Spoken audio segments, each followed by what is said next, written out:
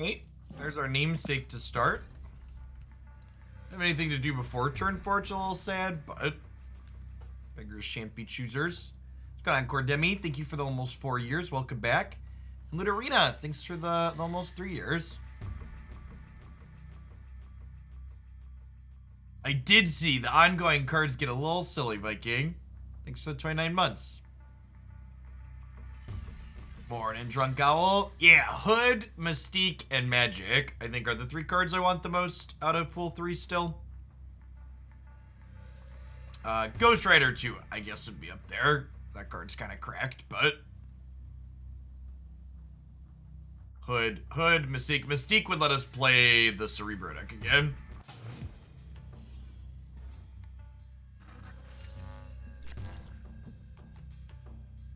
I've been poking at this deck off stream. I've been liking Blue Marvel as one of the top end slots. It's felt pretty reasonable.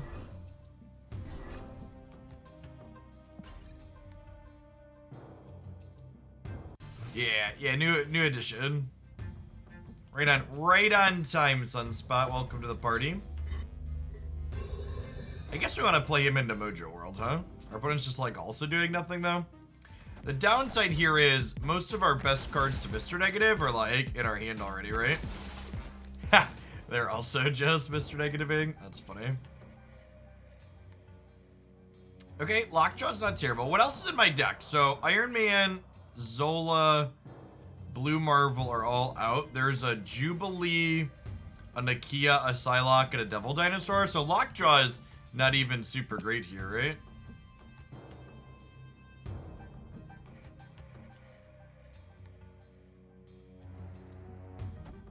I'm gonna White Tiger into Sokovia, and then maybe we'll Arnim Zola her next turn. We'll hope that that's enough. If we're lucky, we'll draw Devil Dinosaur and get to add that to a location. I am Iron Man.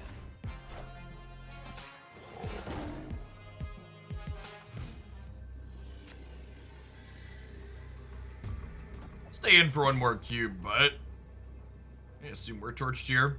Zola's gonna copy Tiger, so we'll get 2 1-power things and 2 7-power things here at least, which could fall in a way that's reasonable for us. Their draw was also very bad this game. Like, Tiger here, maybe we're fine depending on where they play, if they play into Baxter Building. Opponent snapped. I think I'm just gonna bounce. Every cube. I mean, it's pretty bad. Escaped.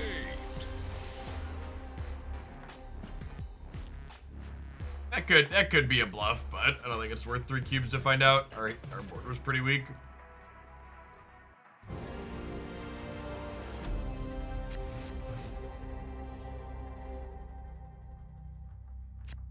Alright, we got some stuff to do before turn 4 here, which is great. We've got White Tiger into Odin, which is lovely, even if we don't find our next namesake. Hey, speaking of, I think that's a snap actually, because White Tiger Odin gives us a decent chance to play into here anyways.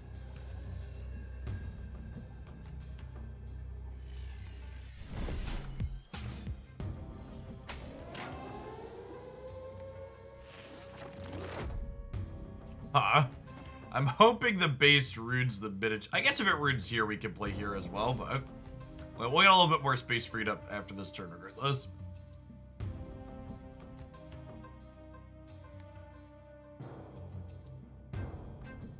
So Nakia, we'll get to power up all of our friends in our hand.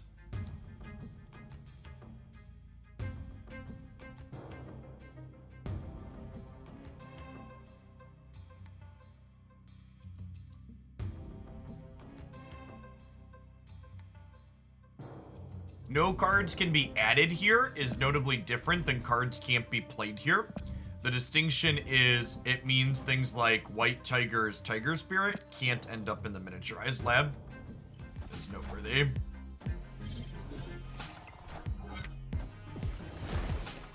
Yep, sure.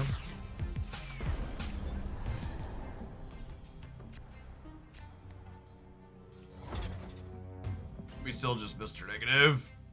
We have an Iron Man in our deck right now. If we get to get that out, that would be great. I am Iron Iron Man. It's a 0 mana Devil Dinosaur, too.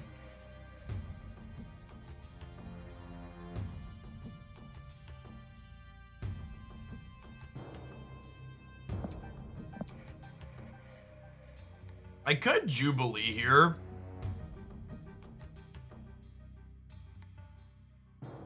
Probably just want a White Tiger.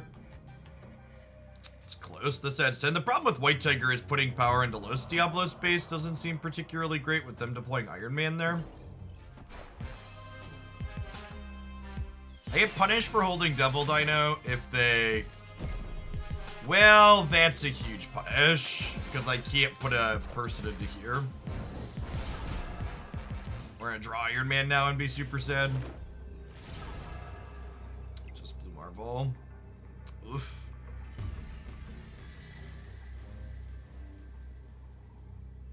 I guess we Devil Dino here and we Odin mid. And if we hit Zola with Odin, we potentially go crazy.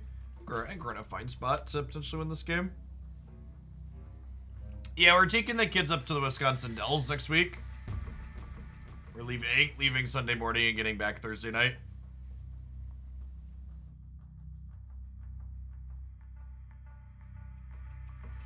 I think they could buff the movement deck to make it reasonable. It needs to be to make the numbers bigger. The payoffs need to be better. I think giving Heimdall a little bit more control would be nice too. A really sweet suggestion someone made was you could have Heimdall slide things to the right when you play him left and slide things to the left when you play him right. I think that would be a neat take. I am Iron Man. Alright, so Zola's got a few good hits here. Yep, that qualifies.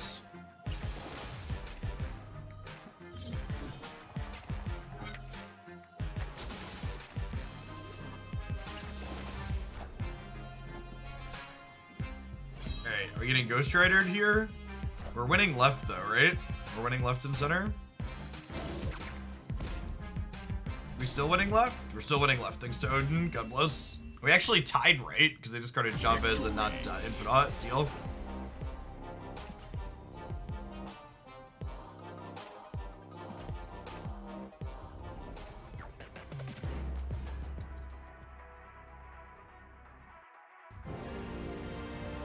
You'd like exclamation point card name in chat. You'll get the text of a card in the chat for the bot.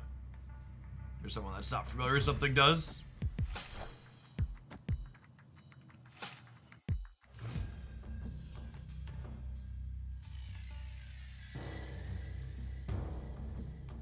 So, Strange Academy is a way to get some cheaper things into the Crimson Cosmos. I'm not snapping on just a turn 4 negative, especially with Iron Man and Zola in hand, but I guess this is fine. Angela into the Strange Academy is interesting. I feel like you would have wanted to... Maybe I should have thrown her into the Danger Room, actually. I guess she could theoretically still end up there. So, Mr. Negative here is going to flip Blue Marvel, White Tiger, Devil Dino are good hits in my deck.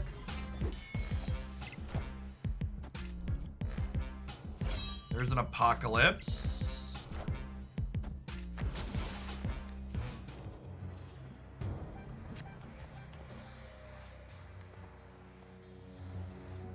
I think I'm going to Jubilee into Psylocke here, because Jubilee could hit a Lockjaw, which would let us flip the Psylocke into potentially something better as well.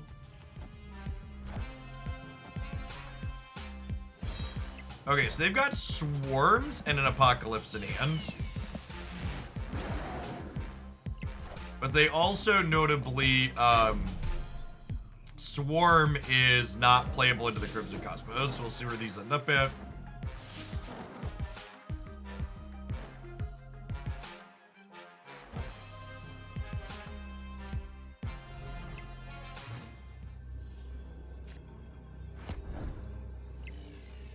Oh wow, and I have one extra resource here, so I could actually White Tiger and Odin mid. Their swarms are 5.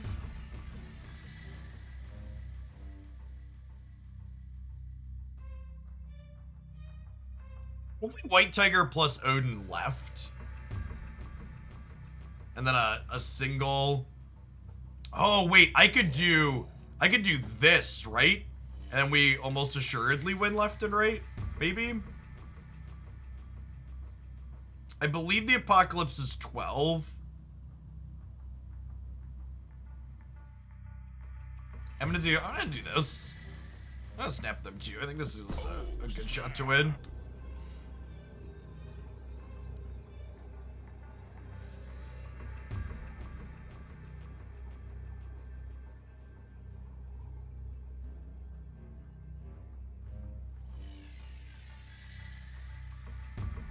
Sporadic Penguin, thank you for the 35 months. Welcome back.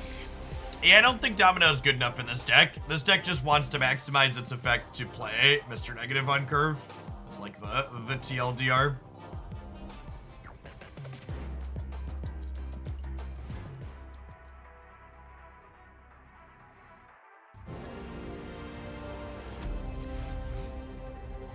Wait, I'm forcing a resync on the subs Discord now. I'm gonna ping Discord support.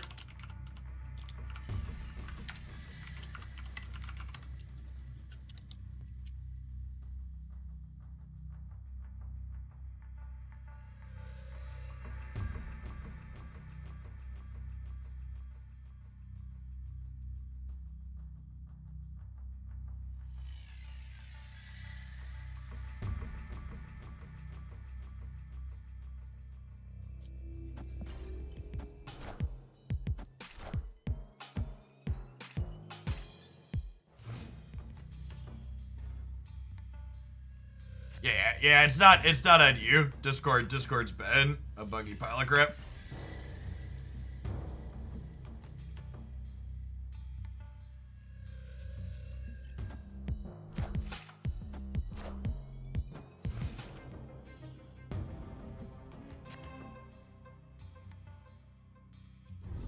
Well then.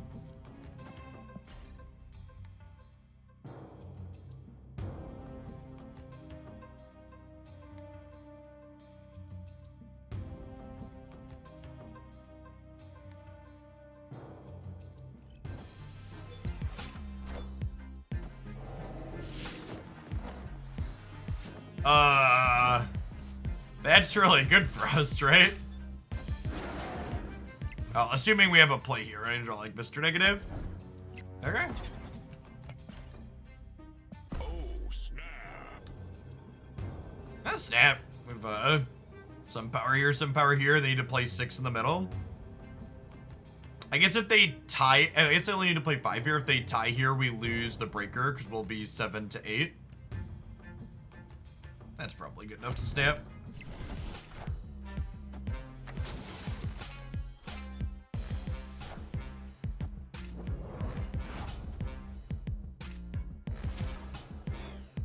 We lost because we had priority.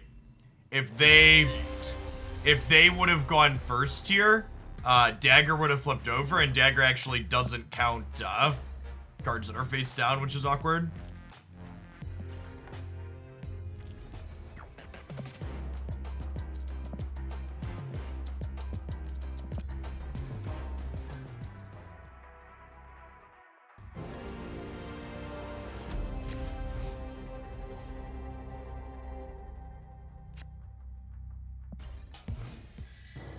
Lab's actually kind of an awkward one for us. This deck really likes to fill the board up a lot. Alright, I've got the key into Mr. Negative. We've got some decent hits in the thing.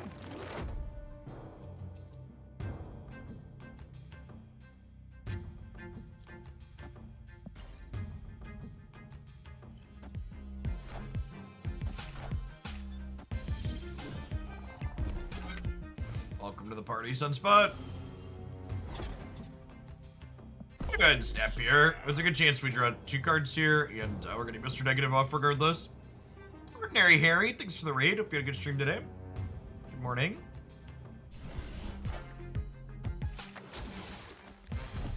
Alright, so it's only 1. Oh, we actually get nothing because they charged all the way up. Yeah, that's fine.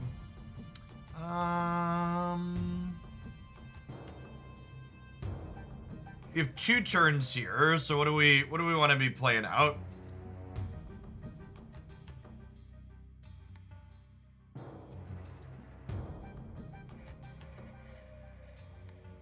We have in our deck. We have Zola. Zola would not be a good hit this turn. We have Lockjaw. Most of our good Mr. Negative payoffs are already drawn. I think I'm just white tigering.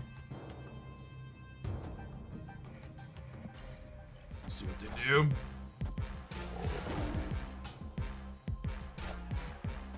I am Iron Man. Iron Man into Asgard.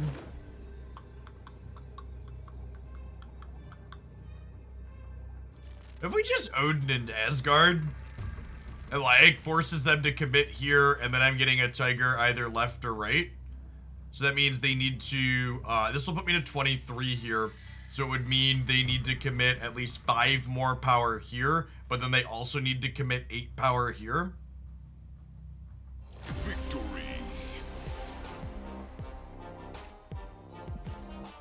Yeah, looks good for us. Yeah, this game's great, Cinder. It's funny, someone commented on the Discord, that I was playing Snap or talking about in the Snapshot like midnight last night. Yeah, I play a lot of Snap off stream too.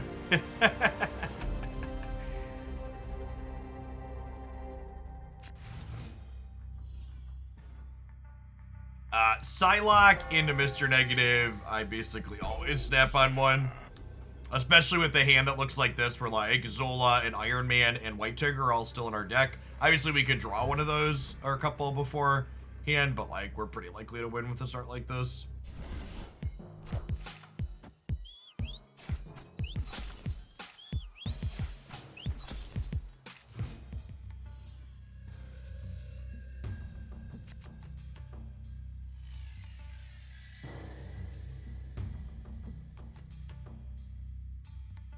And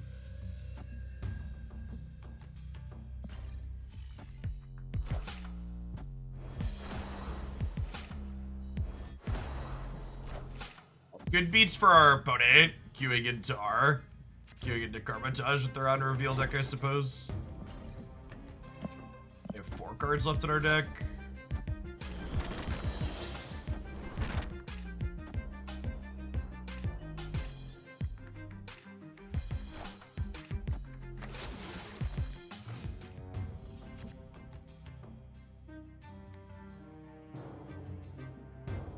I guess we're probably just dead, huh? They're gonna get to, like, Scorpion us here again. What's in my deck? They killed my Iron Man. There's a White Tiger in my deck. It's a shame I don't have one more turn to play Blue Marvel with Zola. We're gonna get to breed again. We have priority here, though, first, which is nice.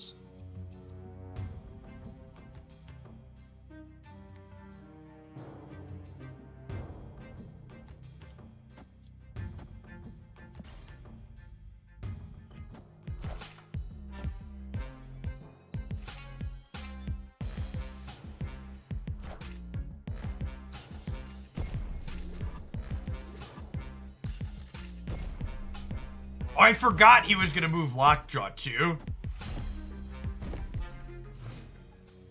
Oh. Huh. Well, that kind of worked out. Do we have a shot here now? I think we have a shot here now, right? 'Cause we get to Blue Marvel here. And then these soak mana. I think we White Tiger here as well, right? Because she's free for 5 power, and I don't want them to like debris and like fill this up. I think we're in an okay spot here because the Sunspots both gain whenever I have extra mana left over.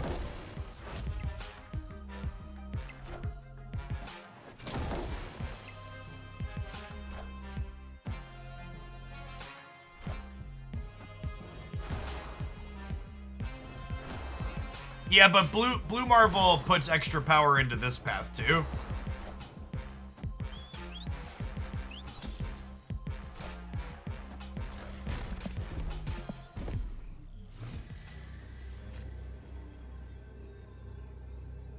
And this is a free 1 extra point of power, right? So we're going to 18 here and 18 here, and we'll go to 16 here.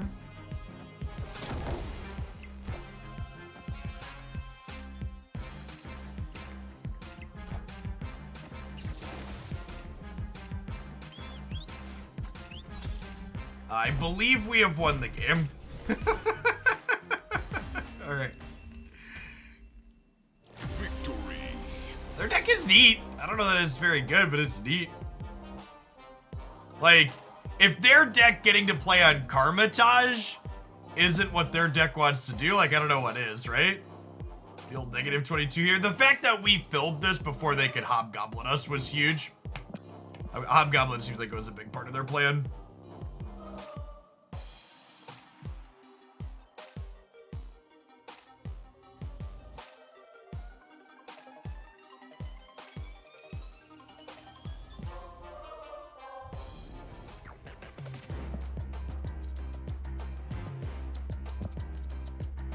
One matches, chat. It's turned into some more credits.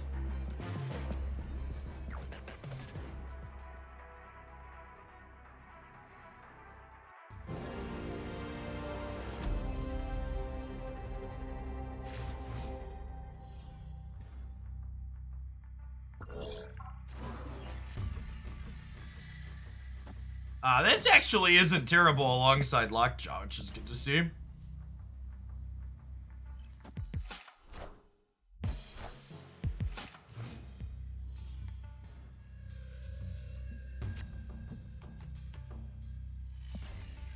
We'll get Nakia into Lockjaw Agent, which is sweet. Devil Dino does cost 0 energy with Mr. Negative, yeah. So does Arnim Zola and Iron Man as well.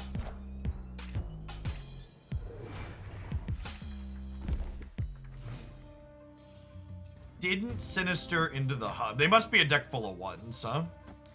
Okay, so I was going to Nakia and then Lockjaw Agent, but I would much rather Jubilee Lockjaw. I think next turn, so we'll just hold off on the Nakia. Oh, they're a Patriot deck. Okay.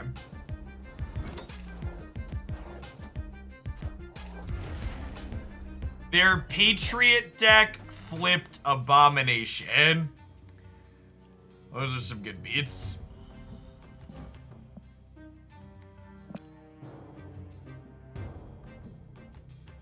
Alright, we get 2 shots at Mr. Negative here, because Jubilee grabs a card off the top of our deck, and then Lockjaw turns Jubilee into a different random card.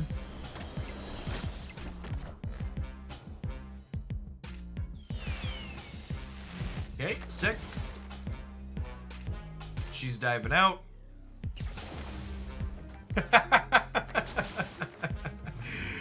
Oof. Oof.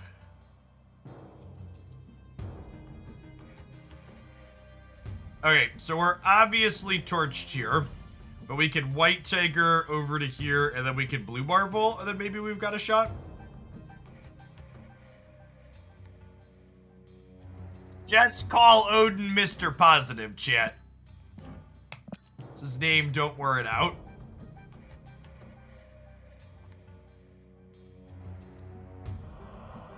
This will be 7 here, putting us to 10, and this is 7 more, so it'll be 17 here, 16 here.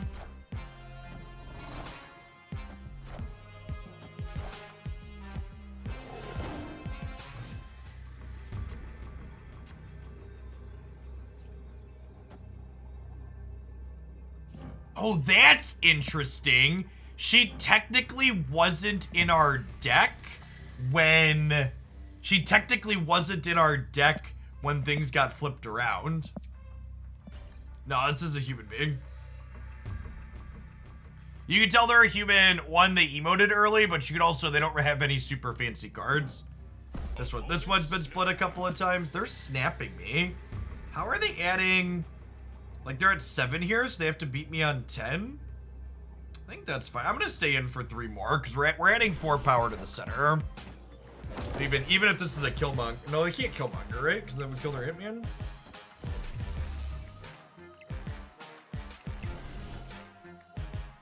Oh, they beat us by 1 here with the Onslaught. Defeat. Oh, because it kicked up the Ant-Man too. Got it. No, they can't kill Killmonger yet because it kills all their rocks and their Ant-Man. Good beat for the opponent, flipping up the good beat for the opponent, flipping up the abomination, meaning we couldn't win there. I am 15 credits short of infinite splitting my Psylocke. That's sad. I gotta get upgrades for 400 credits. So I gotta get upgrades on a not infinite split card.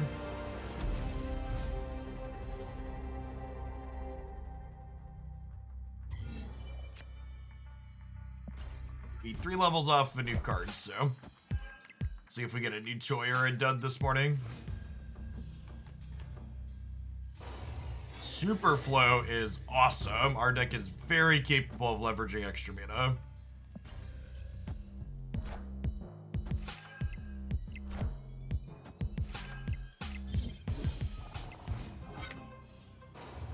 Four drop? We take that. Take that for sure. Let's snap on the Lockjaw. So we get White Tiger right now.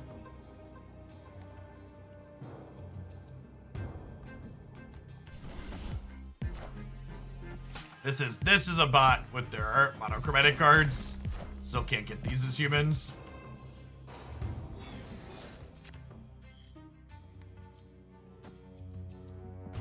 So Lockjaw will turn White Tiger into a random other card out of our deck, which includes Mr. Negative, Jubilee, Devil Dino, Sunspot.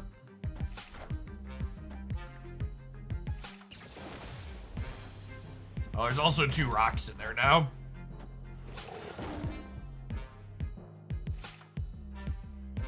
If our Lockjaw is capable of getting a rock chat, it gets a rock. For those that are new to the channel.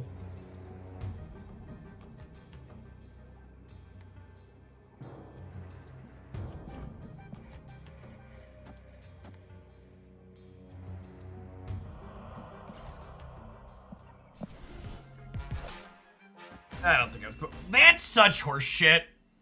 That should be counted as a bug. If I decide to retreat and you start that's gotta be logged as a bug, right? If I go to retreat as it starts flipping up here and I'm already committed for the cubes, it definitely should not retreat me. I clicked end turn and then changed my mind that we probably can't win. But that's a pretty big mechanical, feels bad. Should definitely not be the intent, the functional behavior of that interaction. Should keep me in the match and let me see what's going on if it's already committed me for the extra cube.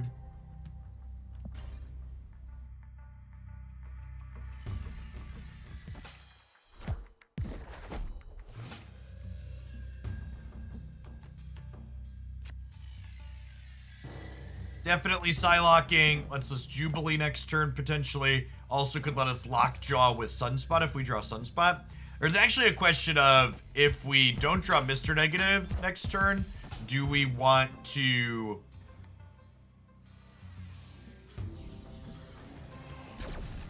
Five energy this turn, okay. Alright, yeah, definitely just Mr. I was gonna say, there's a question of, do we want to Lockjaw into Jubilee? And actually, I want to Mr. Negative into Wakanda so I can set Lockjaw up in a path where it's empty. So there's the most chance to flip things and other things.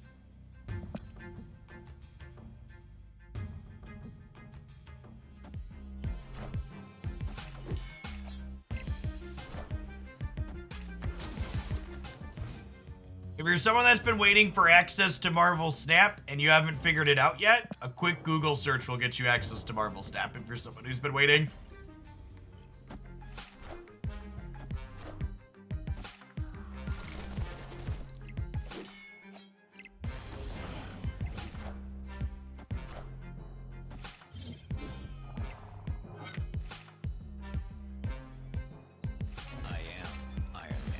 Okay, so Iron Man means we're winning this location by a lot.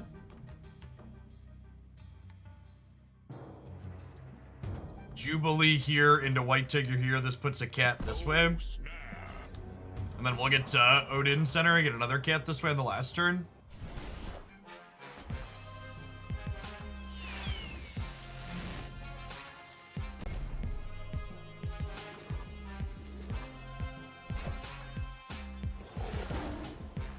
Okay, I mean that... Oh, that's kind of funny. Because the Lockjaw moved before that flipped up. Oh, no! Wow, what a sick beat. They had Hobgoblin and my location filled. Alright, I think we're okay here. We're gonna stay in, but that's like a rough hit Zola. And then that flipped over, worked it out.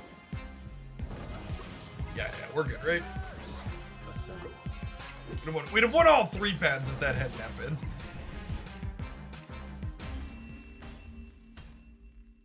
Victory.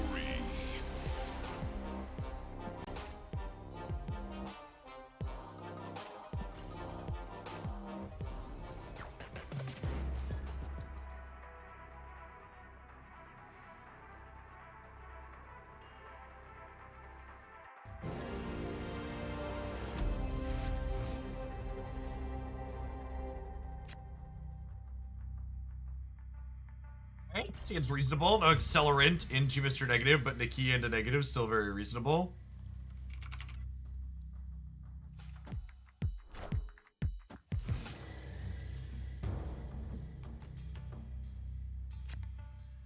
Sunspot is lovely. I think Sunspot might be snappable here. Oh, snap.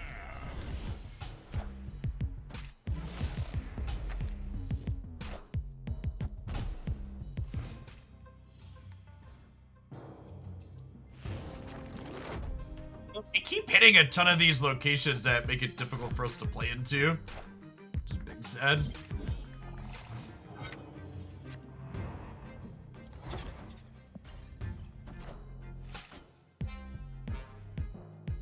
Took our Jubilee, chat.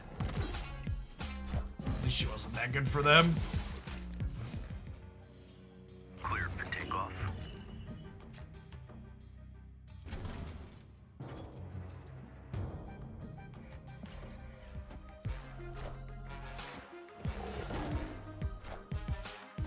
I am Iron Man.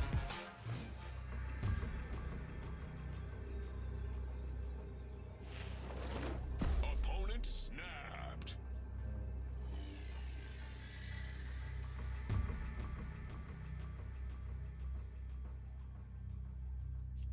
Devil Dino and Zola here.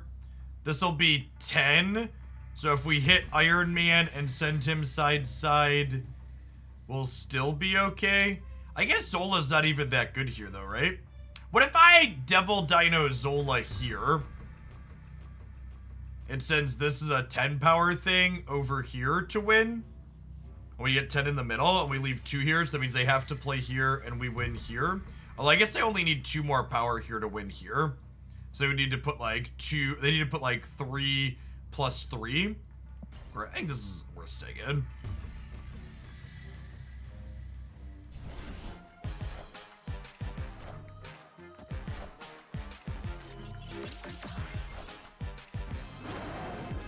I think we win the tiebreaker, right? We're gonna be tied here, but we're putting 20 power into the mid. We're losing, win, tie. And the tiebreaker is total power, so they're only up 2 here, and we're up 22 here. Victory.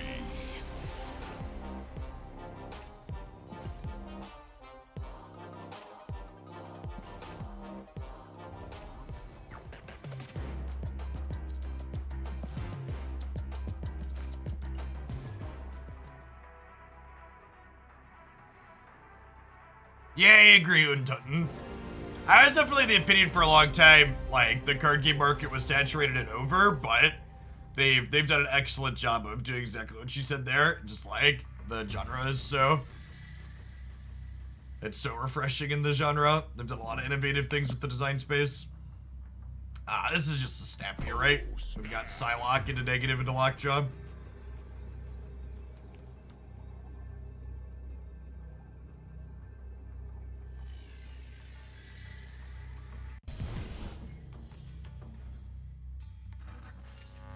Nice of them to buff Devil Dino by 1 power force. That is exactly what they did for us effectively for this deck.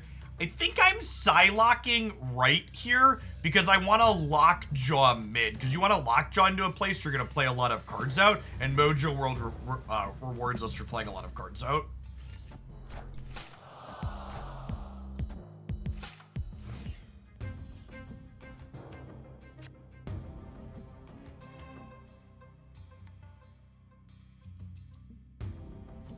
Cloning Vats could be really good post-negative, so I'm gonna negative left here, because if we, like, draw a big Iron Man or Devil Dino that's free, Cloning Vats will be huge. We have both of those in our deck at the moment.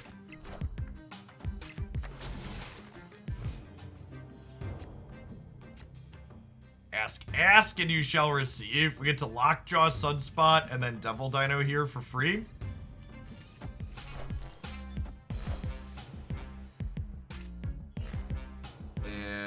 You.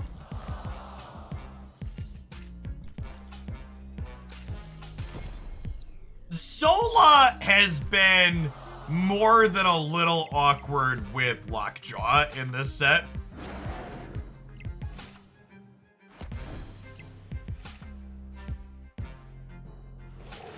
Although I guess this whole series is cute.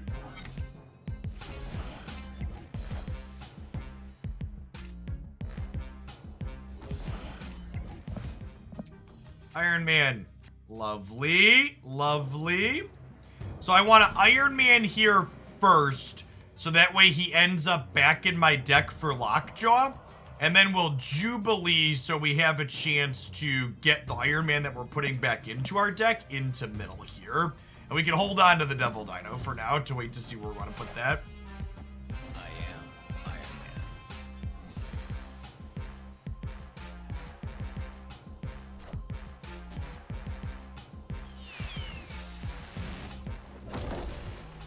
6 power Blue Marvel.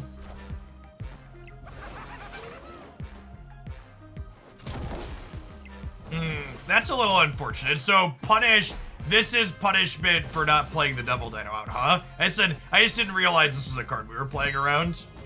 It might actually cost us the game here. Obviously we win mid by a lot, but they could kill us with the cloning match. I think I'm staying in because our Sunspot's going up to 19, but this could have been a -1, and the Green Goblin would have stayed over there if I would have played the Devil Dinosaur here. So we'd be like plus like 10 in this lane right now or more. I am What? Iron Man. Hey, played 1 card? Strange. Victory.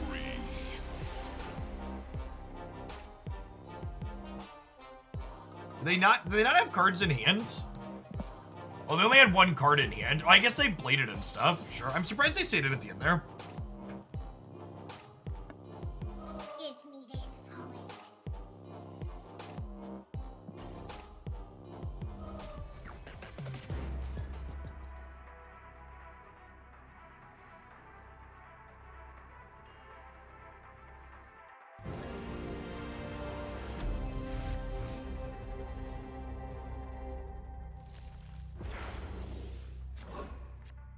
Nice. Sunspot on 1 here is great. And Psylocke. Okay, so when we have Psylocke, Sunspot, Lockjaw in hand, you actually don't want a Sunspot on 1 because we can Psylocke on 2 into Lockjaw, swap Sunspot for a card in our deck on 3.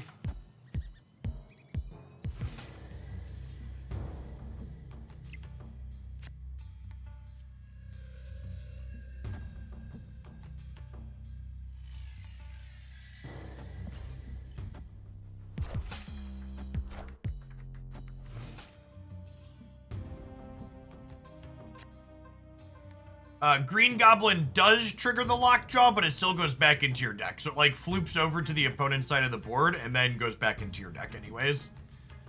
So it does not work the way you want it to. And then Lockjaw is not an on-reveal, so Cosmo does not stop it. It does, however, stop Arnim Zola. Okay, so they have a copy of Blue Marvel from us. I guess we'll do this. This might be a game we're bailing out of, honestly. That Cosmo is pretty good against our deck in general, if it doesn't stop explicitly Lockjaw.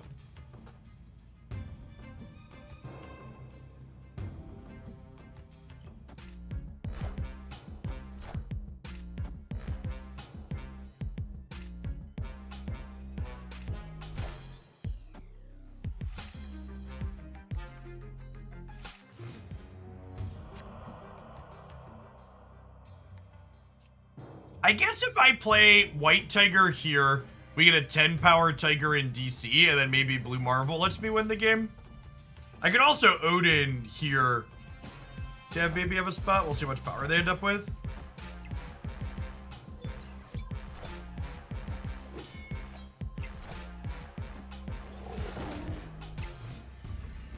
Opponent snap. So Blue Marvel's +7 here, which is not enough. Odin is +8, which lets me tie here and then put 20 power into the middle. Blue Marvel lets me win left. So the question is, do I think 20 is enough for the tiebreaker mid to win the game? Probably. They don't have a lot of power in Nova Roma. I think I'm gonna stay in. Right, because this is 12, and then a Khazar beats me. That's true. I'm gonna stay in for one power to see a Khazar. Oh, their own Blue Marvel also beats me. Sure. Oh, fuck. I knew they had Blue Marvel, chat. Dear YouTube comments, I just remembered I knew they didn't even play. That's actually not my Blue Marvel. They had their own. Defeat. But we knew they had Blue Marvel from the White Queen earlier. Something we could have noted there.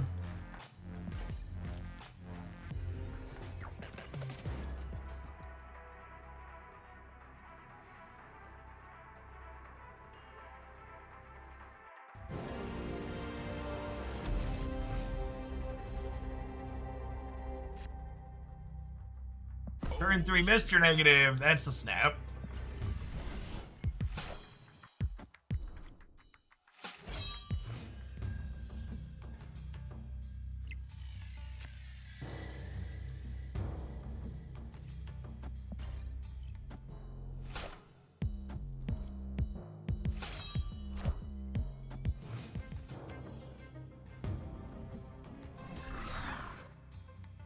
Yes, Snap desperately needs a this is public information that you know is in your opponent's hand option to click and be able to see. I don't think it needs to always be visible like Magic Arena does, but like when I click here in their hand, there should be like an extra pop-up here that shows known cards.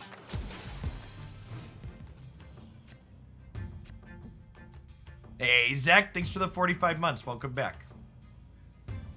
Okay, so this feels like a Lockjaw into White Tiger angle here, huh? Or maybe Jubilee?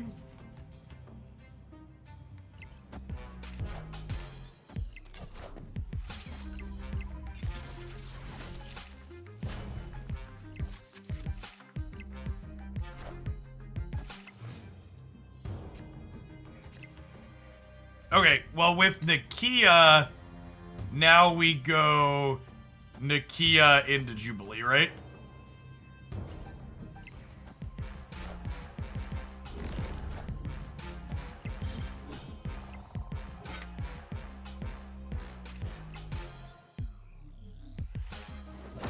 Lovely.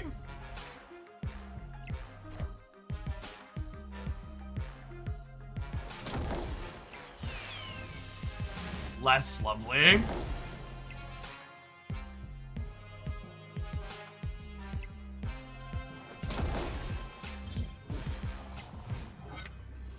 I don't know if that's good enough because of the... Oh, their strong guy was already powered up. I guess we lose to Chavez here. Did I stay in for 2 cubes to see a Chavez? Probably. I am Iron Man.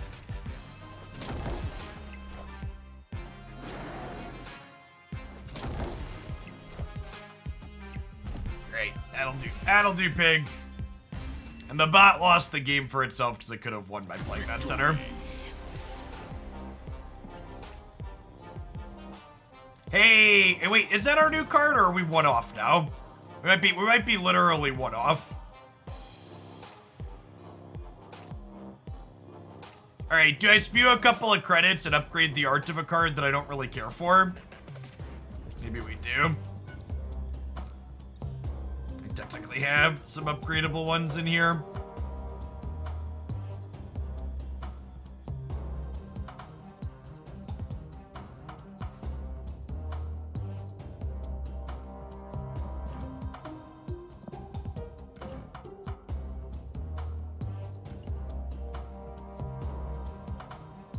All right, everybody ready to see our copy of Wasp? Similarly disappointing. We shall continue to play Mr. Negative. Wasp adjacent. Yeah, we'll play some more Patriot today for sure. I want to get enough good, decent games with this deck to get a highlight video for it. And then we'll swap over to something else.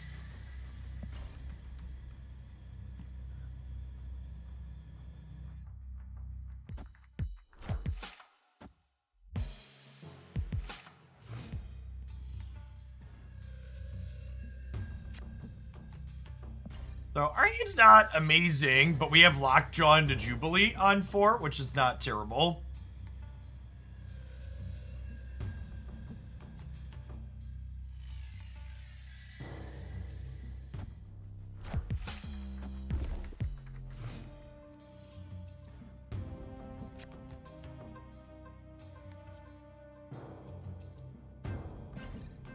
And we probably Mr. Negative on 4 now.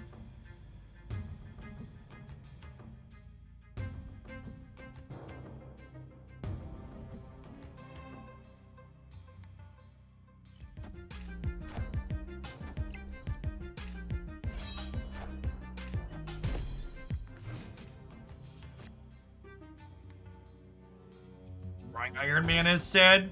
So if I Mr. Negative now, my deck is Psylocke, Sunspot, White Tiger, Arnim Zola.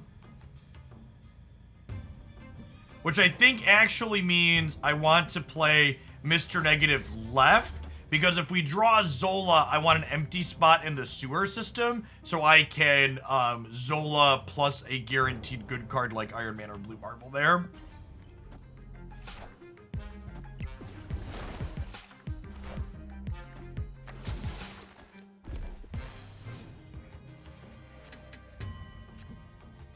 Speaking of...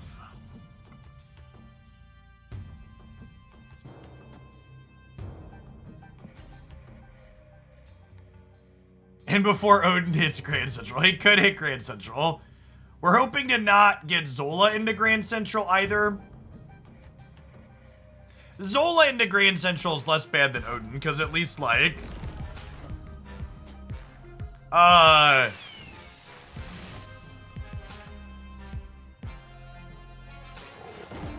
That's actually fine for us, right? Because, I get to Blue Marvel and tie this.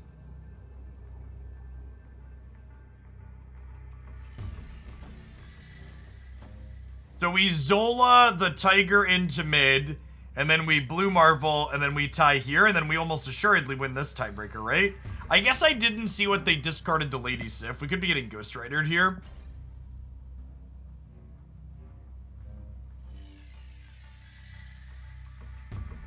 They discarded Magneto. Okay. Yeah, I think we're fine then. I'm gonna snap, actually. Yeah, the Tiger's 10 power into DC, because it has no powers. And then, obviously, Zola can't get a Tiger to Grand Central because of Professor X.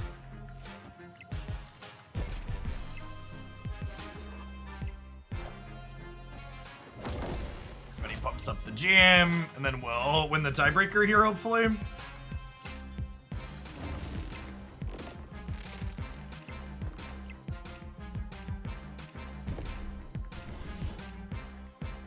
They're up by 10, we're up by 12. Victory.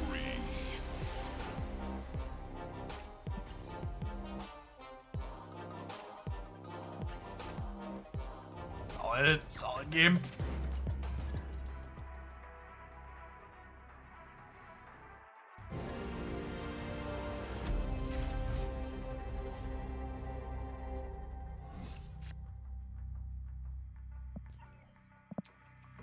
I was already thinking about retreating because I dislike District X, but Agatha makes it an easy bounce out. I won't be back until the 15th, a week from today, and I don't know if we're gonna play Alchemy. It doesn't seem very popular. We'll definitely play Historic. Looks like they made changes to that format, but Alchemy is the least popular Magic Arena format by a lot. I'll take a look and see at what deck lists look like that people are playing then, if there's something interesting maybe, but I don't really plan to try and brew in Alchemy. That's a lot of work for very low payoff. I also don't know that I really want to open my credit card and spend $200 buying a new set on Magic Arena for a format that's not popular. Spending $200 on a format that people don't actually want to see watch seems like a really poor investment on my part. Sunspot to the right, because all the locations are going to shuffle anyways.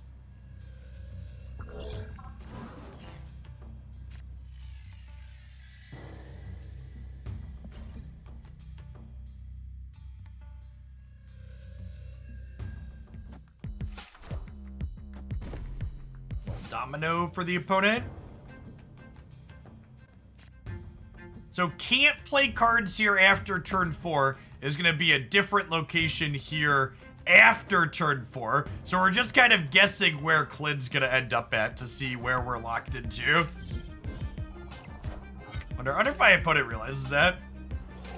Morph is so good against our deck, so we have so many big expensive cards.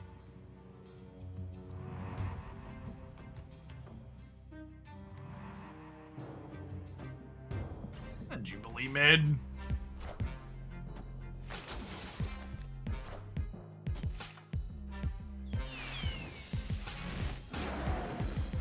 Oh, they're also a Mr. Negative deck.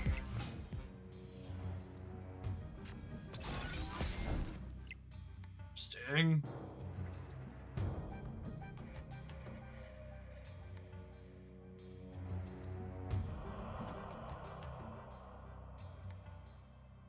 A White Tiger here, and then Zola into the mid next turn. I guess it depends on where the White Tiger goes. This could jump left and win that for us. I am Iron Man. Hey, syntax error. Thanks for the 10 months of Prime. Welcome back.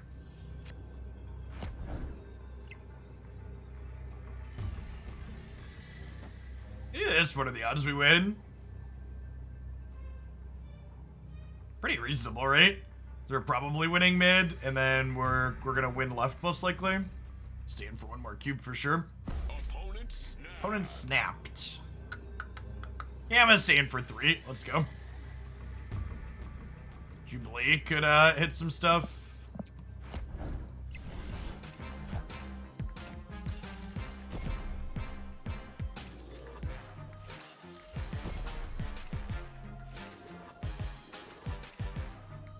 Friendly neighborhood Spider-Man here.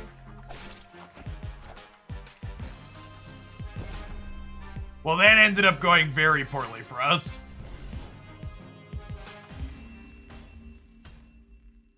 Defeat.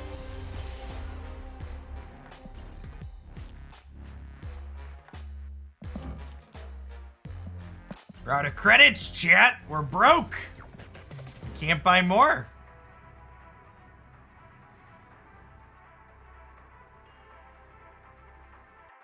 Yeah, I tested leader in this archetype. I'm pretty confident it's not good.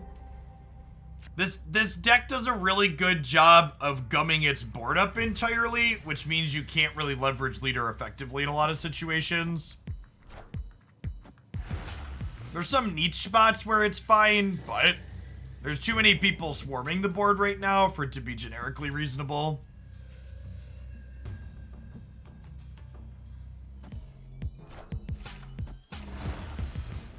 Yeah, at least with this bottleneck, I can save up boosters, though, right? Like, all the boosters and stuff we're gonna save up today, I can, like, spend later in the week. Which will be nice, because I can play a bunch, like, today and bits off stream, and then not have to play a bunch next week to spend my credits while I'm on vacation. Just play a little bit here and there, and still be able to spend everything.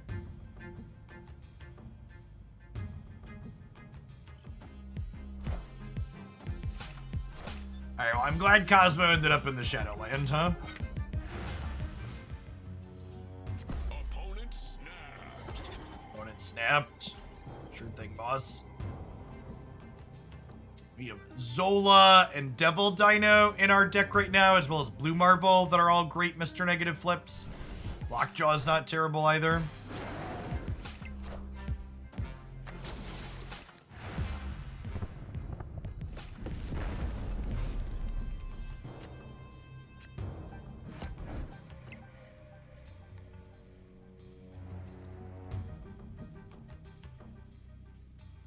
Do I want to Lockjaw this turn? I don't know that I do. Yeah, there's been a lot of bots this morning.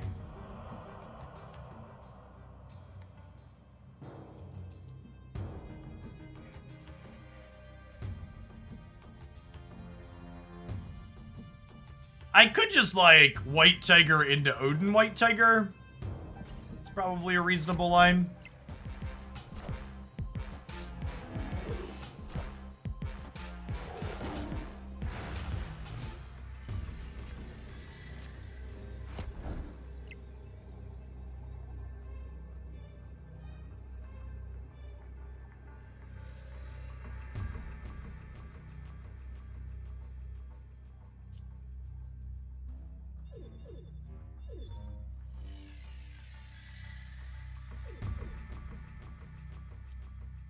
Is this a win? This is probably a win, right? Let's add 7 power here. And this is going down by 2 if they play a card. Let's add 7 power here as well.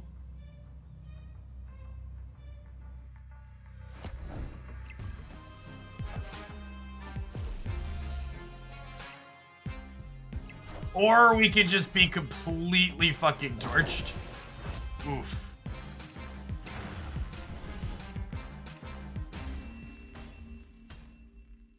Defeat.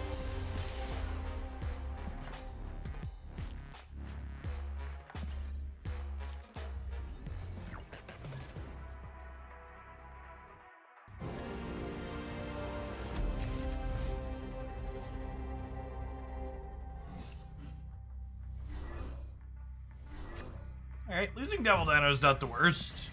Got Lockjaw and Mr. Negative here.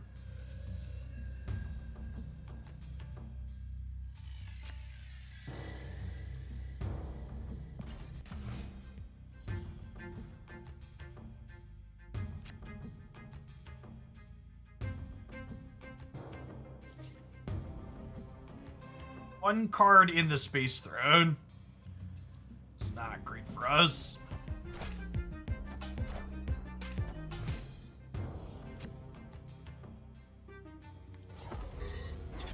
Mr. Negative into New York, so that way we could have lots of space in Sokovia for Lockjaw to do his thing.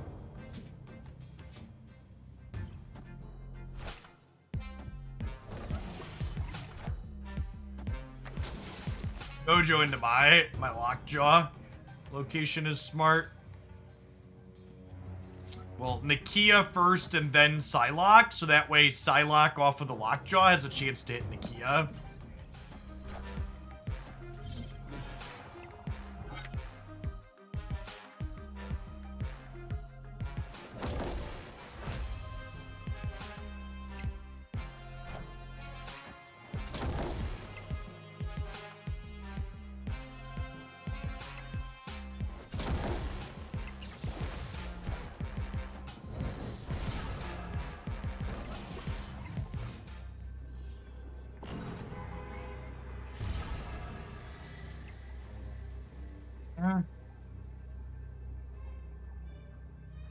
So we want to play something into the Space Throne. Honestly, I think it might just be like Sunspot Space Throne. slide these middle, play Jubilee here. Because what's our deck? Our deck has 3 cards in it. We drew Nakia, so our deck has White Tiger and Iron Man.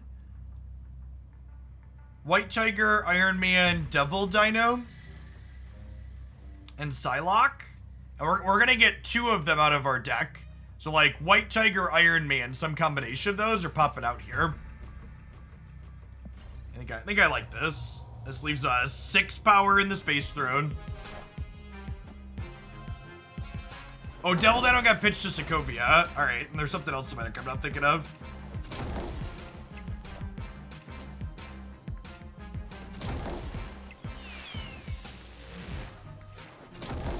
Iron Man, please. Iron Man, please. I think we probably lose with White Tiger, if I had to venture a guess. Yeah.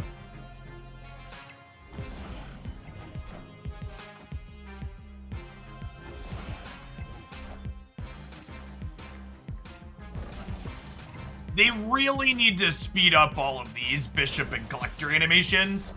Hopefully that happens. Yeah. This takes much too much time. You actually can't retreat while this is happening either. So pretty unlucky there. There was Iron Man was in our deck, and if we would have flipped him out, he would have been 5 power and doubled everything. So this would have been 11, 24, would have been 28 here. And we had 2 chances into a 1 in 3 twice and just missed twice.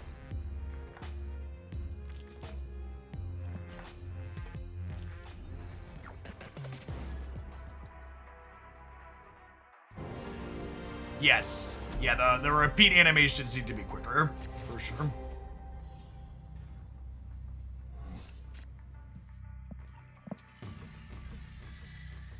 For purposes of content, I'm trying to highlight and showcase different decks on stream. I don't really care about my cube count, so whenever we flip like District X and Weird World, I usually just concede. So I don't get to actually play the deck I'm trying to play when those locations flip up.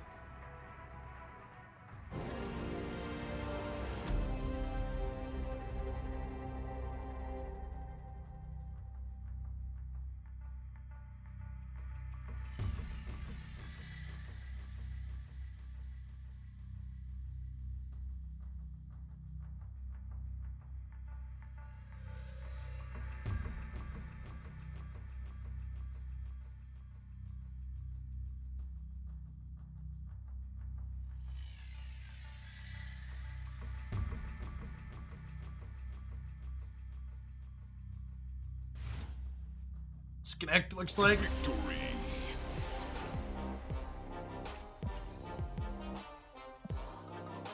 We should play them out and have a District X deck highlight. That could kind of be funny to do at some point. It's a set of District X games.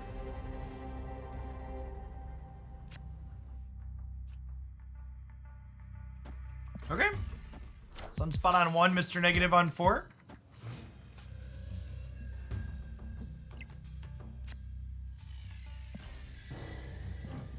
Soak, my child, soak. Let's see, Dr. Doom discarded the Lady Sif. Things to think about with Ghost Rider down the line. Great. Anybody get rinsed off by X-Mansion? The opponent, chat. The opponent is getting rinsed off by X-Mansion. I love my skill-based card games, chat.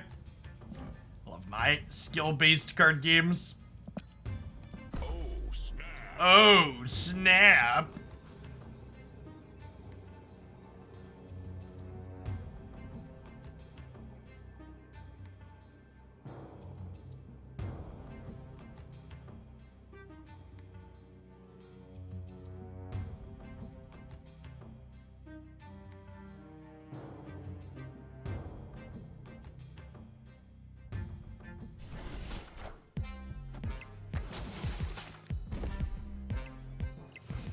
Yes, Leech is a card that currently exists in the game that you can put in your deck.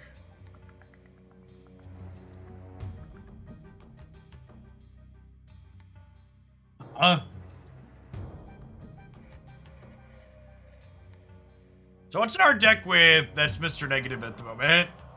We have a white tiger.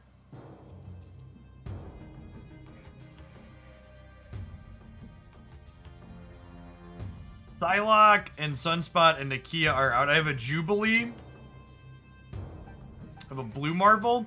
I think I actually want to Nakia plus Psylocke this turn because both White Tiger and Jubilee are cards I would like to play out with Odin next turn. So having a 7th mana next turn has some value for us. I put Nakia left, because we're probably losing the Monster Metropolis.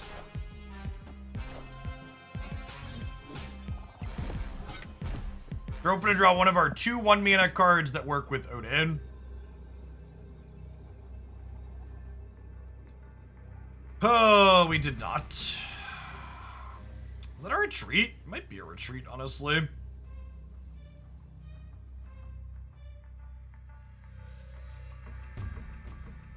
I don't know that we realistically beat whatever they're doing here in the Dark Dimension. I guess I could play these out and have 10 power here. I guess I could play these both mid. And that gives me 20 here. Maybe that's fine. I'll stay for 2 cubes and put 20 power mid. I am Iron Man.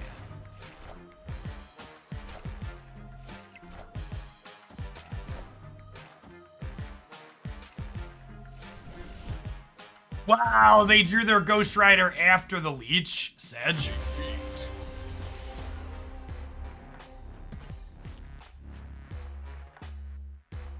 Edge.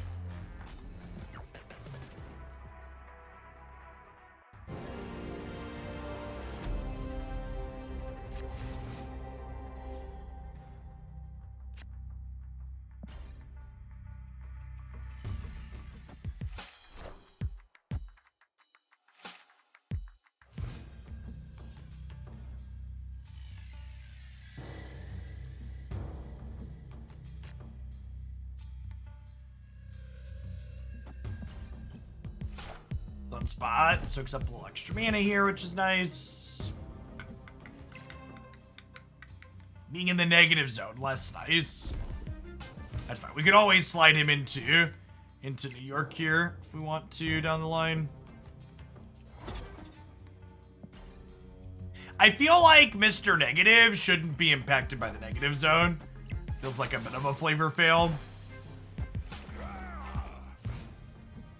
The Khazar deck with double negative zone up has to be a snap from us, right?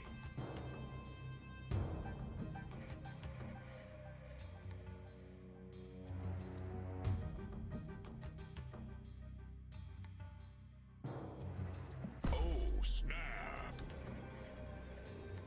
Yeah, you could Scarlet Witch one of them. But like, we're also kind of okay with that, right? Opponent snapped back. Interesting. What do I want to set up to Zola next turn is the question.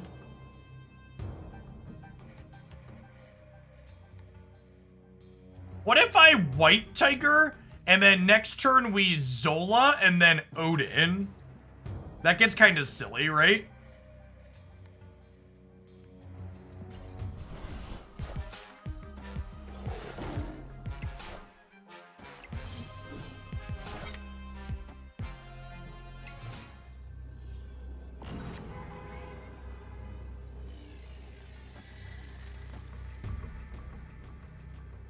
I think I want to pull Sunspot mid so that way we have more space on the sides to fill.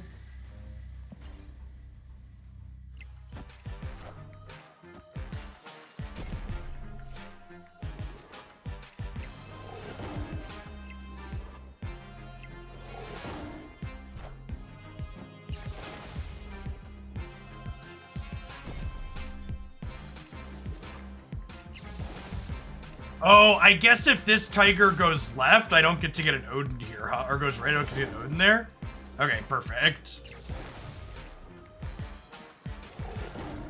The question is, do we beat 20 in the middle?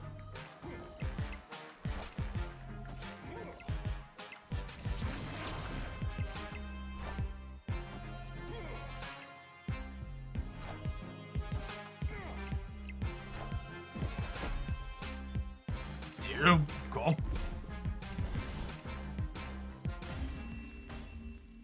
Yeah, sweet. Really sweet secrets there.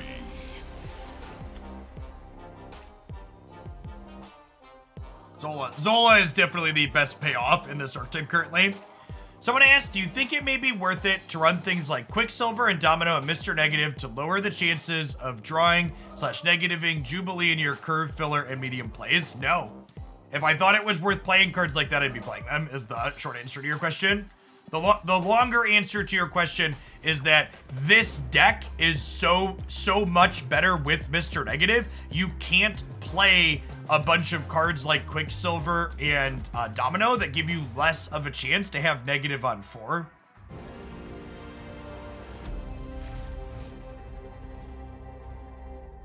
Maximize your chance of having your key card right away. Okay, chat, and sometimes you just click retreat on one.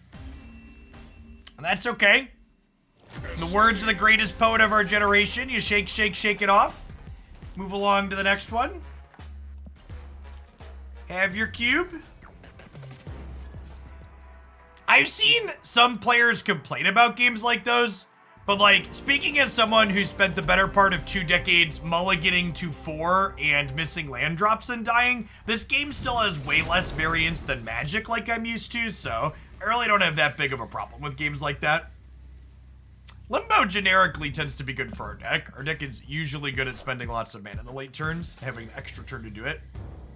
This is a deck that, if you have Magic, you want to put Magic in this deck.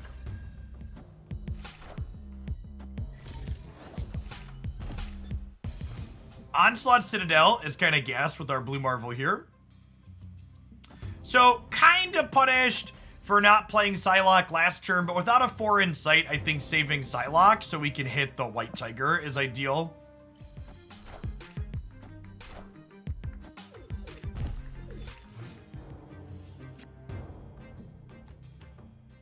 Okay, so I was gonna White Tiger right, but that's obviously no longer an option with Cosmo there.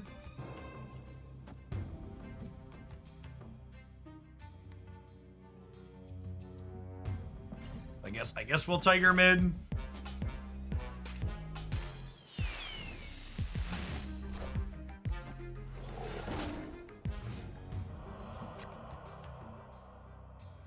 Do I want to Mr. Negative? There are Iron Man, Devil Dinosaur, Arnim Zola. Yeah, so there's 3 things in my deck that are going to be free to this Mr. Negative, right? So we should definitely play this out this turn. The question is where? Probably just mid. Actually, I probably don't need it mid if we had any of our ongoing things.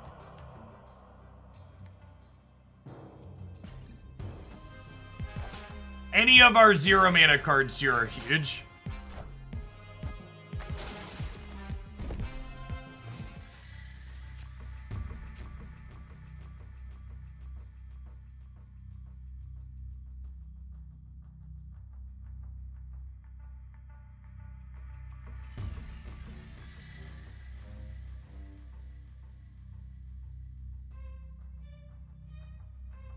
I think I just Blue Marvel mid to start, right? I guess I could Blue... Nah, I want to Blue Marvel mid. Because that'll pump this up.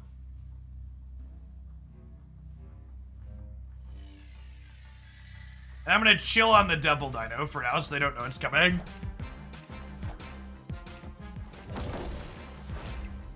They're playing Destroyer in their Jubilee deck. What a just absolute disgusting degenerate.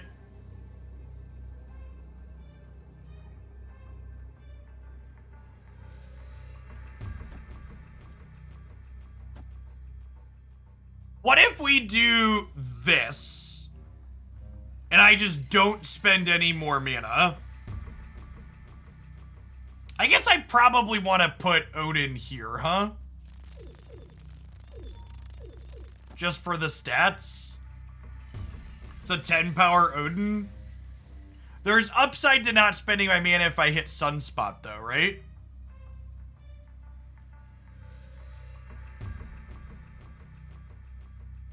If I hit only a 3 here, that'll be 16.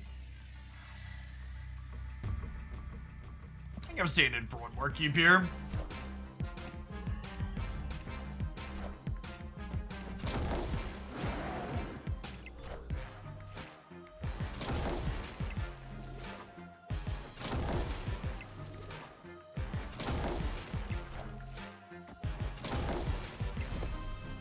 Okay, sweet. So we won left and right. We obviously lost to the Iron Man in the middle, but Victory. armor can't Zola. Zola still copies even if it can't destroy.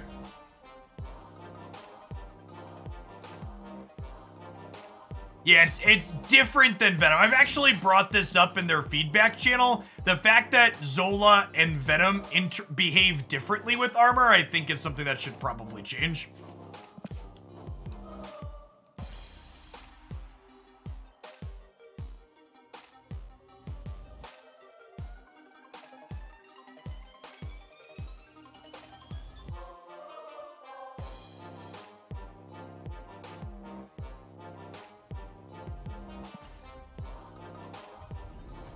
Alright, let's change decks up, huh? Let's play some more of the Patriot deck. I agree with that. That felt reasonable yesterday.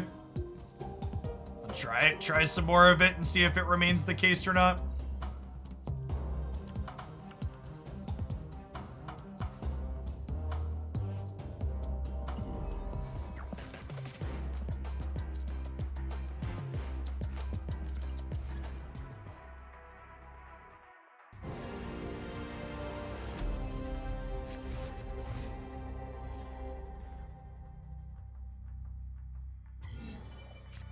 We've got Patriot and we've got Onslaught in the opener here.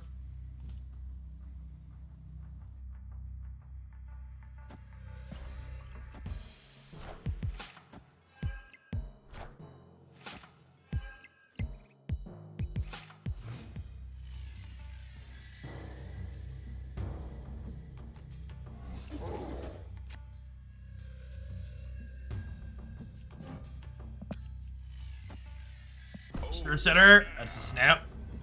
Also a powerless, no text thing that gets buffed by Patriot. We're playing Bucky into Xandar because Squirrel Girl I would rather blow up than a regular squirrel because she does not get the Patriot bonus. It's a Magneto.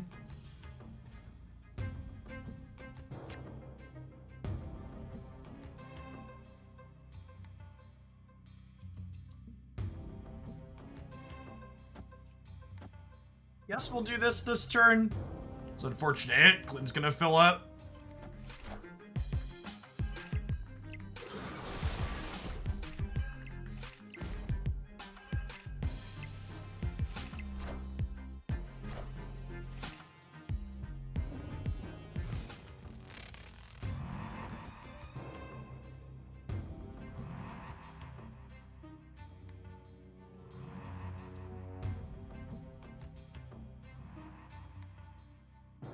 Glenn is torched, right? Even if I play Patriot here, it's only 7, 8, 12.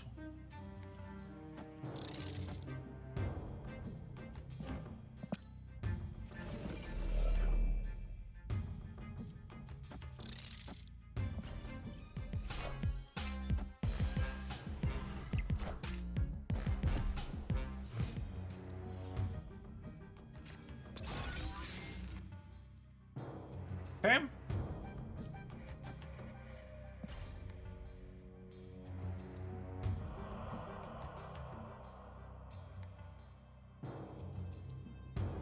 Should be pretty set to win middle. Left could maybe get sketchy depending on how much they play out here. Onslaught's gonna add 6 more power.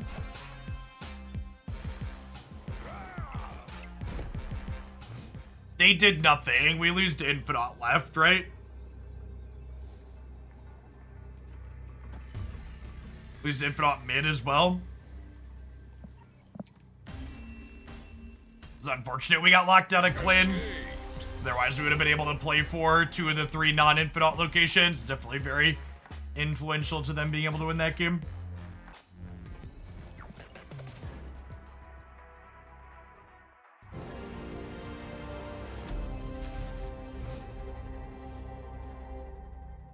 Hey, 3 Smut, thank you for the 37 months. Welcome back.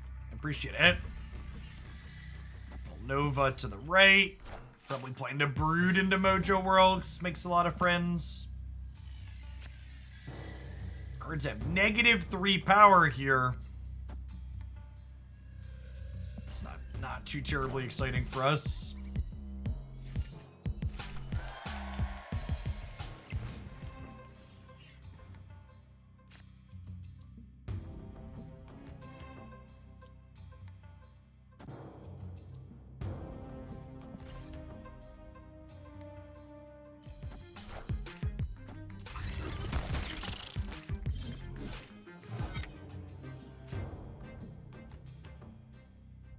Okay, that's Khazar. So we can drop him mid. And then 5, we can go Bucky into Deathlock on the right.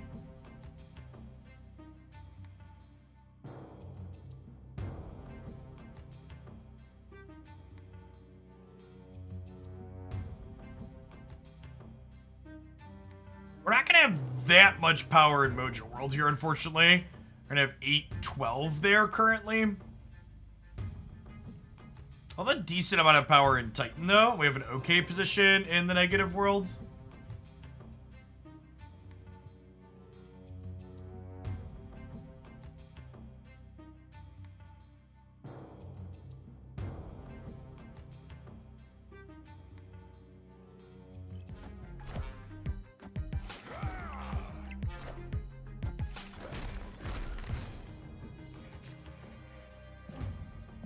Slide, okay. And then we have Debris plus Patriot on the last turn here, potentially.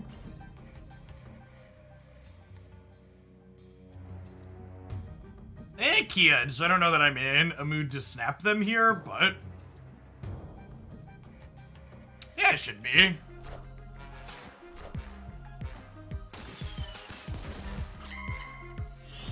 The Patriot puts extra 6 power into Mojo World.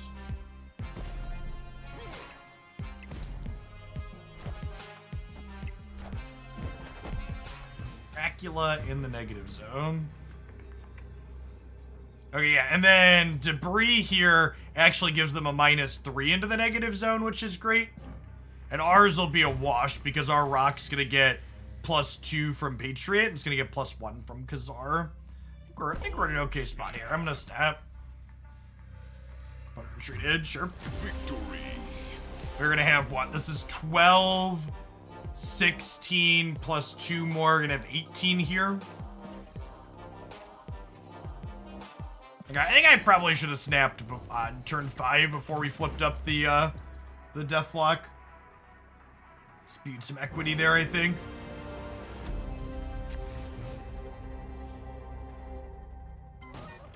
Thoughts? I'm playing Hood over Misty Knight. I think that's a great change. Hood's a card I don't have. Either over Misty Knight or Ant-Man. Honestly, it might be better than Ant-Man. But Hood's definitely a playable card in this deck.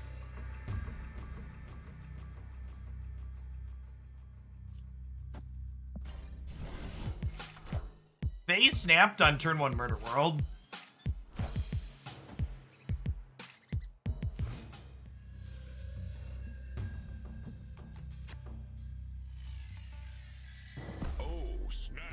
Okay, drawing the Nova when we already have the Bucky Barnes into Murder World, I think is a snap here.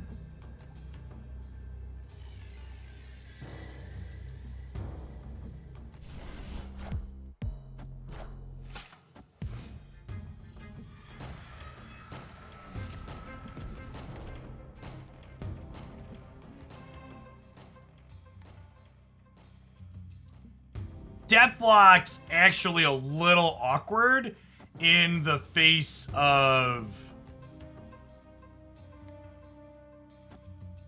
the fact that we're already using Murder World to blow stuff up. But it is what it is.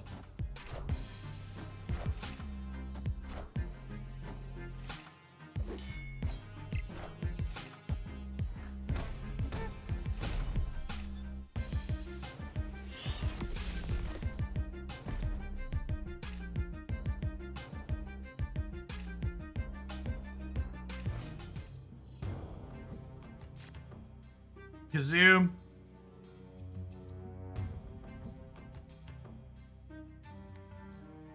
So we're obviously punting mid.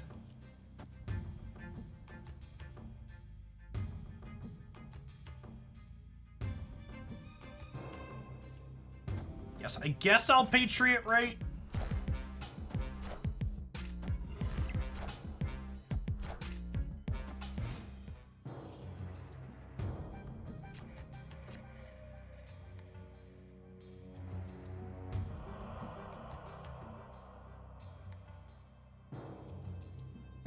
So if I debris, I fill the right side, which might not be winnable.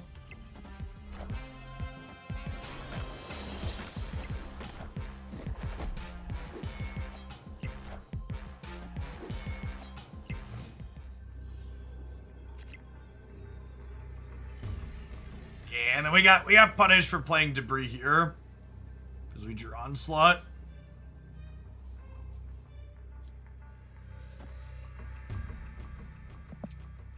I have one card in hand. And we beat a Chavez here, right? What else could they play to win, right?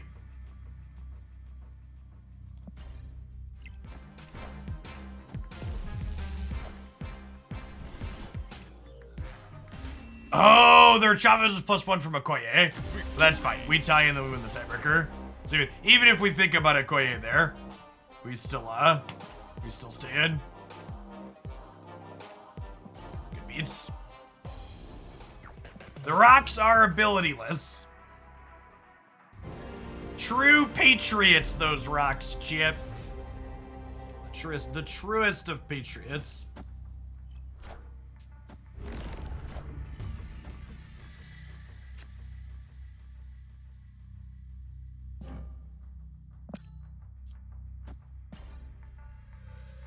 I don't know that we're conceding to that, but that's pretty annoying. Just like, literally, the other two cards in my hand both beat Professor Cheese there.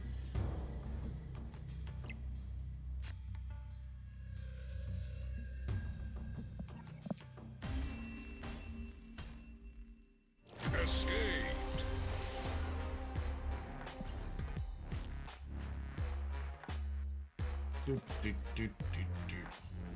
Oh, I actually have enough credits to upgrade Patriot. Our last upgrade, then we're fully tapped out.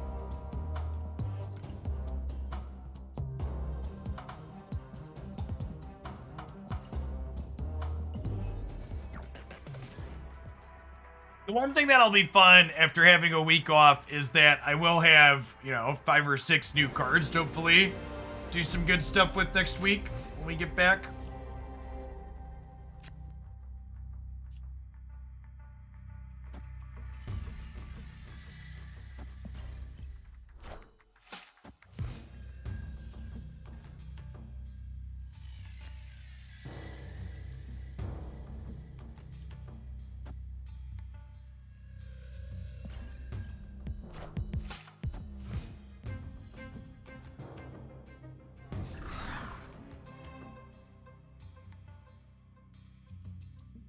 Okay.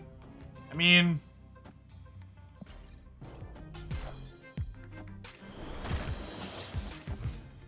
our opponent's ready to get racked here.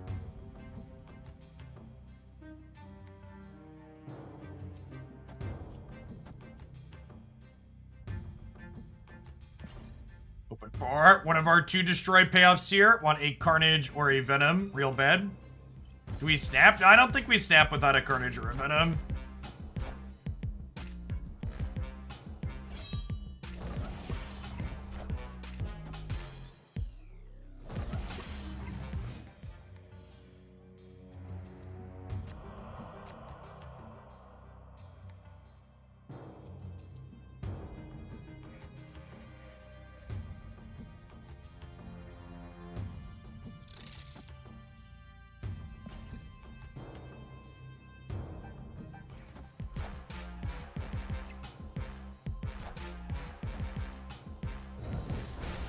We are swapping hands here.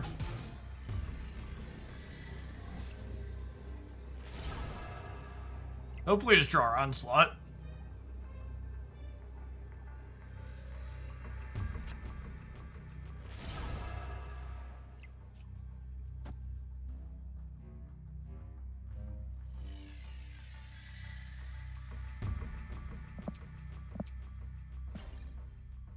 We'll see if they get their hand empty here. I don't think I can snap because if they get their hand empty, we lose left and mid. We have an okay shot to win left if they can't empty their hand though. We gave them a 1 and a 3, so that if they drew a 2-mana play. Oh, I guess they have Sarah. It depends on, so if they're playing the Chavez build, they can't empty their hand here.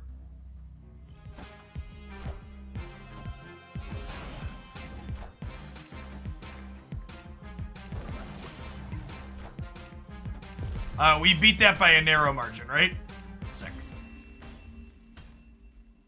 Victory.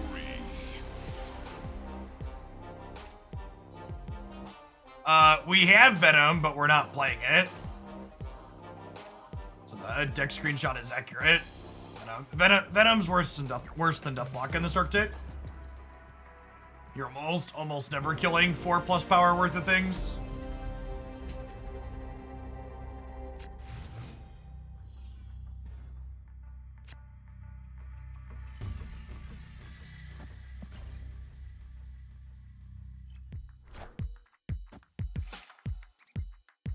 Yes, Chavez left won them the game.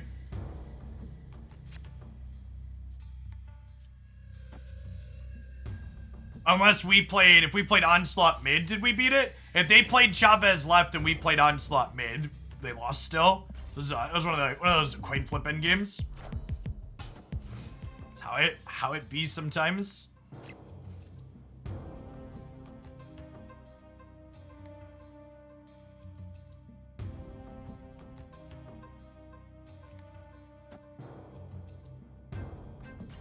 Patriot, right? We're looking for one of our destroy payoffs at this point.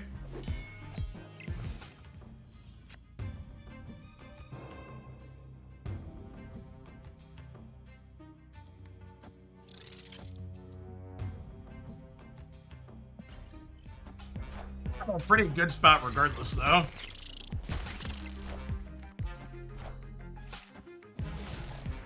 Carnage or Deathlock are our two best draws here, I think.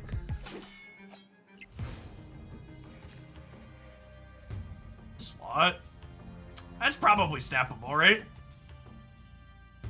I can't play Khazar because it can't play into the big house, and I want to Onslaught into Monster Metropolis next turn.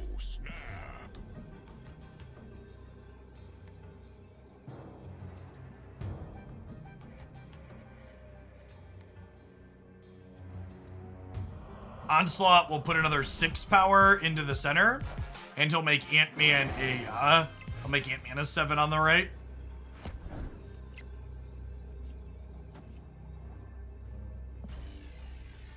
We didn't have Misty Knight last turn.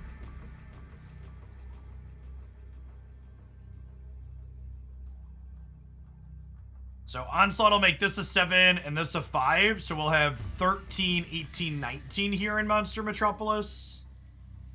We could lose this, I guess, depending on how many cards they play out from their hand with Double Dino.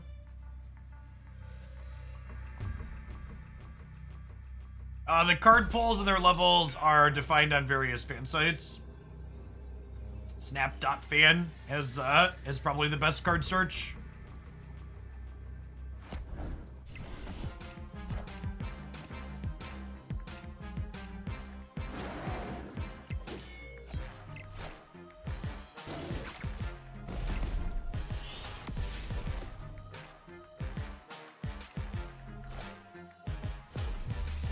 Our deck basically doesn't ever beat a Killmonger.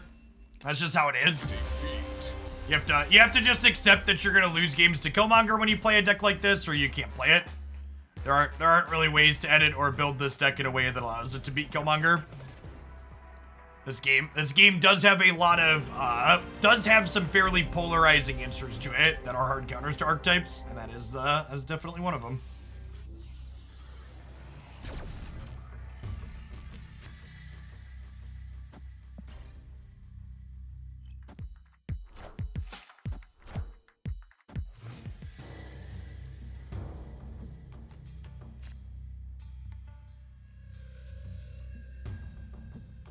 Do I just carnage the Bucky for curve purposes? I think I do.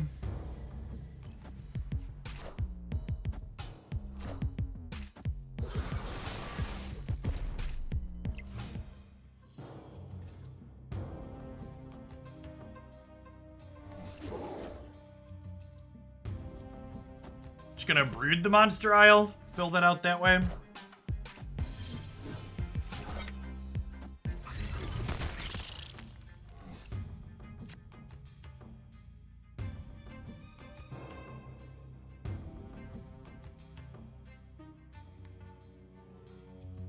I mean, Mysterio over Squirrel Girl means your Khazar is worse, so you're gonna lose other matchups and other spots for other reasons. You're making your deck less linear and less powerful for the sake of having marginal counterplay against a card you're probably still losing to most of the time. So that's a good example of a bad way to make deck edits. Don't make your deck worse everywhere just for the sake of making you slightly better in a matchup you're still probably losing anyways. So it's okay to punt your bad matchups. Jettison the bad matchups into the sun.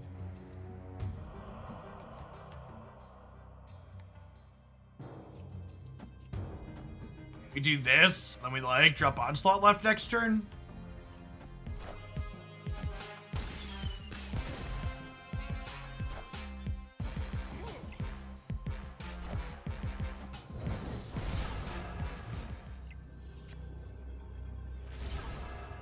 We're just like super torched here, right? I don't even think we stand for one extra resource. Escaped.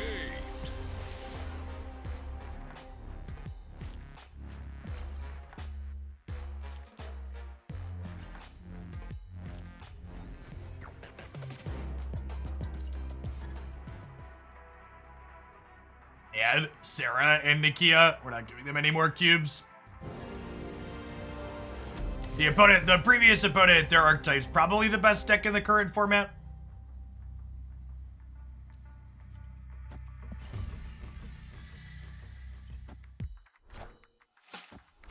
Sarah Zoo.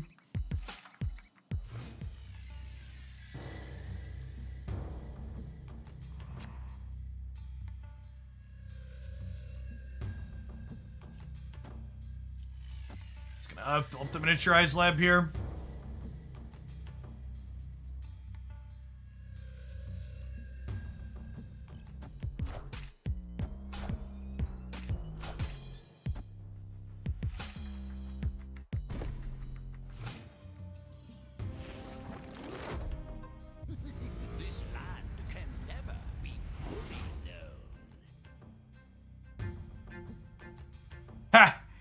So now there's a question of, do I want to breed them because they could be drawing our Patriot? It's kind of funny.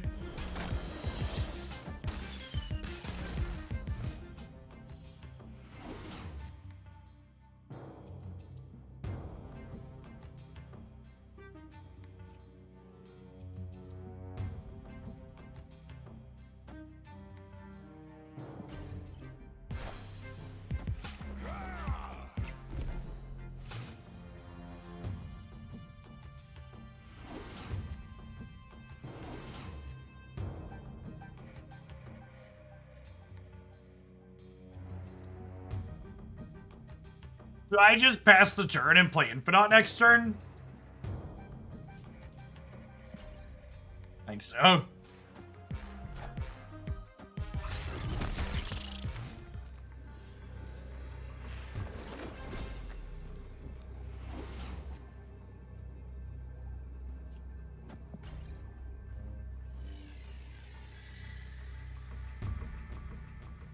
The Miniaturized Lab prevented rocks from being added last turn, chat.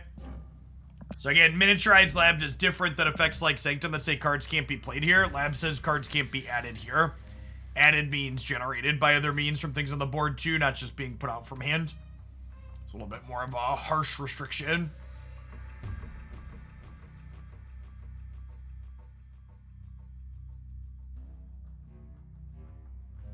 Victory. Opponent has concluded they cannot beat their Infinite. Deal. well. By the way, folks, if you're someone that bought the season pass and you're struggling to find a deck to play with Thor in it, there is a Thor highlight video up on the Hooglandia Snap channel this morning if you missed it. There's going to be highlights up there every single day for the next week while I'm off. So I've got a bunch of edited content teed up or almost teed up. I need to finish editing. We've got a bunch of sweet deck highlights to post up there for a huge range of things. Maybe I actually don't want a Misty Knight there, because, like, debris is going to fill here as well, so probably just want to leave some space.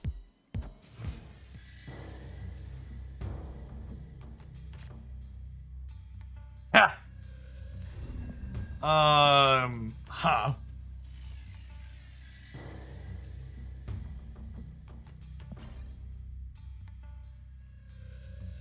Debris into Sinister London is, we'll get real silly really fast.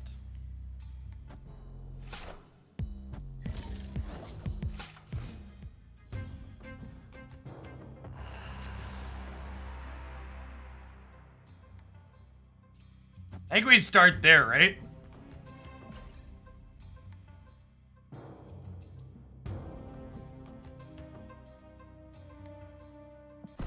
I'm gonna snap before they see the debris flip up. The fact that they're armor main deck makes me think maybe they're playing a destroyer variation.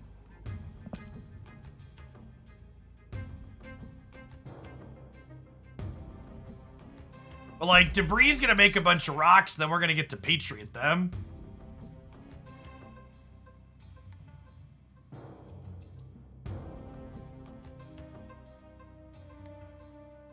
Double Patriot even.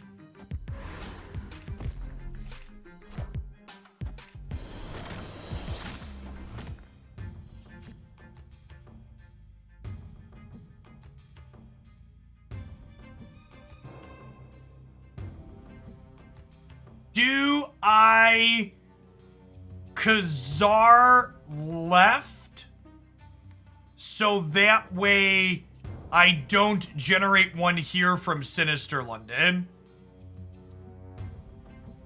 I think so. And then actually, next turn, we brood into Death's Domain, and the brood will die and the regular one will be left over. And then on 6, we go Patriot into a Patriot here to force the other Patriot into this location.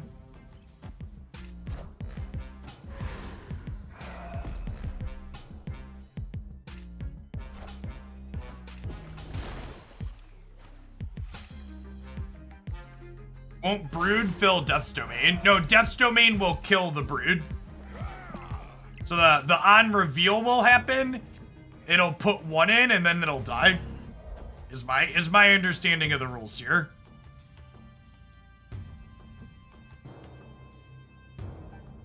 I guess I could also do we like Carnage or Deathlock to clear this out now? That's better, right?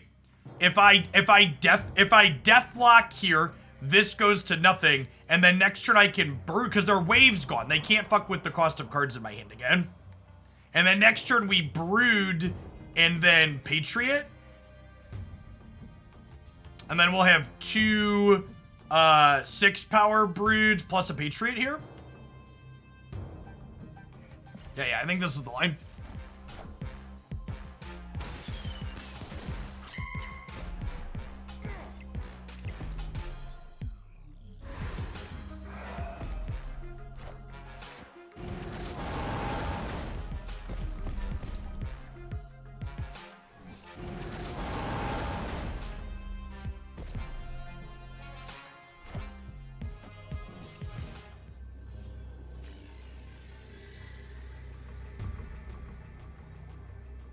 This is a day late and a dollar short. All right, they Chavez on the last turn. Do we beat 22 in the middle? I'm not sure if we do, right? This will be +8 here. So this is 7, 15. This is only 16, right? So we're dead.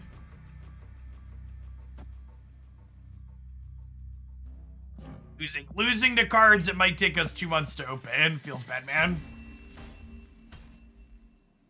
Escape. Is Nova plus Patriot enough? It is not, because they're going to 22. And this is 7, 15, 16, 20. Yeah, we go to 20 versus 22.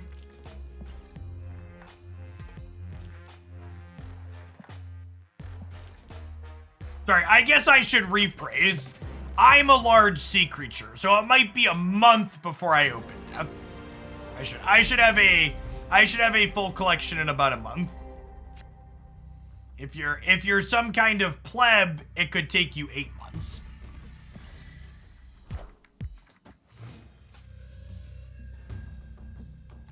How do they play both Destroyer and Death? Because the way Wave interacts with Death is Wave sets it to 4, and then Death's cost reduction happens afterwards. Which part of me wonders if that's a feature or a bug.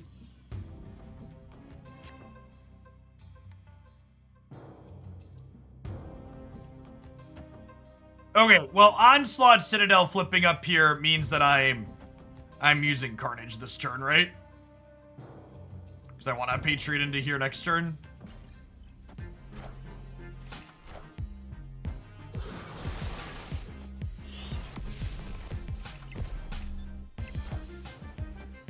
Wind, aid my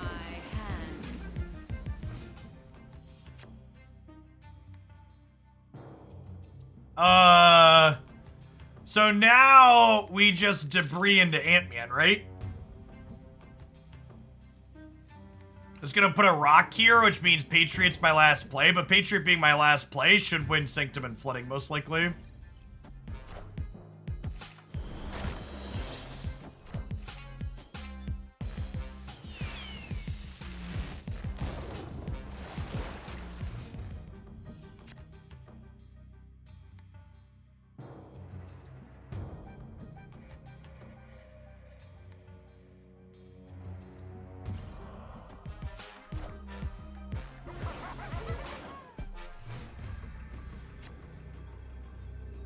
Alright, our opponent's a Stone Cold Master, chat. Fucking balls of steel. Assumed I would skip the play because I only had one more play to make. It's a really, really bold heads-up line. Savaged by taking a pass. Should we have debris right to have a 4-power rock middle? No, I wanted more power on the right side. 4-power rock middle still lost that game.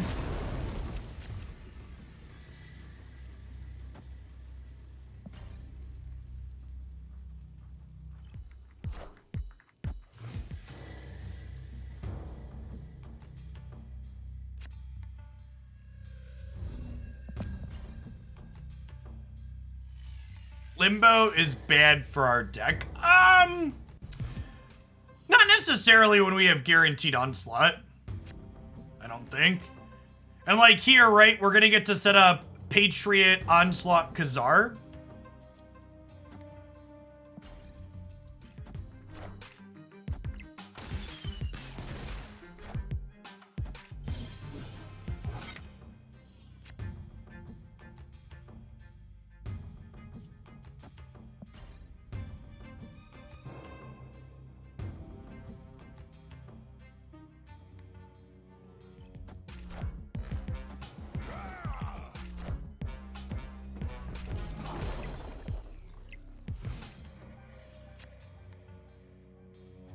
Okay, Patriot, Onslaught, Khazar are officially going into Atlantis.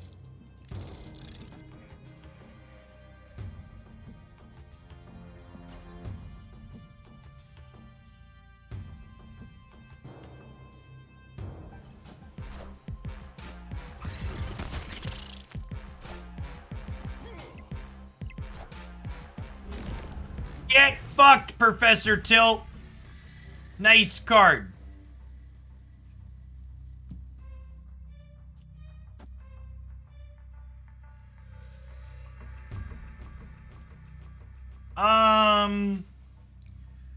I think we actually want to Onslaught plus Patriot over here now, right?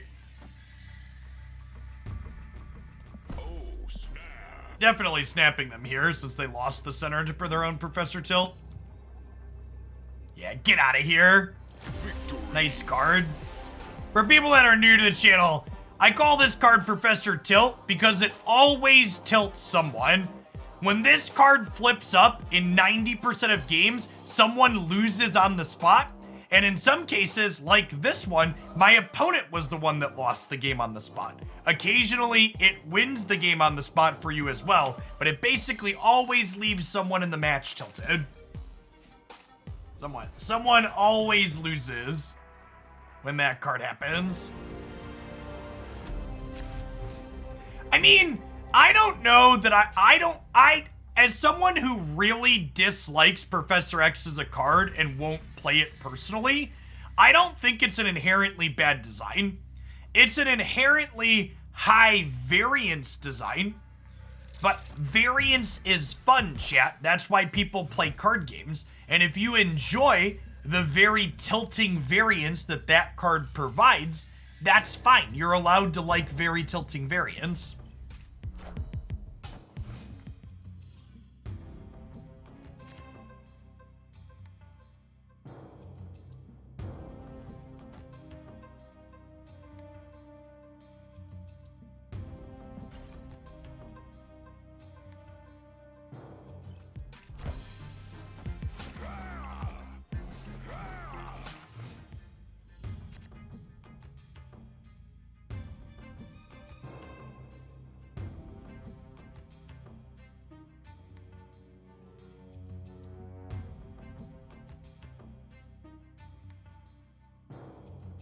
Is Debris awkward here? She's kind of funny, right?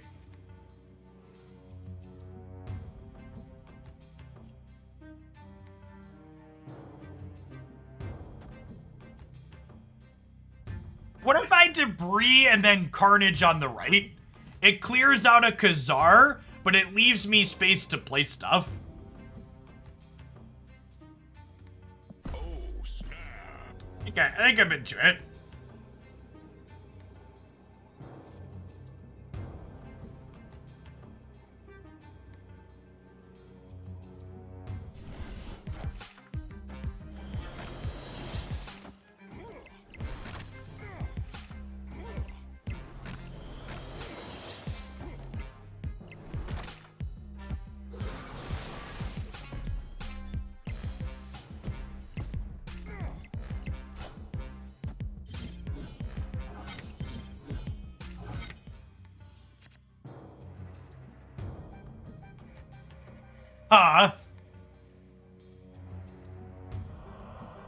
So do I Onslaught or do I I have to Patriot, right? Because otherwise their rocks get huge.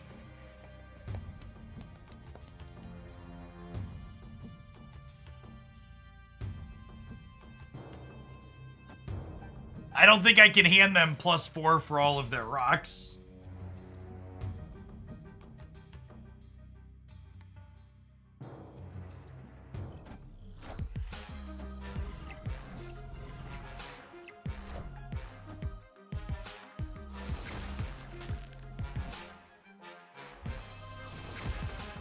Alright, you have made cards in your hand cheaper.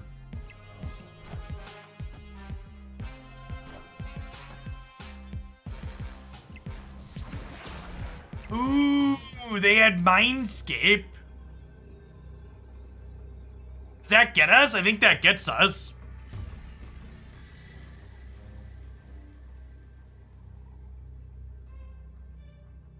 So if I would have played the Onslaught, we probably would have won, right? Yeah, I think we're torched. Just objectively, right? We can't add power to either of these spots. Escaped. Yes, Patriot going right lost it. If Patriot went here, we could have onslaughted into here, which would have been 4 power and another 3. So we would have been 7, 11. Yeah. So we lost a coin flip here.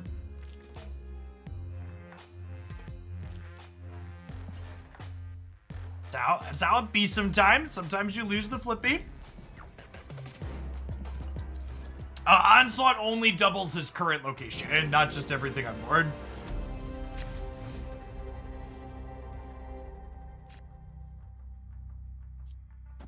Alright, we'll load up Bucky and Nova to the right.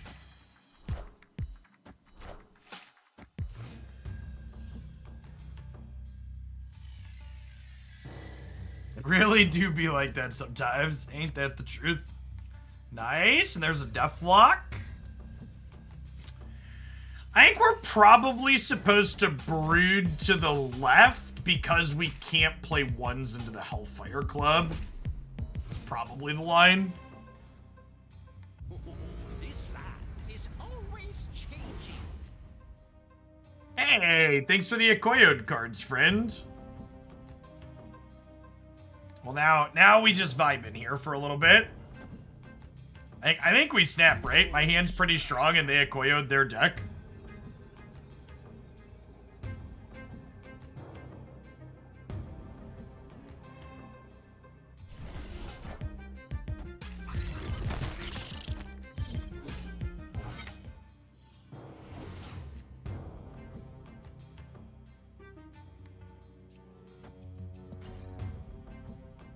Oh, push whatever fatties they wanted to play this turn out of the Baxter building.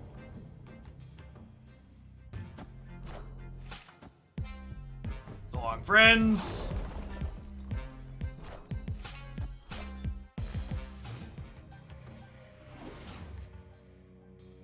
Alright, well, we're not drawing a Ghost Rider off of their deck. I think we just Jubilee mid, and then we'll Deathlock into Patriot next turn.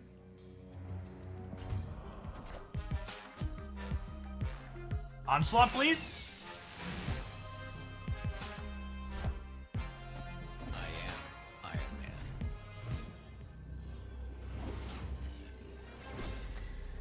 Okay, that means we could realistically lose...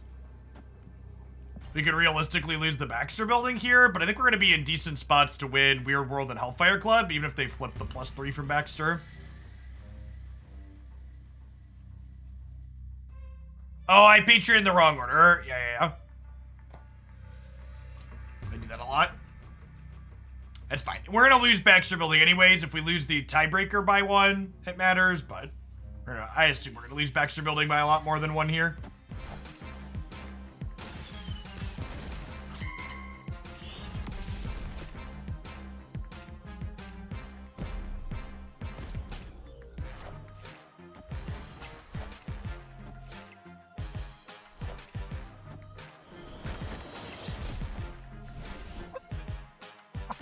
Thanks for the rock. Victory. Rock out.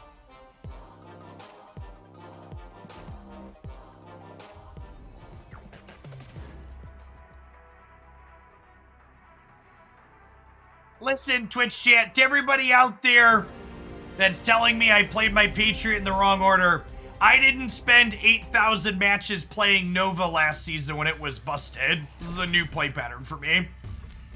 So apologies, it's not committed to my brain like the rest of you degenerates out there.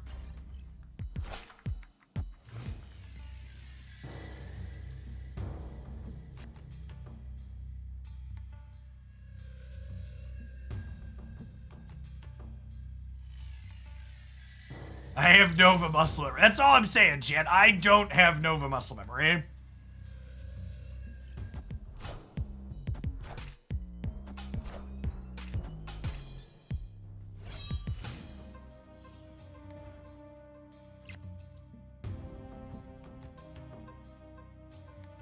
Alright, well, debris here, and then we're just like waiting for a Carnage or a Deathlock.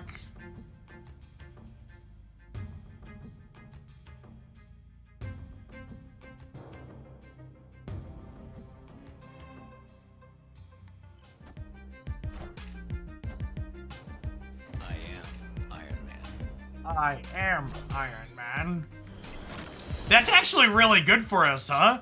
I think we snapped them because we could totally beat 14 here, right? Can we? I guess I need to wait and see what we draw, huh? We need to draw one of our 2 destroy effects. If we draw one of our 2 destroy effects, we beat 14 here, no problem. I'd chill for now. I'll give him another free draw. Debris is such sweet disruption. Especially when we use her as an enabler, too. Board space is such a premium in this game.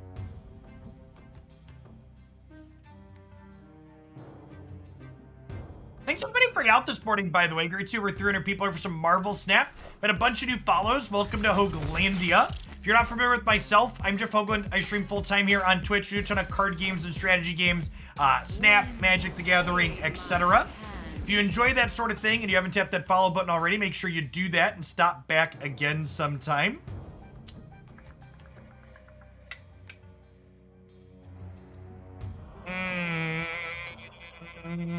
That's awkward.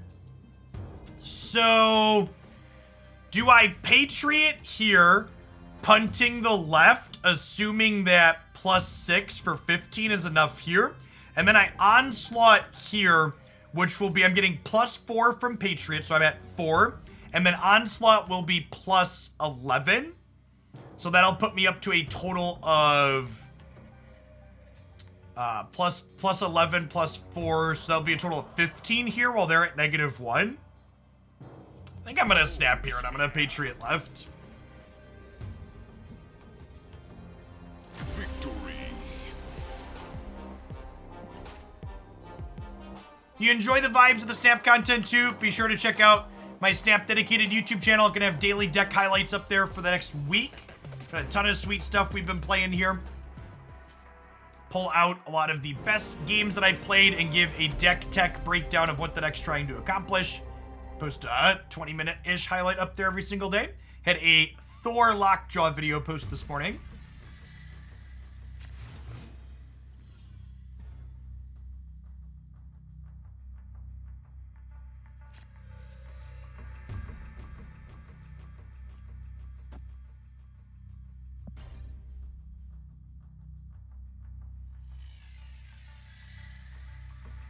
Is it still in beta? It is. It's technically in closed beta in most of the world, but also if you're a little bit technology capable and do a quick Google search, you'll be able to find your way into it, no problem.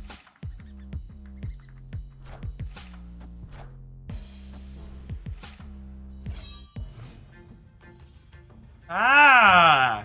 Ghost Rider Infinite. Feeling daring this morning, I see, opponent.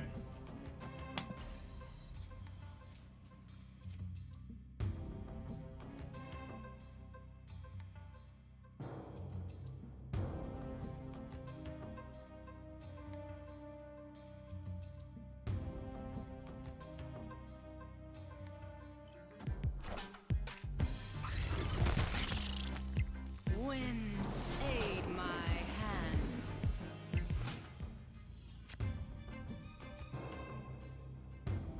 Gang, so he just Khazar right? That's the part where they Ghost Rider and win the path anyways. Oh, wait. Okay. Okay, and then Ghost Rider Infinite can only win one of these two other ones.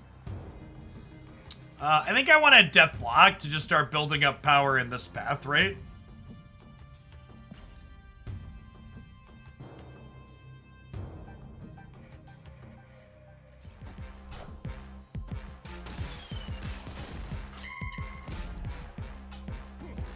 Face the might of Asgard. Union.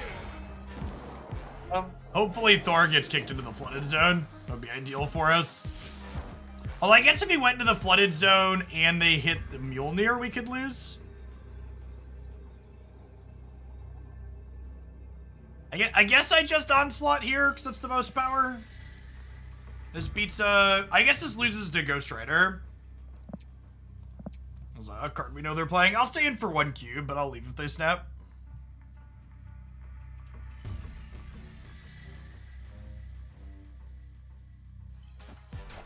Your Ghost Rider may have 1 more cube for me. Magic! Do you believe in magic? And a turn 7. Do do do do do do do do do do. Do do do do do do do do do do.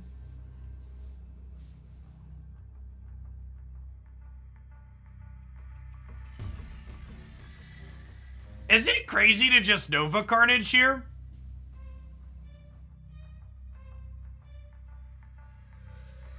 Yeah, Nova Carnage beats Ghost Rider. Beats Ghost Rider left. It obviously loses to them playing mid, but I think they're more likely to play left, right? Because I'm kind of locked in on the mid. Opponent retreated? What is in their hand? What is in their hand, shit? We'll never know. We'll never know.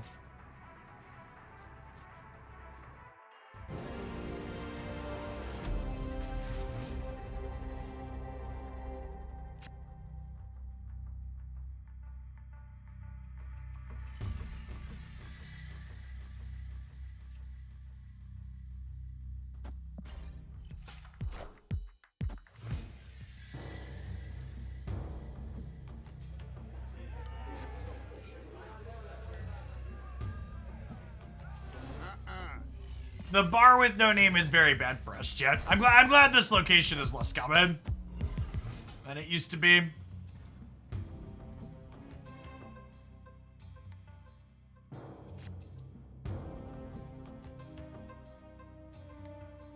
So, if the mirror dimension copies bar with no name, whoever's winning Baxter building loses the game?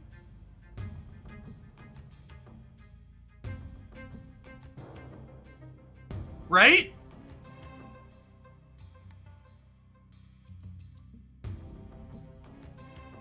Right? No, I'm just gonna commit to retreating. I was gonna commit to retreating if we copy the bar with their name.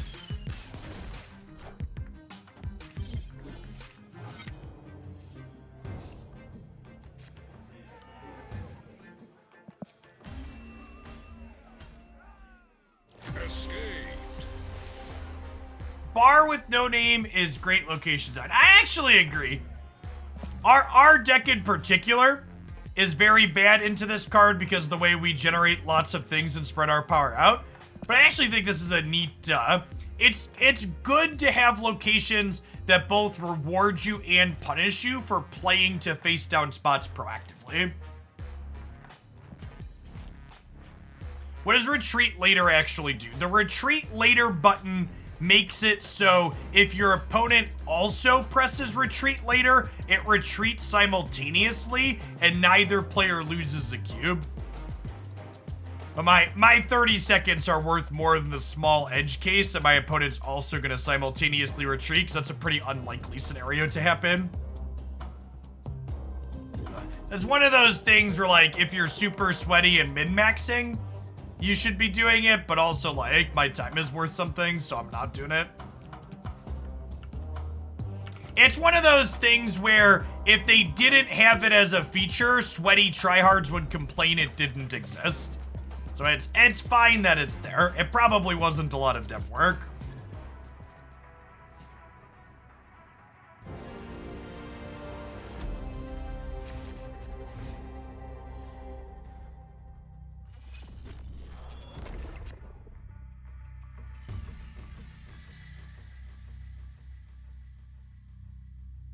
For clarity's sake, retreat later only works if both of you choose retreat later the same turn. If you choose retreat later and they stay in the game, you just retreat as normal.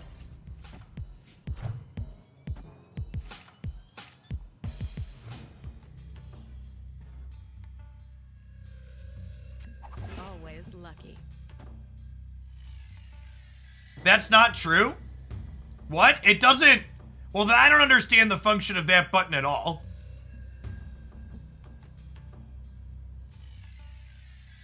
Oh, you're responding to someone else. Got it.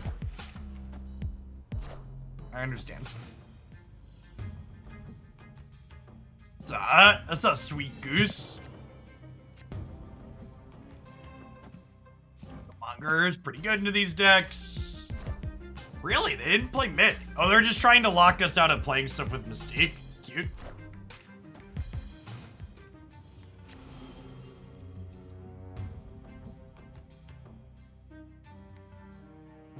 Do I just play Shang-Chi to play a card?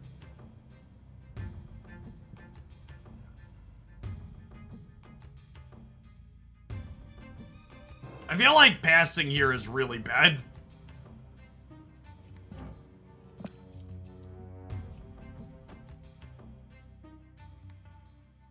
I guess I'm like playing this. I guess I'm playing this into this, so maybe we just Killmonger actually.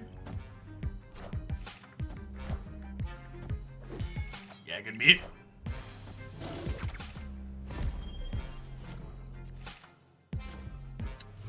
Friends. Ooh, Hellcow's a nice draw too. Okay, so with Hellcow drawn, do I now Doc Ock so I can Hellcow plus Shang-Chi or Hellcow plus Jubilee on the last turn? What's in my deck? My deck is Chavez that we're guaranteed to draw next turn.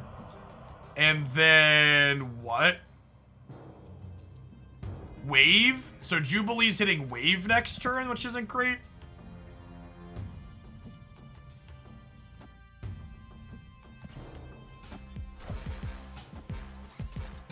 Come here, friends.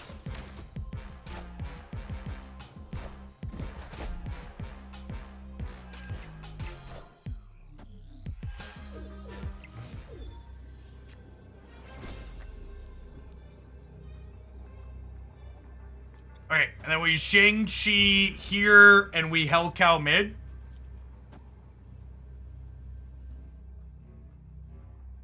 Do we Hellcow mid, or do we Hellcow right to hedge them moving Nightcrawler? It feels like they're gonna, like, move Nightcrawler and play here.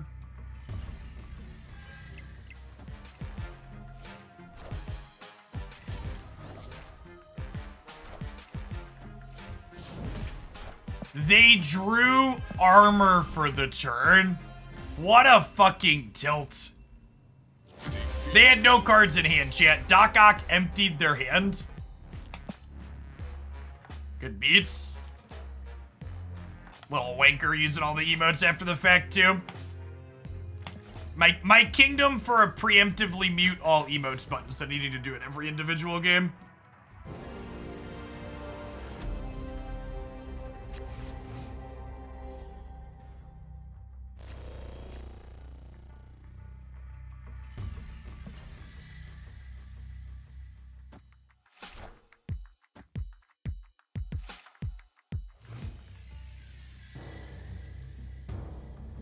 Yeah, I don't.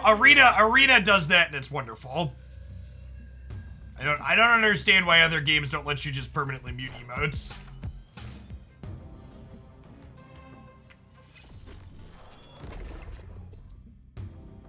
We do the wave this turn. Honestly, I think I might want to wave into the danger room. Try and get some power in over there. See if we can skate the 25%er.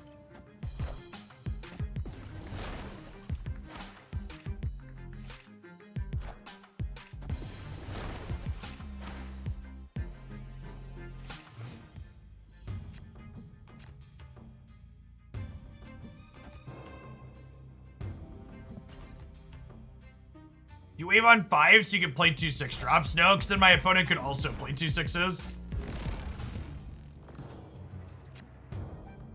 We've been got by Professor Cheese, chat.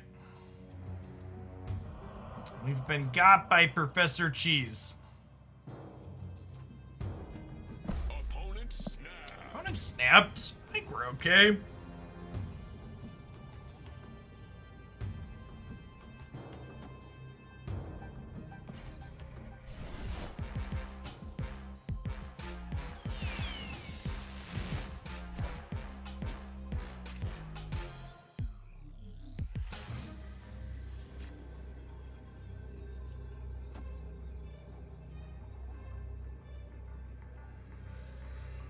Do I commit Hellcow to the Embassy or to Titan? What beats me in Titan right now? Anything?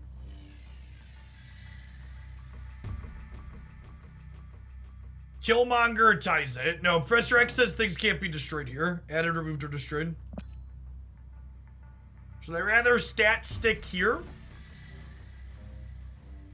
Hulk? Hulk doesn't beat me here. Hulk's only 11. Or Hulk's only 12? Shang-Chi mid? Shang-Chi ties mid, and then I win the tiebreaker, right? Yeah, I think they're less likely to play mid. I'm gonna play right.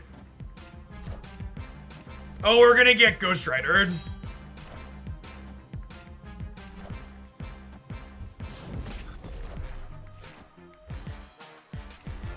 How's the snapping been today? It's been sad losing to cards we won't open for a month.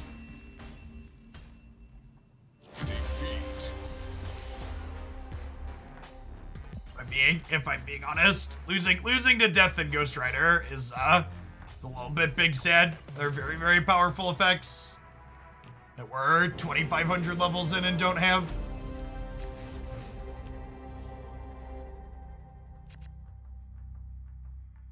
I'll be interested to see if long term if their economy model works out.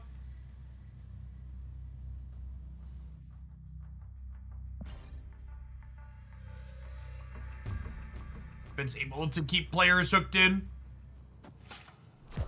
Yeah, it's like that's a great comparison. It's like losing to Nova Carnage without the option of being able to play them myself.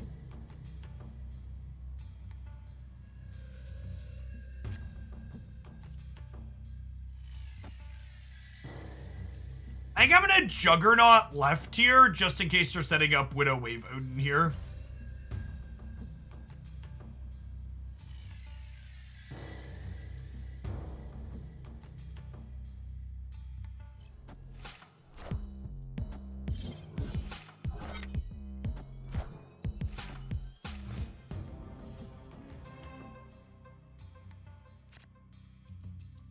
I mean, to be fair to Marvel Snap, basically every digital card game is kind of a shitty card acquisition model for people that join later, right? Like all of these games, you're just behind if you're not there from the start.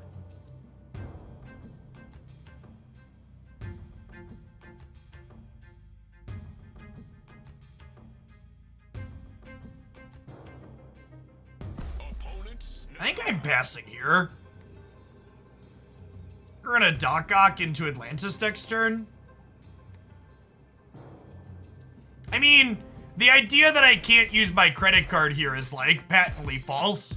Because I'm using my credit card here, I'm going to complete my collection 7 months before you do, someone who's not spending. So the idea that free-to-play players are better off here compared to anywhere else is pretty nonsensical. It's just not true.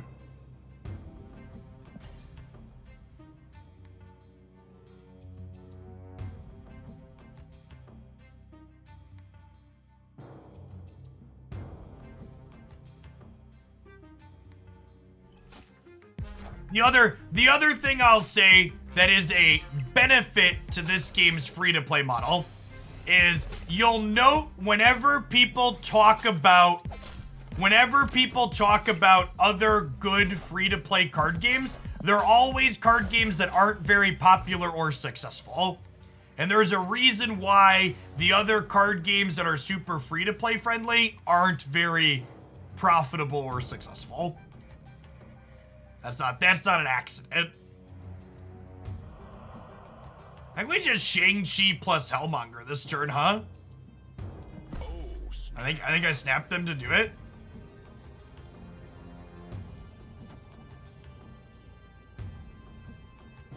How much does it cost for a full collection in Snap? To max accelerate your progress through a Snap collection, it's like $1,300 currently.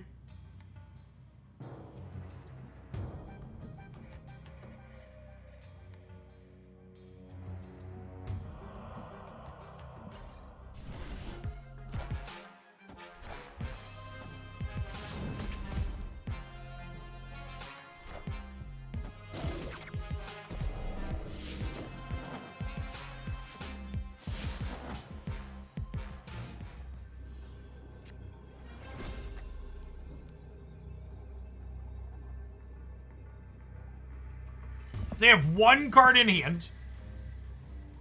I think we're actually supposed to, like, Magneto left, Hellcow mid. And they either play their card and win here, lose here, and here, or they discard it and lose here and here. Actually, you want to take why it's not a leap in causality / causation. Victory. Card games that have player-friendly economies don't make players feel compelled to continue playing when the game has less than ideal formats.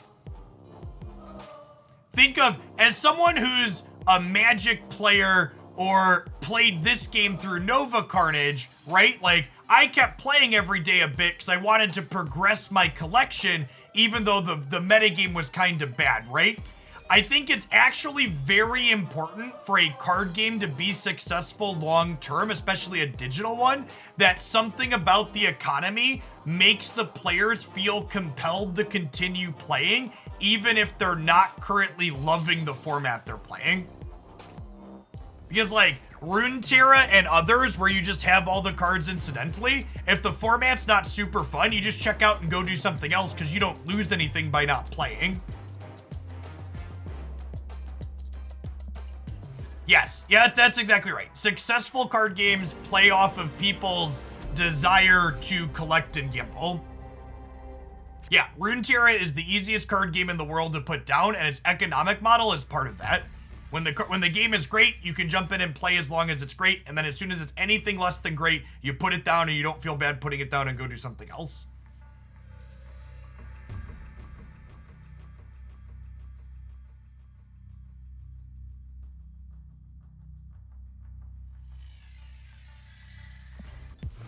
Well, so if you're not a super big constructed player, the push to keep you playing just isn't there. But if you're a constructed player on a platform like Magic Arena, for example, that's the other game I play a lot. And for people that are new here, I built my brand on Magic. There are a lot of people, if you're not spending on Arena, even if you're not in love with the current format, the idea that the format could get better and then you'll be behind from not doing your dailies keeps a lot of people playing that game even when they're not loving it.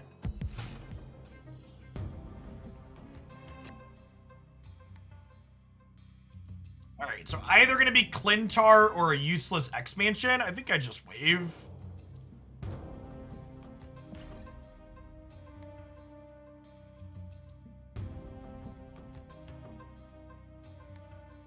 Yeah, even when I'm tired of Arena, I log in and do my daily quests. Yeah, that's true. Yep. Yeah, exactly, Grell. If you fall behind that Arena, it's difficult to catch up, so you wanna keep playing to keep up. And Snap is honestly the core game design of Snap, where it's so easy to get in some quick games. Like, you can log in and do your dailies in like 30 to 40 minutes tops, which is much shorter than a lot of these games even allow you to do that. So from a, will people feel like they want to continue playing this game? I don't know, chat. You think I came out ahead on that expansion exchange? I got a free cube. that's what just happened. Free cube.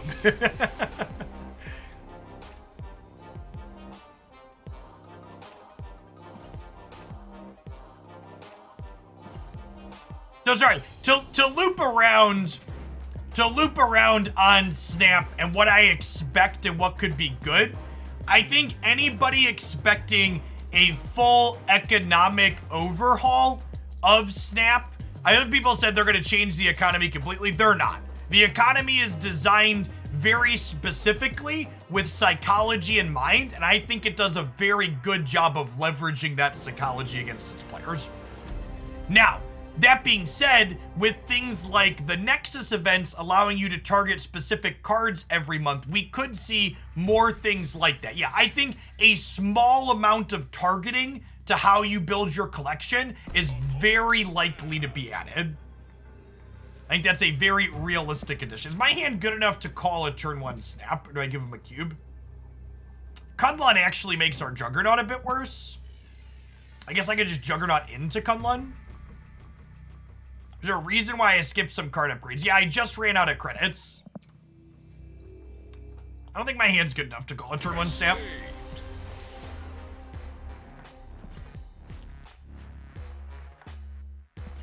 We're no longer cut on boosters, but I've only got 135 credits now. when we were booster limited for a few days, I had like 5,000 credits built up, which is the most you can hold.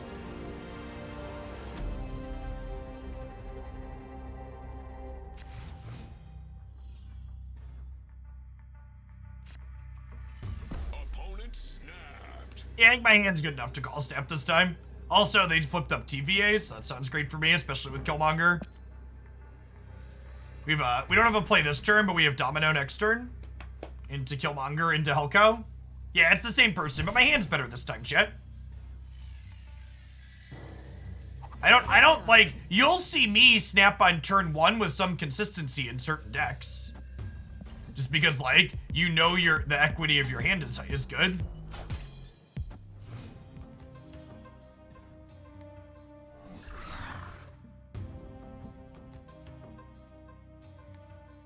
All right, would I rather wave into Magneto?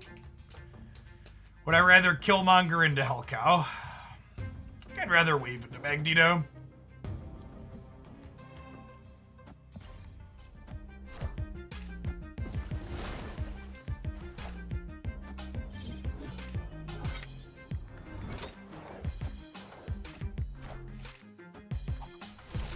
Sorry, says. They can only play one card this turn, right? Oh, snap. So I'm gonna snap them and Magneto here because it pulls Spider-Woman out of middle. They're not getting their hand empty for Strong Guy. So we'll be winning 1, 2, 3. Thanks for the cubes. And again, this is just a good example of hedging your bets, right? Like with how you snap and retreat or not. Like my opponent snapped us on turn 1 last game. I looked at my hand, I was like, this hand is not strong, I'm gonna retreat. And then they snapped us again here. I don't know, maybe their hand was strong again, but I was like, okay, my hand can play this time. And now we're up 3 cubes from 2 games with this person because we retreated when our hand was not strong to start and we stayed in when our hand was good. One of the things that I personally really enjoy about Snap is how much it rewards you for being able to accurately assess your position in any given game. I feel like there's never been another card game that rewards you for doing that well, like Snap does.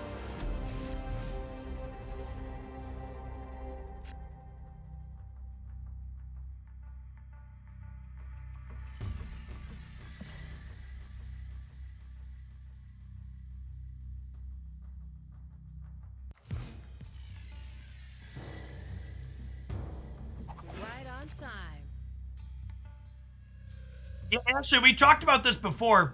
One of the developers was asked why doesn't Snap offer the ability to mulligan? And they said retreating for 1 cube is essentially Snap's version of a mulligan. And I really like that response. I think that's a really sweet concept. All right, we're gonna wave into the mirror dimension because this could be Miniaturized Lab next turn.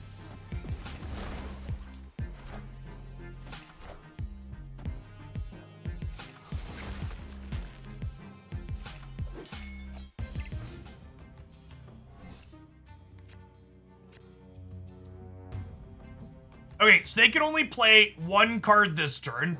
So I think we Doc Ock mid in order to fill the 4th spot. So they can't get another Angela trigger here. Because Doc Ock's gonna grab a card out of their hand for us.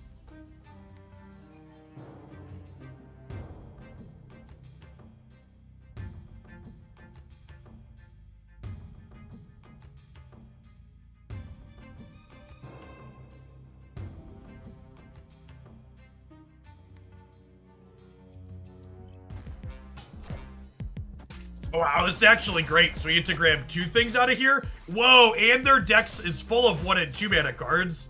So we filled their Angela spot here, and they discarded Hellcow. Yeah, we're up a point here now. And they probably can't play into Crimson Cosmos unless they have their Sarah. They probably retreat when we step here, right? Oh, snap.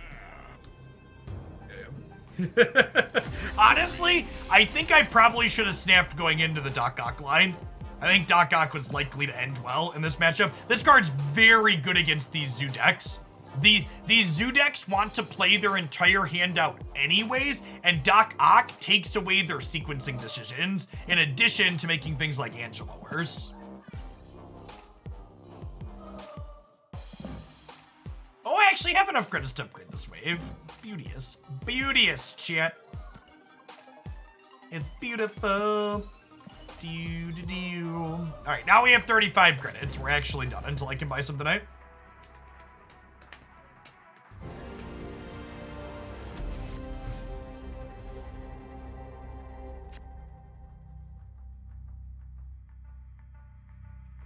The only thing I want is the ability to retreat after a snap if you're already locked in. You could do that. When someone snaps, if you're locked in, it adds extra time to the timer. I believe Spring's bug. If I understand.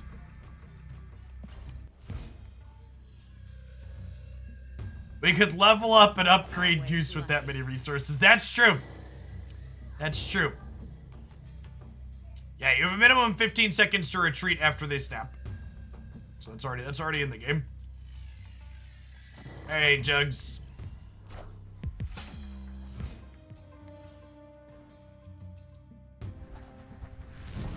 Cards are cheaper and there's a turn 7. I think that's good for us on average, right? Oh, snap. The location's getting swapped here, just doesn't matter.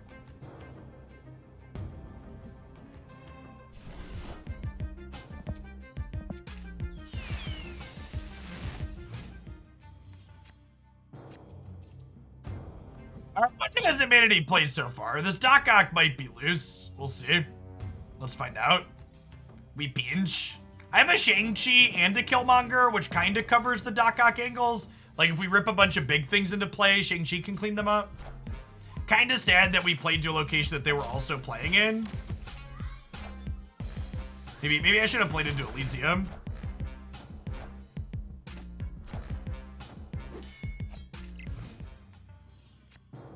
Well, that worked out very cleanly.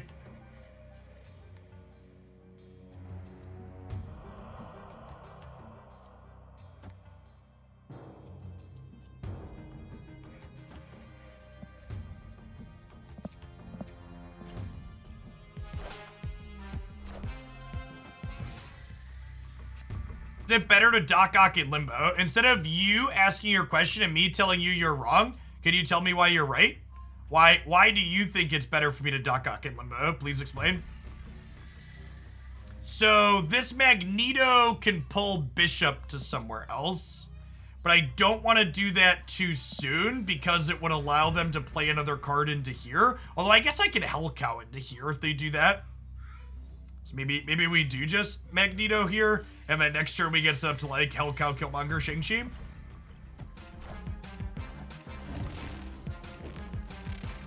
The sun over.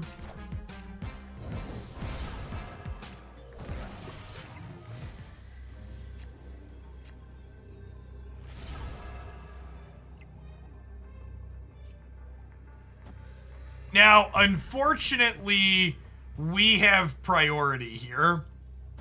So we're not gonna get to kill anything with Shang-Chi, and we only kill the Scarlet Witch.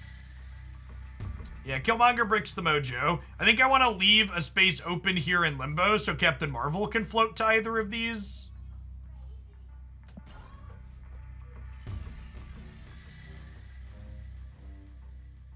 Decent spread of power here, though, either way.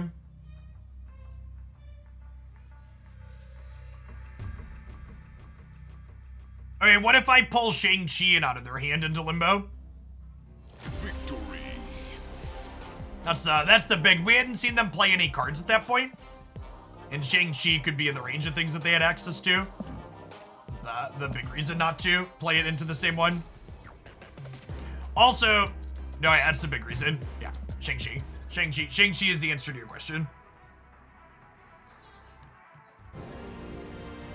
There's also a matter of that sometimes when you Doc Ock in a bunch of stuff that you weren't going to beat regardless, then you just punt the path that you put Doc Ock in, and you accept that you just like pulled a bunch of the resources into it.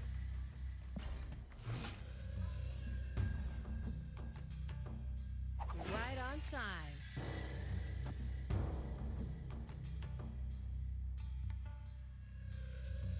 It was clear what kind of deck they were playing. Disagree. No plays. No plays for the first 3 turns by no means that they're the zoo deck. In fact, if anything, the zoo deck statistically has Nakia on 3. Or statistically, the zoo deck has Okoye or Nakia by 3, and the fact that we hadn't seen either of those cards actually makes that fact, the card you're suggesting, even less likely. Okay, so...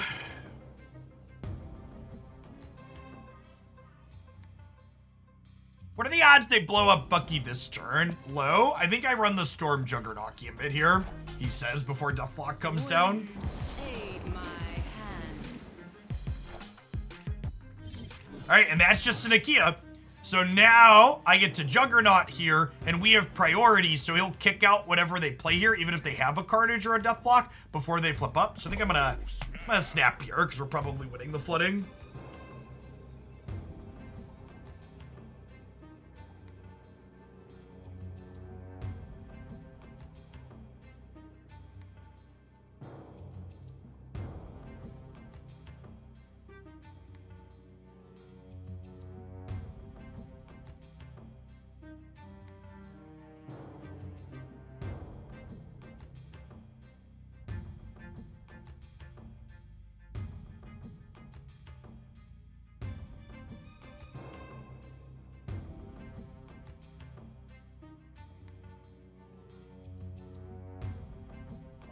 Say if they want to stay in here. I'm the Juggernaut, bitch! Get out of here.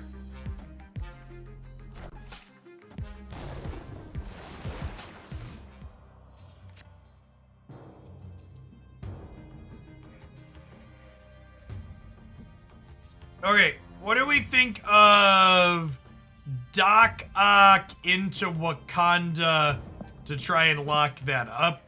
I think I'm into it.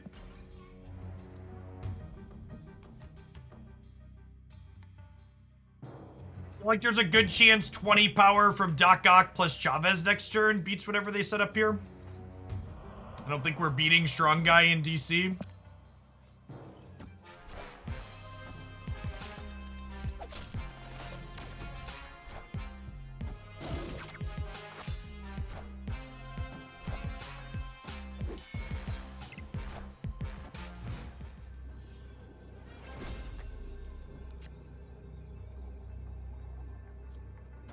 And again, that forced sequencing, taking their Killmonger before their Nova could flip up. Huge cheer.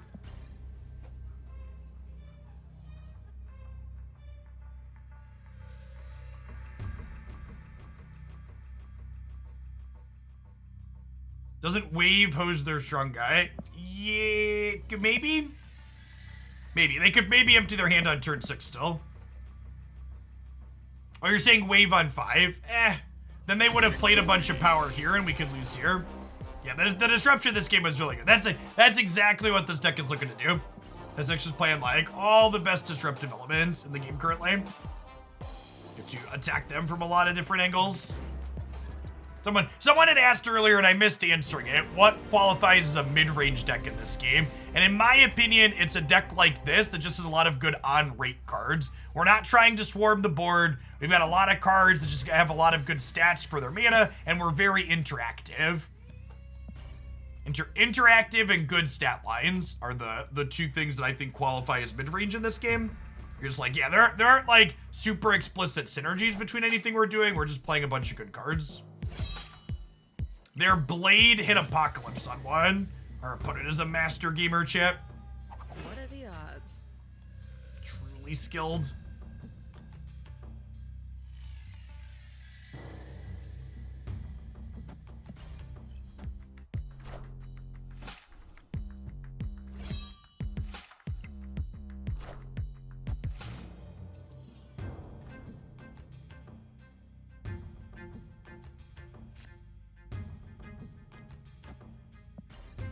Alright, feels like a Doc Ock into New York angle. And we're hoping to peel our Shang-Chi in our next few draws. We've got 3 draws with 6 cards in our deck. Alright, chat, we pinch. We pinch.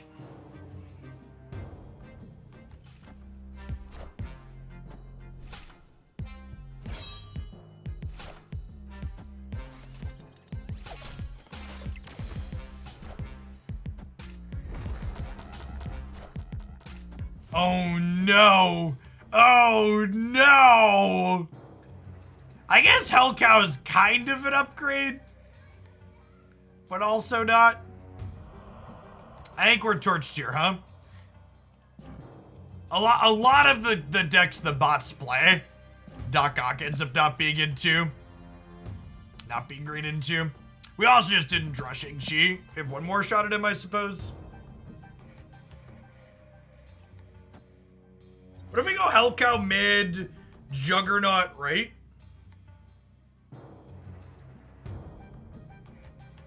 Oh, DC does make our cards bigger. That's true. That's true.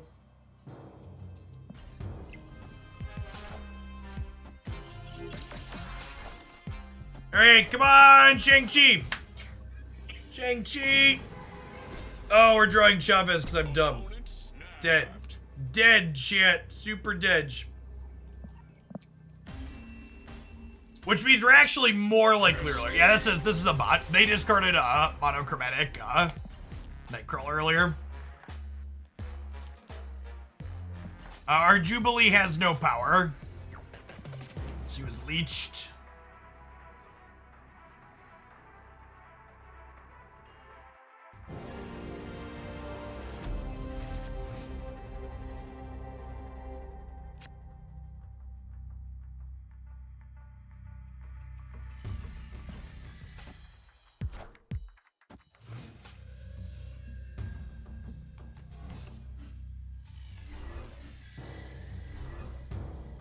Always lucky.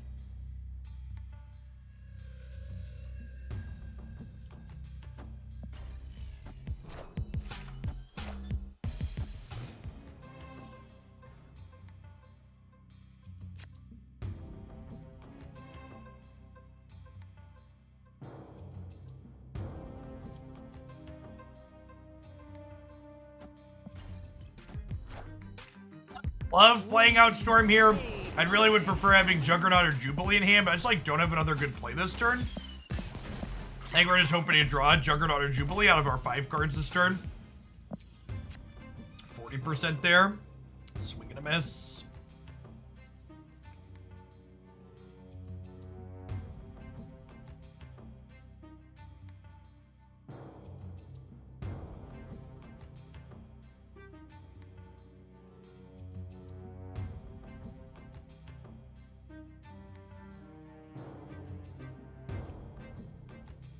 I feel like kind of dead, honestly.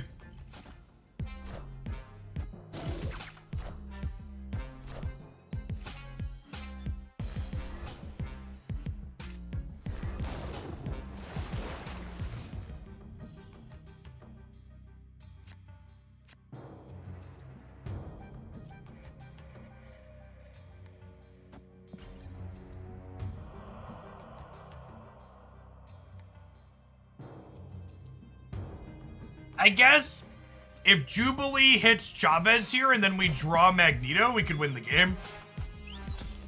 Motherfucker.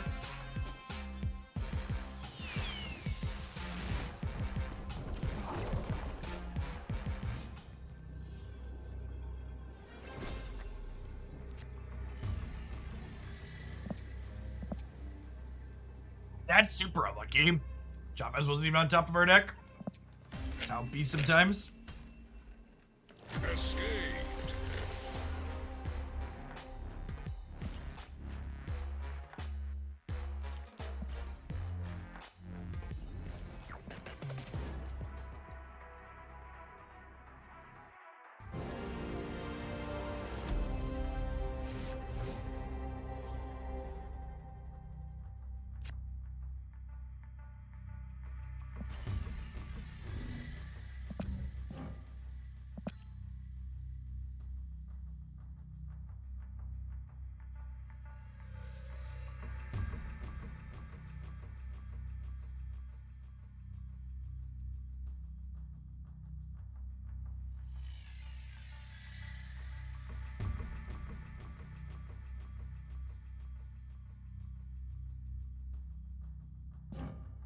Hellcow has small synergy and nowhere, which is nice.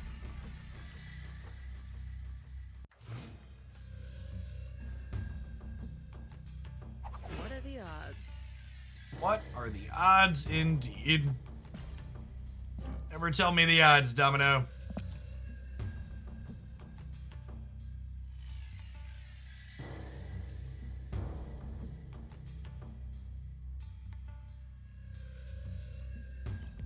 It could be right to Hellcow on 2 here, actually.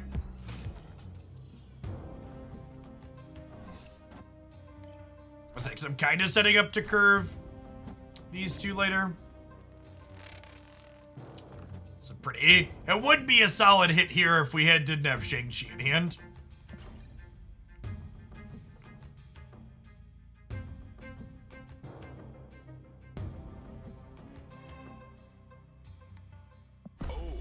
I snap them here, actually. Playing Juggernaut into their cloak deck's a little scary. They also have Magneto, though, too, so maybe they're just like a Kraven deck and not a full-on movement deck.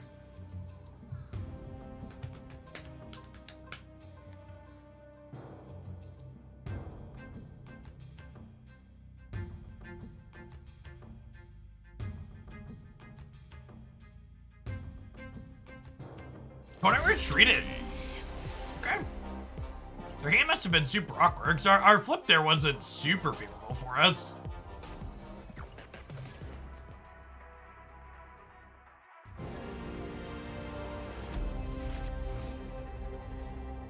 The best part about this deck, Shay, is you get extra thinking. Alright, hit me, dealer.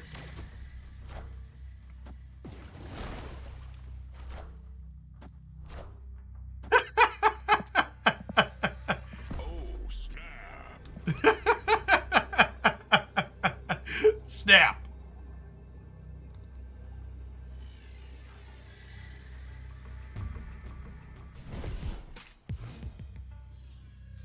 There's definitely a meta game of naming yourself so you look like a bot. Oh, I forgot when wave comes down turn 0, it impacts on that turn and the next turn, so I actually can't play anything this turn either. It's funny. The Sunspot's not a big deal because we'll get to Killmonger it. Well, now we wait, right? I'm gonna wave here so we can Captain Marvel next turn.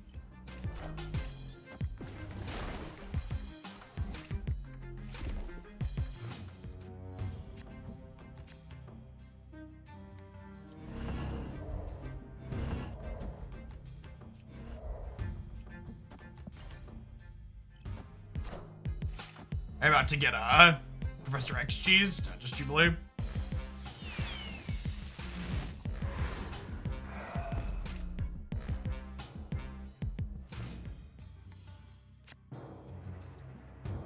Alright, 5 resources. I think this is a Killmonger plus Domino turn, right? And then next turn, that leaves us flexibility to Shang-Chi, Chavez, or do something else. You want to just play 3 Marvels? That honestly might be game-winning. It's possible. Okay, I think I want to torch the Sunspot though this turn.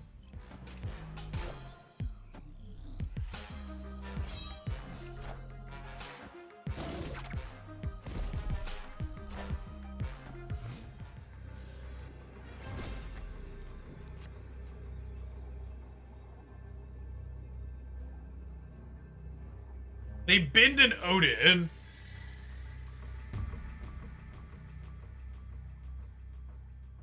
Priority here is the problem. So if they Ghost Rider here, they get the Odin back, but then they're losing. Maybe they Ghost Rider here, assuming I can't win Death's Domain. We just Shang-Chi them, although they know I have a second Captain Marvel, right? Do I just play second Marvel and let them soar around?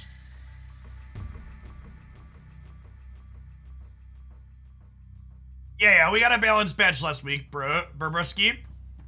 Both nerfs and buffs. If you check out the Snap Highlights channel, there's a patch breakdown on there.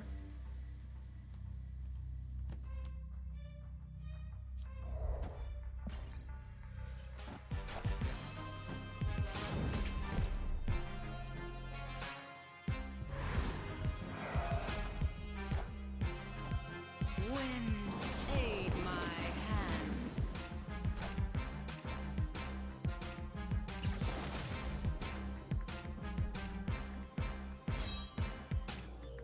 Yeah. And then Captain Marvel saves the day. Faster, baby. Her animation is so good. The little pop up at the end there.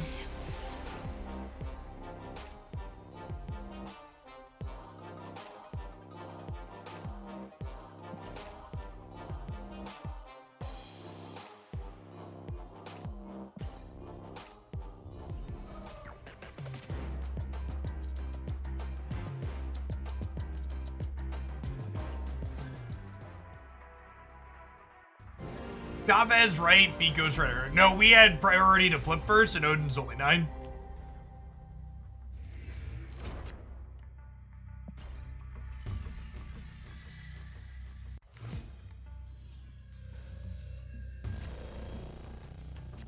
Always lucky. Domino's like my spirit animal, chat. The always lucky comment when she pops up. Or what are the odds? Just sarcastically asking what the stats of something that's guaranteed to happen is just like peak card gamer energy.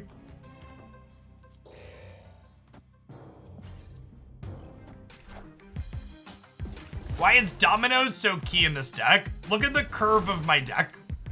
Domino lets us cheat on how many cards we have that play early. It lets us play a bunch of more expensive interactive cards further up on curve.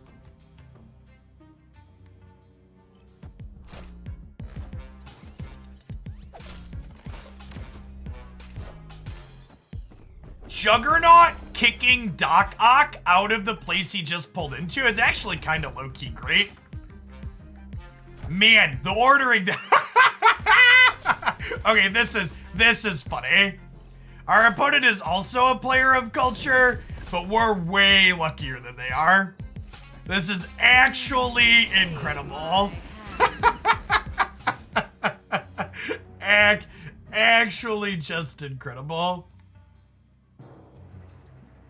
Alright, I think we just Hell Cow Juggernaut here, and then we Chavez next turn, right? Oh, snap.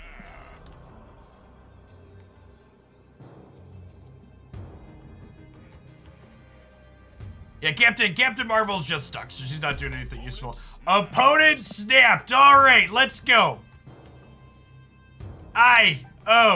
Let's go.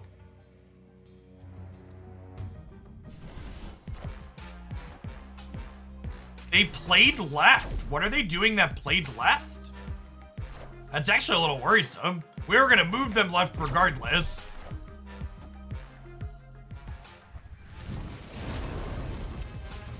Okay.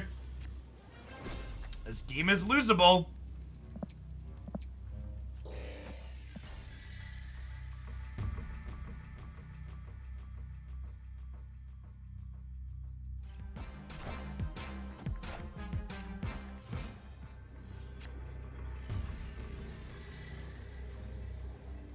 Losing to cards is gonna take me another month to open is, Escape. This is the theme of the morning for sure. Magic, Death, and Ghost Rider. Almost every one of our opponents has played those cards.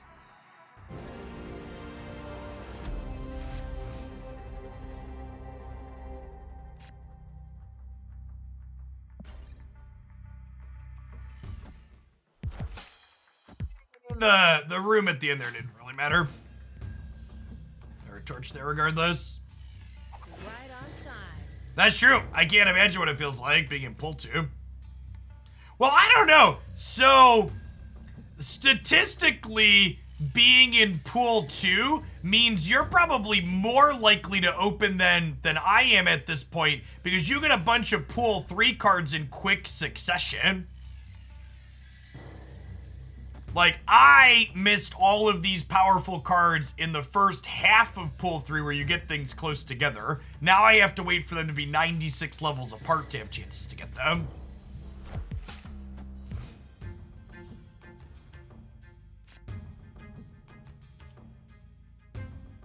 Opponent snapped.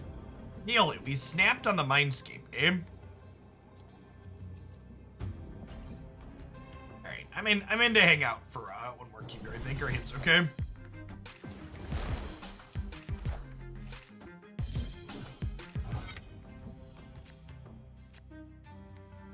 Captain Marvel's a decent pickup because she slips into the Sanctatorium.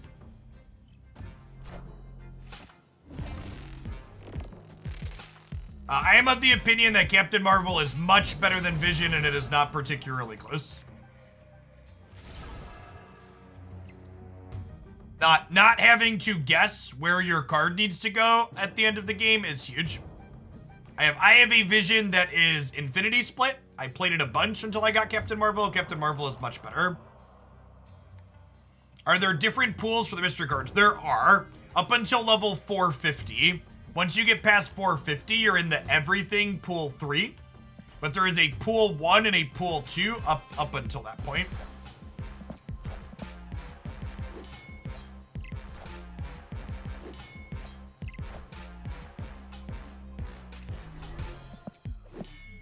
Okay, so we're getting nothing, and they're getting all of these. Oh, and they get our Juggernaut. Getting our Juggernaut means we lose, right?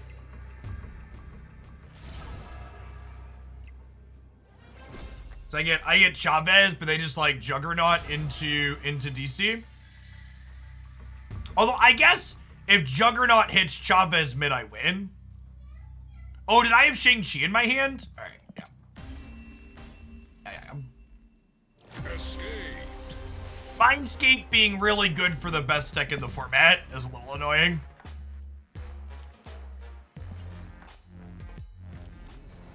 Right, Shang-Chi means we're just rinsed.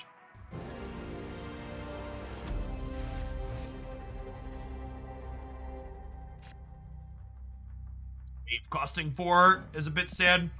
I am actually 100% on every time Icebox flips up, it makes the worst card possible in my hand. One more, just every time. Which card don't I want Icebox to hit? It's the one it hits every time. What are the odds? Bot match with a location that's not great for us. This prevents us from being able to sculpt our game plan later until turn 4.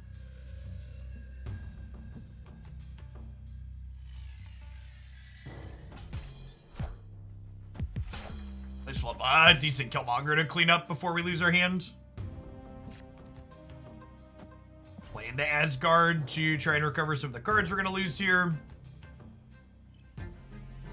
Yes, the chromatic infinity splits are automatically a bot. You can also tell based on some of the portraits that they play. There's portraits that you can't actually get out of the game yet. Okay, and Juggernaut means I get to draw 2 cards here, which is great.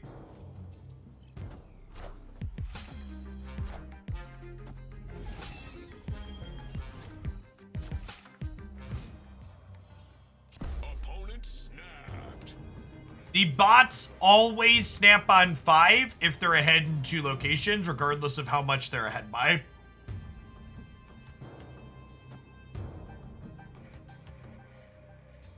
Just Marvel into Magneto and probably win the game.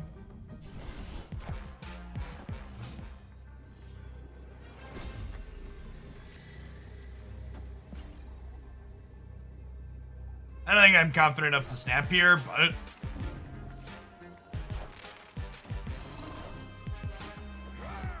should have been confident enough to snap, chat. Don't be a coward. Farm the bots. Victory.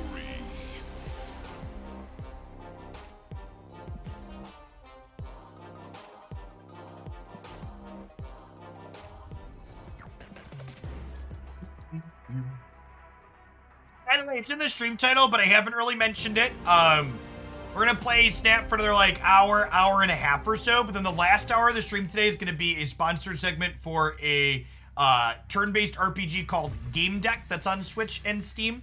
If you want a really easy way to support my content, hanging out for that sponsored segment for the last hour is a great way to do it at no cost to yourself. Is a Twitch bounty board sponsorship, so I get paid more based on how many people hang out to watch.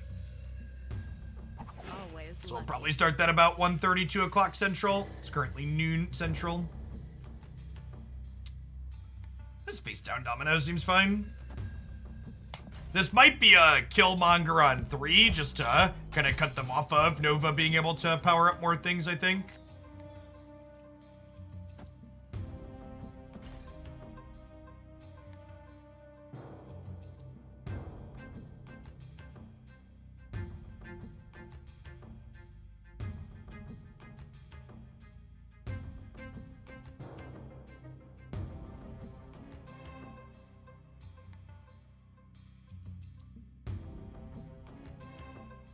The AI understands how to play the meta decks. Not usually. Wind, aid my hand. Huh. So... do I just run the Juggernaut line on them then? And then we tie the flooding?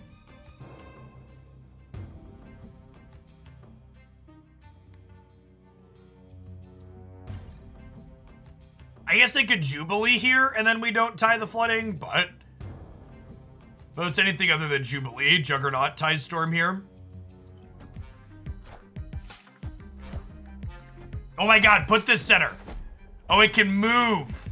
Clever. Clever.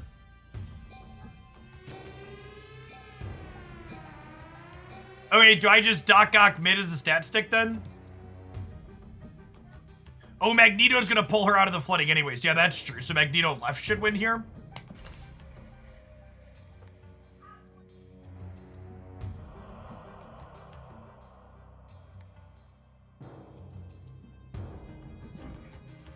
Are you ready to pinch, chat?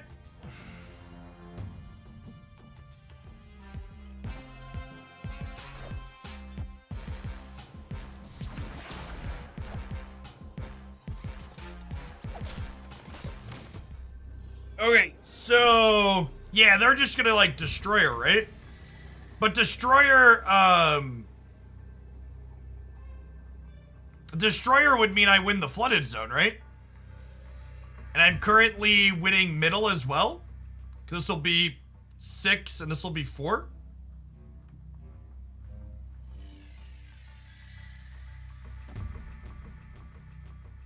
They could Cosmo. If they Cosmo and don't fill, I pull Storm out of here and still win, right? They only have one card in hand. So they're just torched then, right? With one card? Oh, snap. Cosmo doesn't prevent the pull. I have my face is glowing gold. I flip first. We have priority. Whoever name is lit up gold at the top gets to flip their cards up first. And that priority is decided by who's currently ahead on board. Which was us.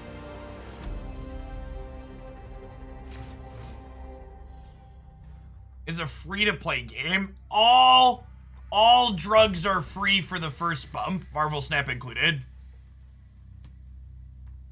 And after the first bump, I can stop whenever you want, I swear.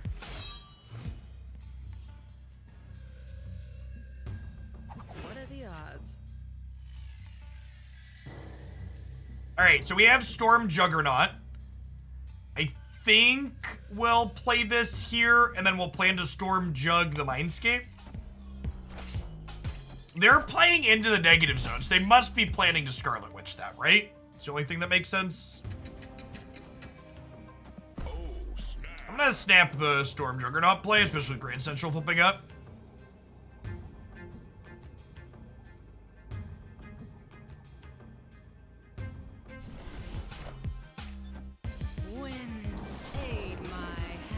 Yeah, that's probably true, Steve. We might have cost ourselves some equity. Morbius into flooding's actually kind of spooky. This is a variable size.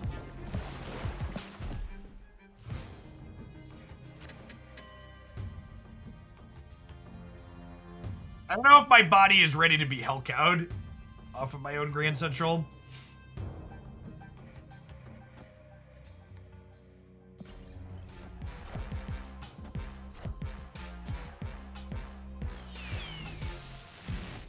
One Shang-Chi, please.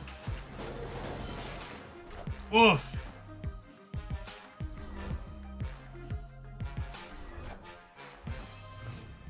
Oh, they're an Agatha deck.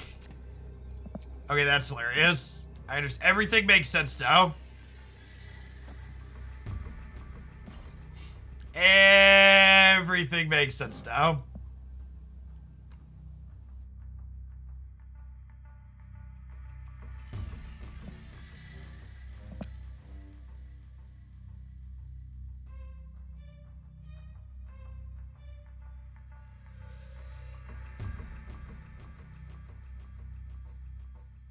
Discard with Agatha feels like a bold strategy. She seems super likely to mess that up. I much prefer just like waving her in the ramp deck. I was both right and wrong. It wasn't a bot name, but it was a bot mood. I think with Captain Marvel here, we're pretty good, right? We like Chavez into here for 7. Then we can technically get a little bit more over here if we need it. Higher, further, faster, baby. Harder, better, faster, stronger, more than every location after location. Captain Marvel slides on over.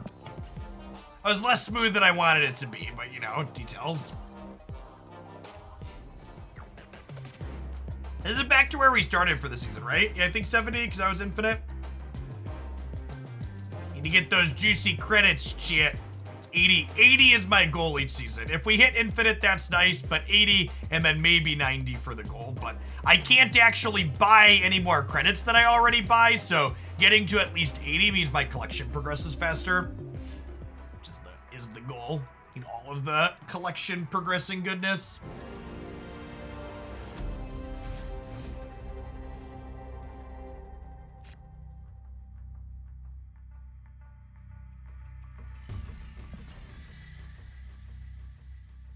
Harder, better, faster, stronger. Captain Marvel slides on over. That's much better, Steve. Right on time. We finally made back the cubes Thor donated. I don't know that my current cube situation is Thor's fault. Don't blame Thor, Chad. He's trying his best. Wow, 0, 3s or other 2s in our top half is, a little rough. We're gonna play more Thor once we get, we're gonna play more Thor once we get Jane Foster, or whatever her name is, that pulls Mjolnir out of the deck. Those 2 cards are obviously meant to be played together.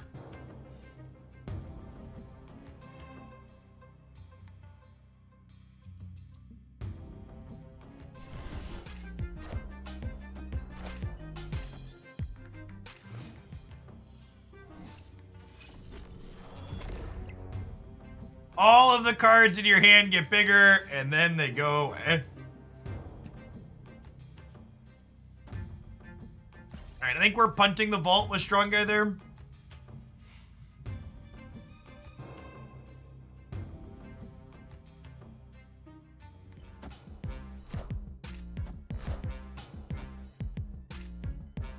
Yes, Jane Foster is going to be part of the Nexus events at the end of the month, so we'll guaranteed get a copy of her, which is great. Them using Nexus events as an excuse to fill out people's collections with cards that have synergy with each other is a great use. I think we Doc Ock into Wakanda, huh? Just pull their hand out here. Maybe we just Doc Ock right, actually, for the stats. I am Iron Yeah, you won the vault, opponent. Good job. We pinch. Come here, friends. And again, talking about solid synergy Doc Ock has with things, pulling these out of their hand means that Bishop did not get bigger from them being played.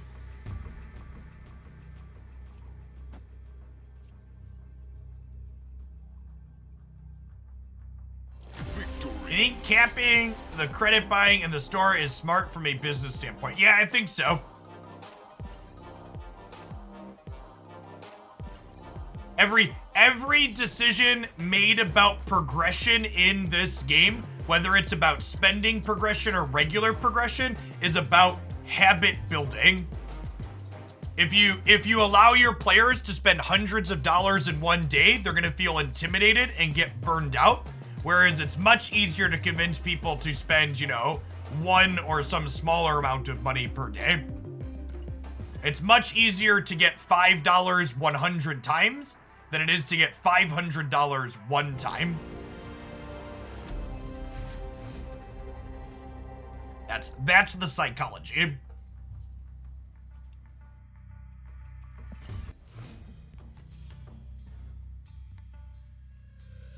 You know we're full of late-stage capitalism copium because I actually heard people say they capped credit spending per day to try and save people from themselves. And it's like, no, honey, they didn't cap the spending because they think it's better for you. They capped the spending because they think it's better for them. Trust me when they say they want all of your money. And they just think this system will get them all of your money faster. Yeah, they're going for a long burn.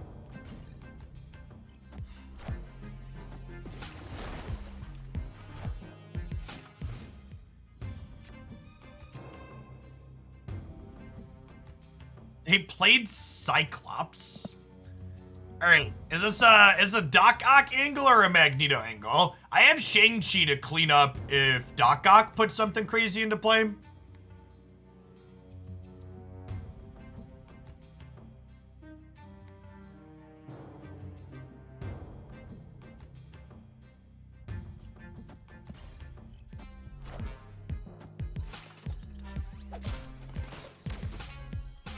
Listen, chat, the only reason capitalism doesn't cut you up and sell you for parts is because government regulations make that not a profitable thing to do.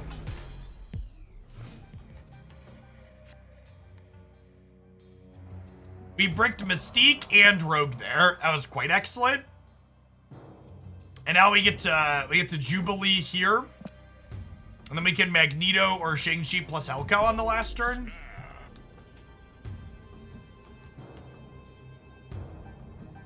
That's true. They are likely a Patriot deck, which means this thing stands to gain 2 power. It's noteworthy.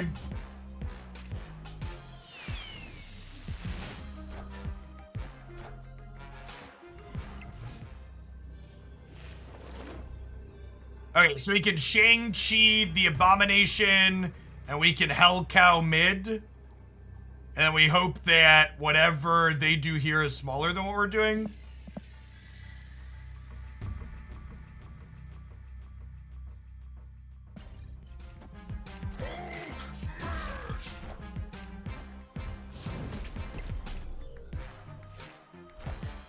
Okay, we're up by 7, they're up by 5, so we win by 2. That was our snap. Another game we can pour out for Doc Ock here. Thanks, bud.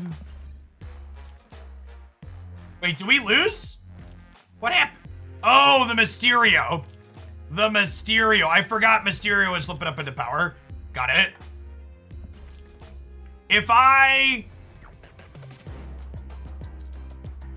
do that the other way, do we win? Or do we have priority there? We had priority, right? Or did we? No, we didn't, right? Their Hulk flipped up first. So if I would have Shang-Chi'd mid and cowed right, I think we win, huh? But we also can't know, like, their last card is Hulk. It's not like Chavez where they always have it, right? They're only 75% to have it there. Yeah, Dr. Doom's great.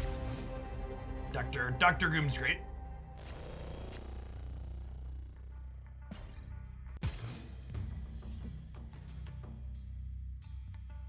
What are the odds?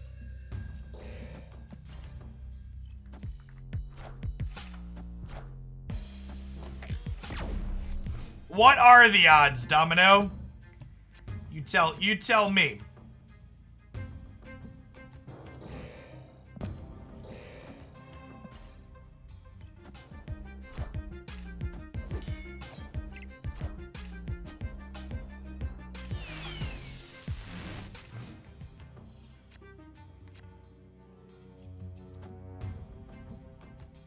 I think we pinchy boy into the sewer system, right? I'm gonna snap them before we do it.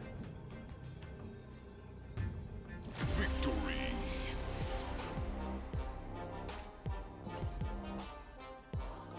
Domino getting destroyed by the danger was very lore inaccurate. Yeah, that's true. Concur. Look at all these boosters I have saved up, chat. It feels good to be saving up boosters again.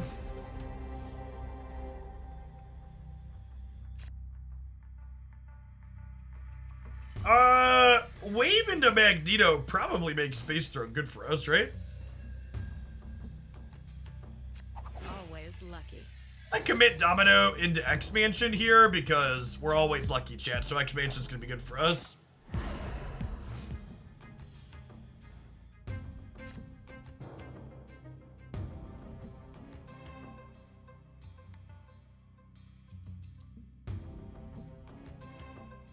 Yeah, I think that's a much better, having some kind of booster sync is better than capping them like they did.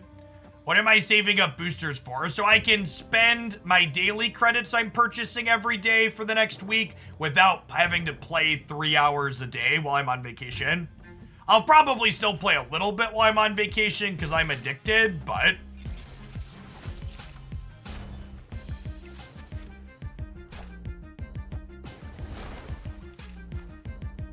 I won't play as much as I do when I'm at home, most likely, because we're going to a water park.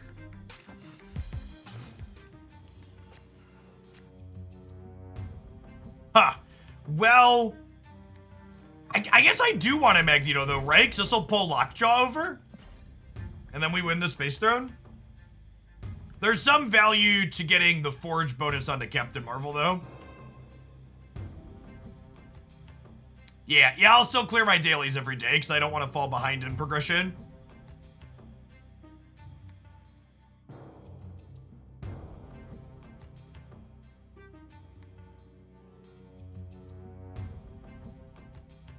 I think allowing players to dump boosters into variance would probably be good.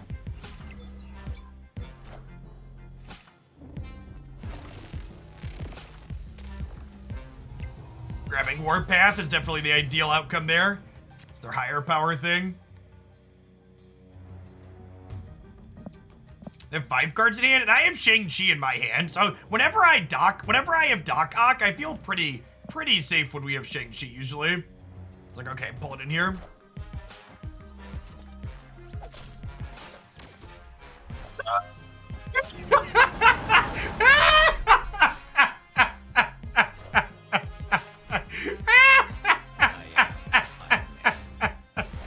Oh, baby. Oh, baby. All right. Well, they have Cosmo, so I don't. They get to beat me. They get to beat me here, and Shang-Chi doesn't work. But Victory. 1 cube, please. Thanks for the cube.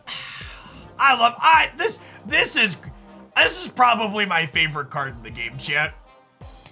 It's probably my favorite card in the game. It's such a good gotcha experience. It's such good dopamine. When the Doc Ock flips up, it's like, come on, hit me. What do we got? Do we get got? Do we get them? There's always shenanigans involved when the Ock comes down. And the claw animation is so good too. Just big I pinch energy. Yeah, Dr. Octopus is like a Professor X style card that allows you to have agency after it happens, basically. Yeah, I should probably commission some snap-themed emotes. Is a good idea. I have a bunch of old ones that I don't really need. I'm playing a District X game. I don't know if I'm playing a District X game, shit.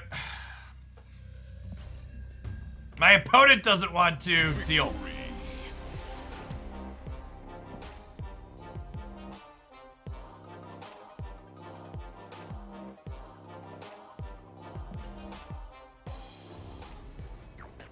Going on, Clement. We'll be back one week from today. We'll be back to doing some Magic.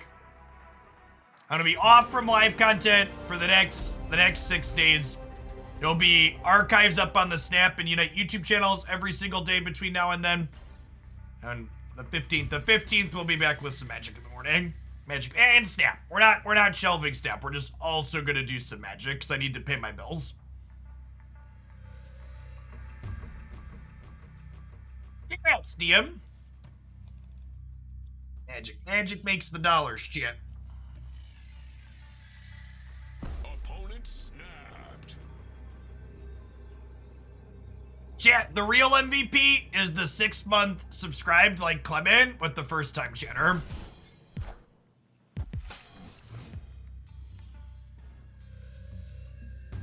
Right on time. You the real MVP.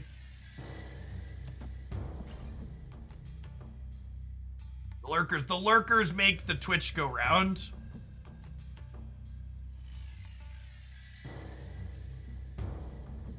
We're gonna have a lot of Sunspots, champ, but I'm gonna have a lot of Killmongers, so we should probably snap before the Killmonger flips up, right?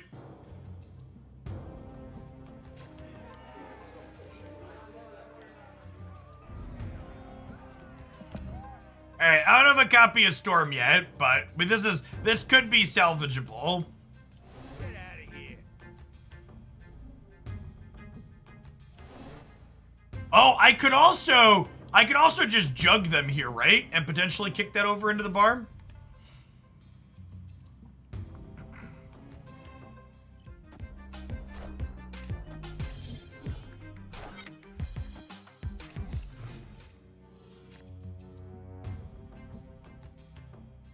I wouldn't do it.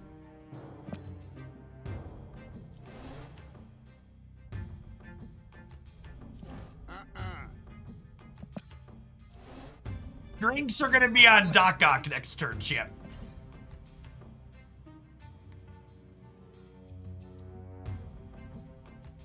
Doc Ock's buying.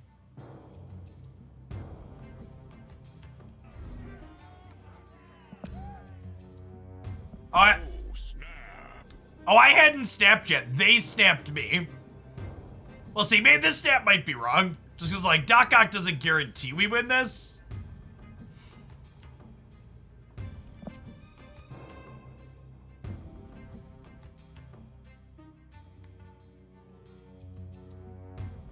They snapped with a bar flipped up. Yeah, because I had Domino there.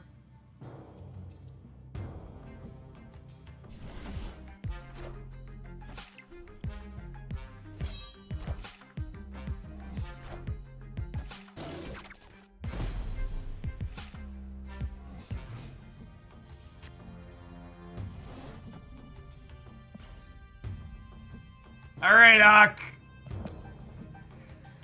Pour one out for me. We're counting on you here. Hit me, dealer. 5 cards in hand.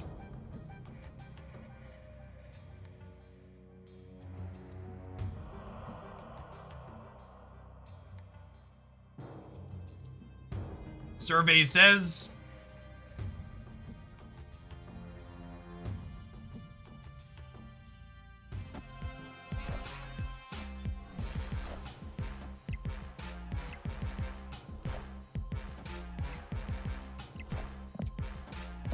Three cards in hand. What are they? That's a good one for them to get here.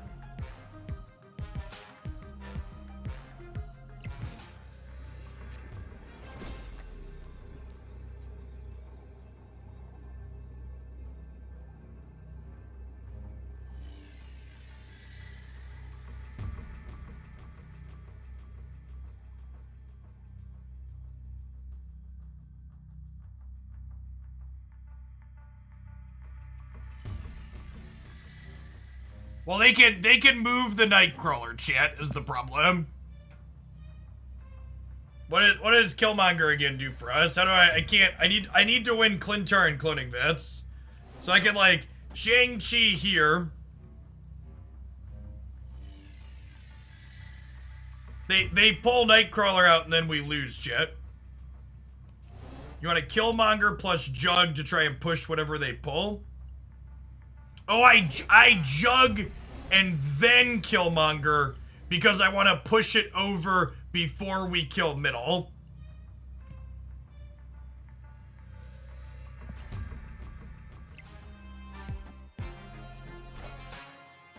I am Iron Man.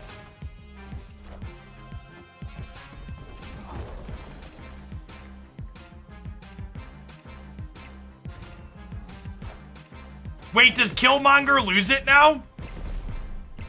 Oh my gosh, the Killmonger loses the game. Fucking Twitch chat. Oh, Twitch chat. Was it Gap that said that or was it somebody else?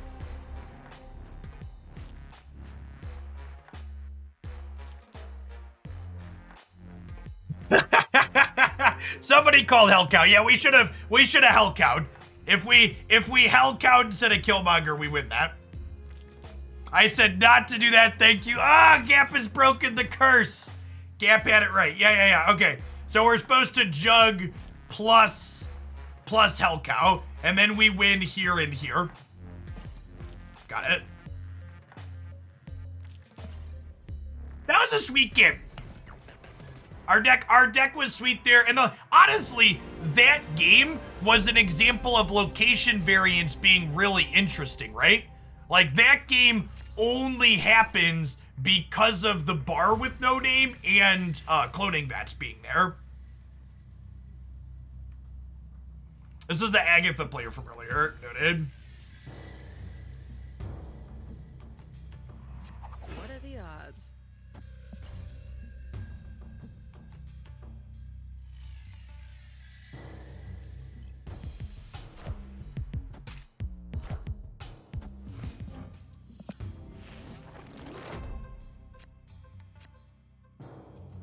Okay, so we have Storm Jug here now, so I'll just take Mojo. My deck is very bad at filling Mojo World. We're pretty good at putting a big thing into Monster Metropolis, so Storm Jug here seems fine. Wind, aid my hand. Okay, and then I'm gonna go ahead and snap here. Am I snap? I don't know if I'm snapping this. Because Craven implies that they're going to move stuff around, so they might actually not be locked out of the flooding zone.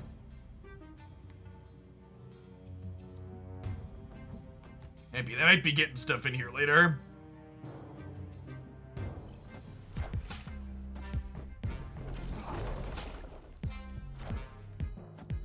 Wind, aid my hand.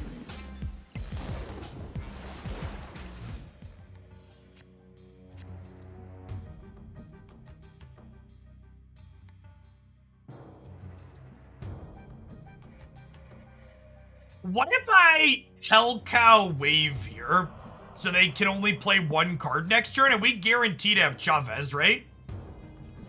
I kind of like that. Just like Hellcow Wave and then round out Chavez mid.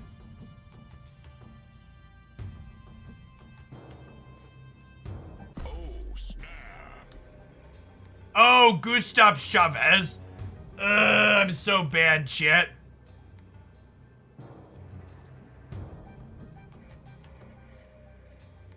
Goose will also stop them from... Alright, we kept the Killmonger because we're a skilled gamer.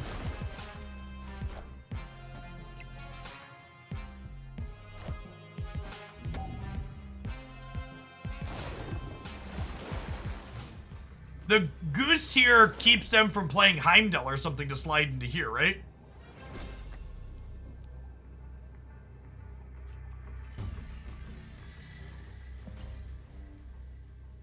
And if they Iron Fist plus card, they also need another card here to win Miniaturized Lab, because we're on 5, right? Yeah, Hellcow is great. I think that was actually a Gap suggestion, right? to give Gap credit where credit is due. This felt like the last missing piece to like the lineup in this deck being close. Having this extra stat stick to just play out is real good. Oh, and we did wave so they couldn't double card. Yeah. Big true, big true.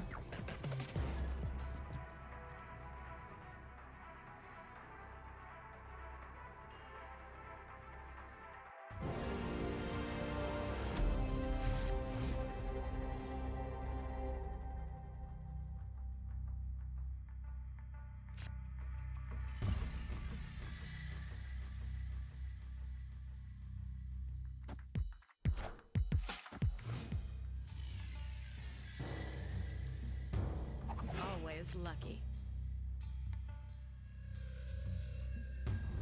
Hey, no Marvel in sight. I guess we want to play to the Strange Academy so we could end up in the Sanctum. Hey, thanks for the over 3 years, Beard Hug. I really appreciate you dropping the prime off again. Welcome back. Redrop. All right, well, Strange Academy is about to do a lot of lifting here, chat. Although, I guess we could Jubilee into Death's Domain, right? And she'll get us Chavez into there, most likely.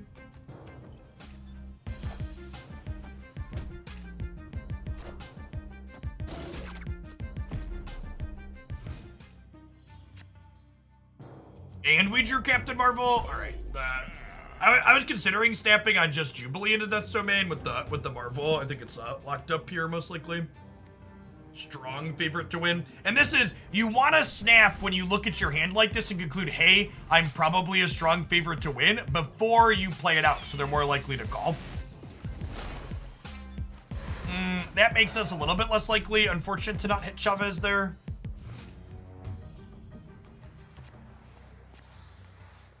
Opponent snapped.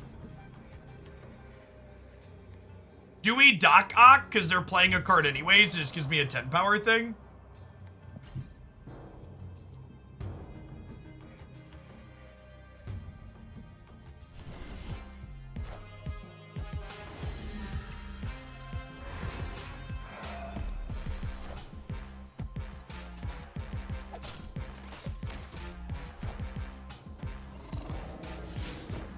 Oh, Shang-Chi could have killed Warpath. Yeah, that's a good shout.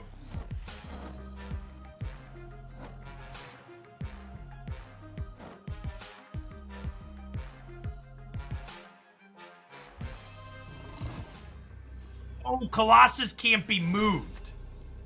Right.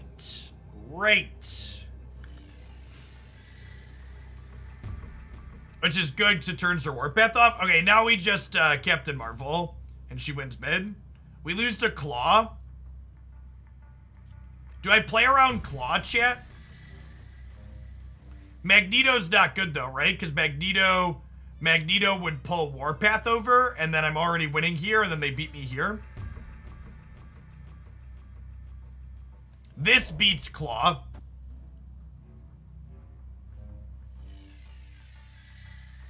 No, it doesn't, because Claw's 4. I think we're dead to Claw. We're dead to Claw left. This ongoing bot deck plays that on occasion. Yeah, I think Marvel's our best chance to win. I think I'm staying in.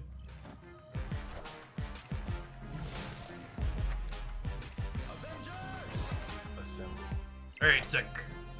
Higher, further, faster, baby. Higher, further, faster, baby. Never get tired of hearing it. There's also, someone had been asking earlier, Vision versus Captain Marvel. Imagine this is Vision here, right? You also have to play Vision out before the last turn to be able to proactively move it. And Captain Marvel doesn't have that timing restriction either. Which is a big deal. Definitely think Marvel is better than Vision if you have her. That being said, if you don't have Marvel, Vision is the card I would play in that slot. If you look back on the Snap Highlights channel, there's older variations of this deck that have Vision in it before I open Marvel. This land can never be fully known.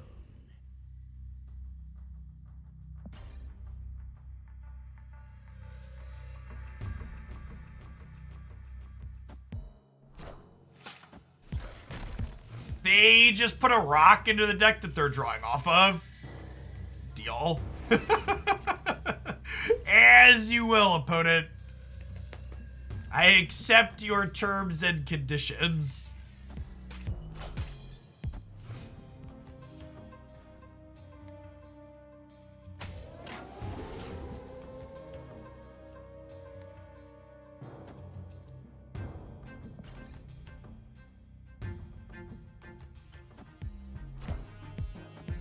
Wind, aid my hand.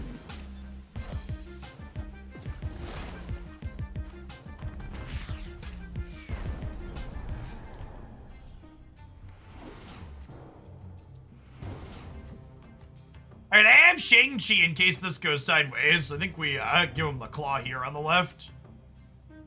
See how things go.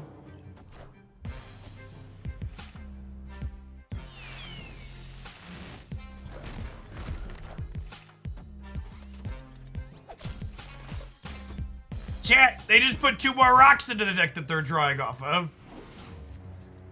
Opponent, are you okay?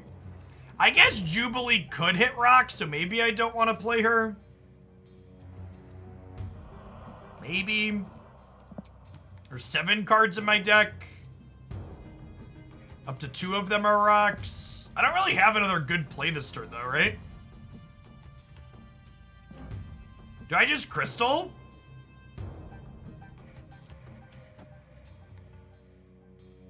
Oh, snap. Because this will draw off of their deck, right? Both players draw from their opponent's deck. This says draw a card.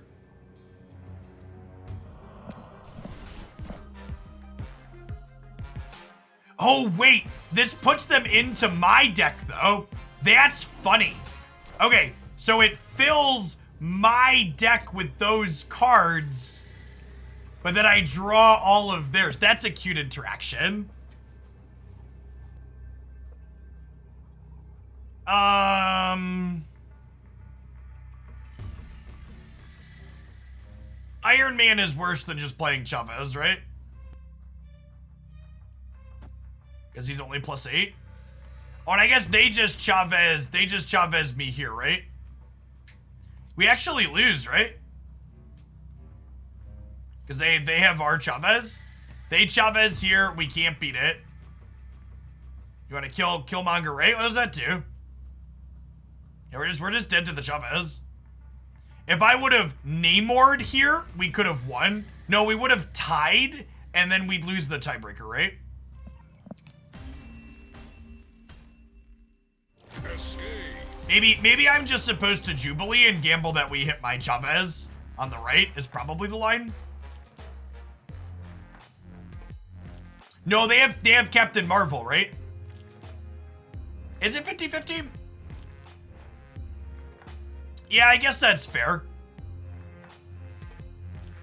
No, it's not 50-50, chat, because they have Captain Marvel. If I Chavez right, they always Chavez middle, because Captain Marvel can slide right. I wish I could go back and pull this up. Am I gonna have to go back and check the tape now? No, yeah, they Chavez mid, which wins mid.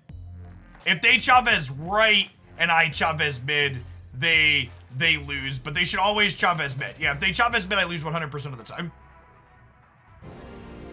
Yeah, they could have messed it up, but if they understand the counting, we're dead 100% of the time.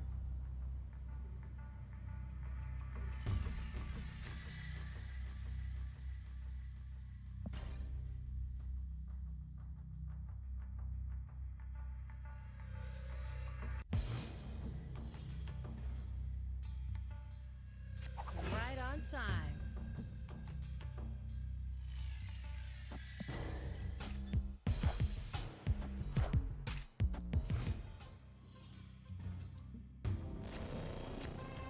Oh, man.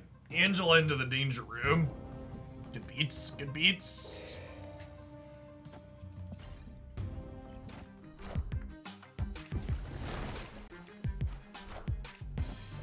We know that was their Chavez? Yes.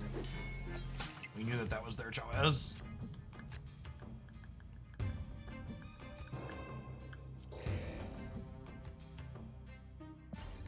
Just Magneto for stats here.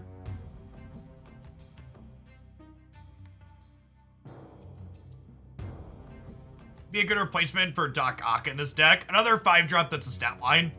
You'll lose the disruptive element, but you could play like Jessica Jones, for example.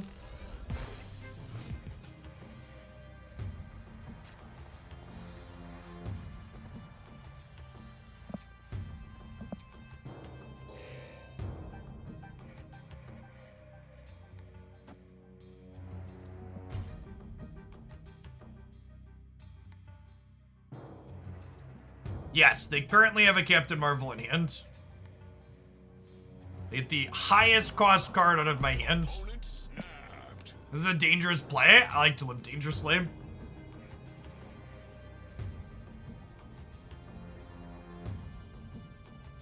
Oh, because of wave, they get a random one. Yeah, you might be right. That might be true.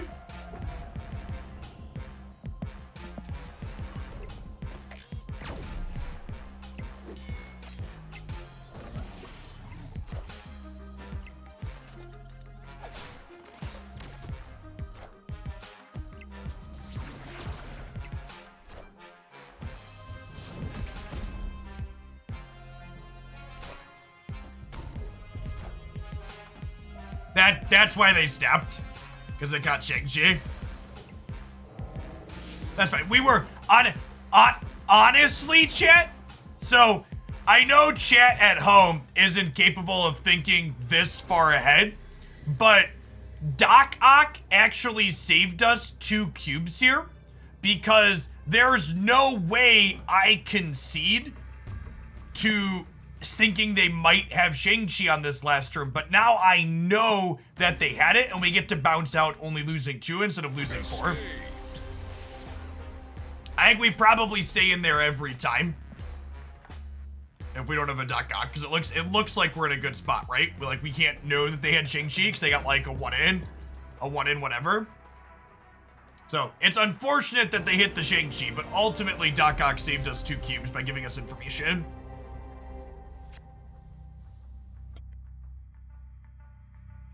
Even when he's bad, he's still good, chat.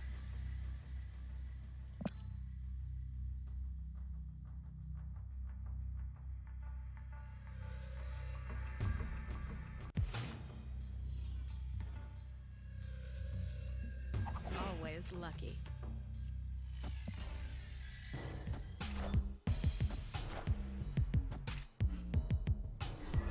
Hell Cow on 2. It's a bold strategy, Cotton. Let's see how it pays off for him here. All right, so I think I want to run the Storm into Jubilee line to try and lock down left. Of course, they're also playing into left, so maybe this is loose.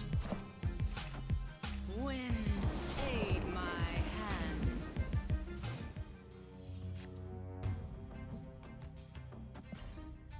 They have Ghost Rider here. We get outplayed in the flooding, which is a little sad.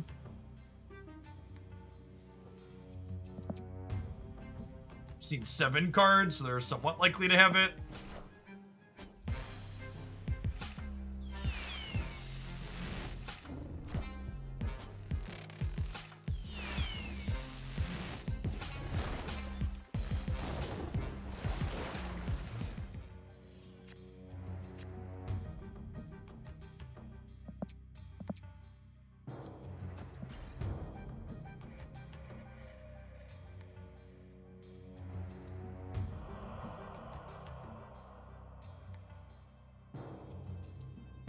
I probably should have punted this location and gone for a Storm Jubilee somewhere else. Of course, if I do that, I guess they probably just Jubilee wherever I stormed and we end up in a similar spot. So it probably doesn't matter.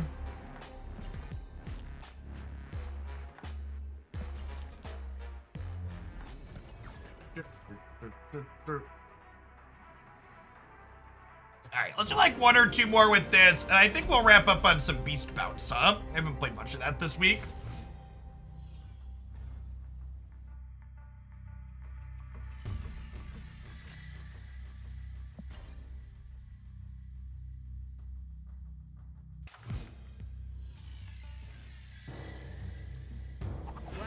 time.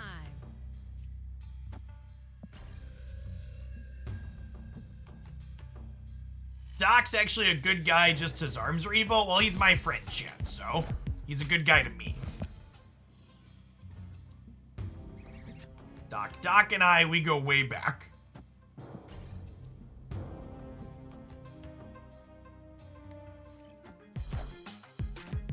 Wind, aid my hand.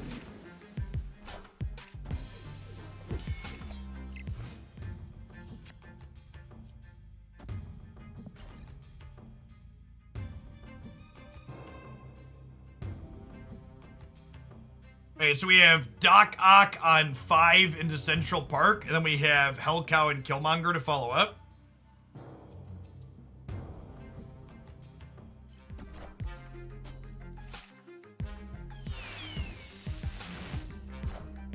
It's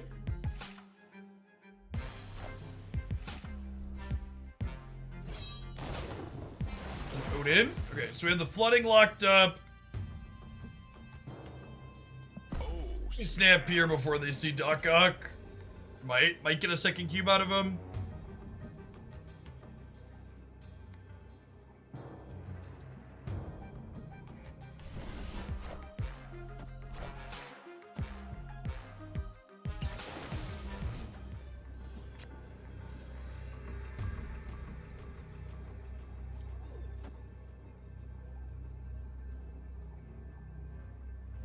So Juggernaut doesn't do anything here because of Cosmo. So am I better off playing a 3-power thing here, or do I play Killmonger middle to clean up some ones? They play Chavez here. They get plus 12. Puts them to 19. I'm going to 17. So I guess we just play a 3-power thing here.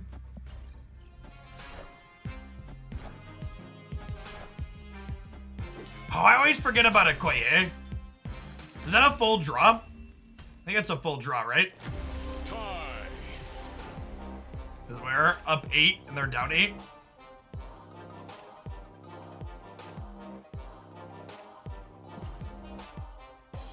No cubes for anybody, just boosters. All right, let's play some Beast Bound some.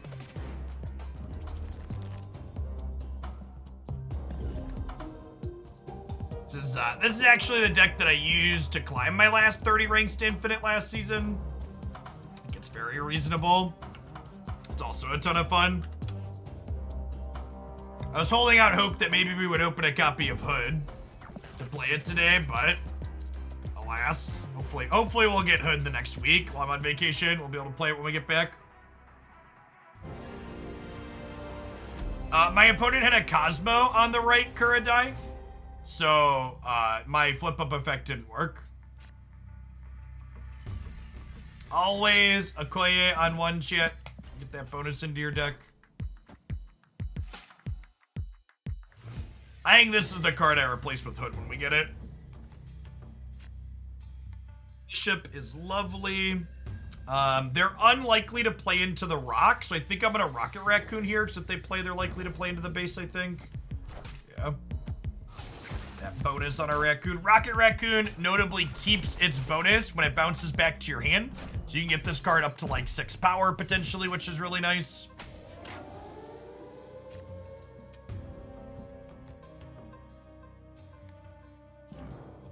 Oh. Well.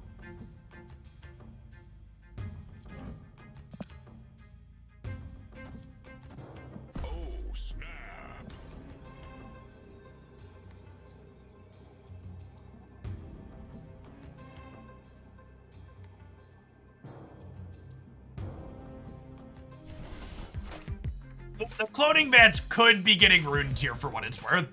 We will at least get another Agent 13 out of it.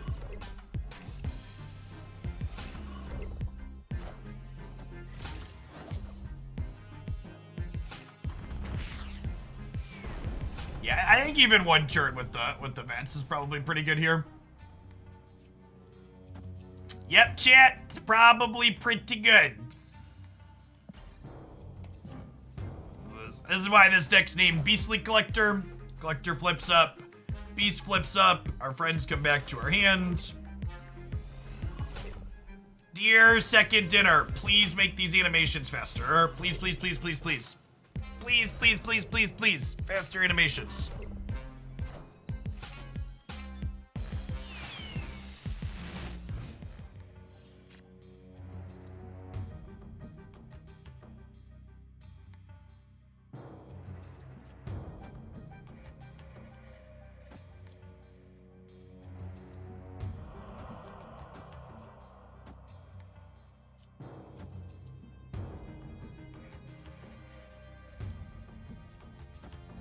We just do this, and then we have Chavez off the top next turn as a 12 power card.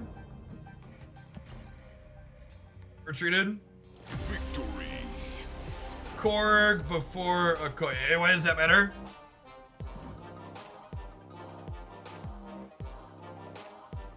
Well, the only sequencing that matters here is we gotta put Bishop down first, right?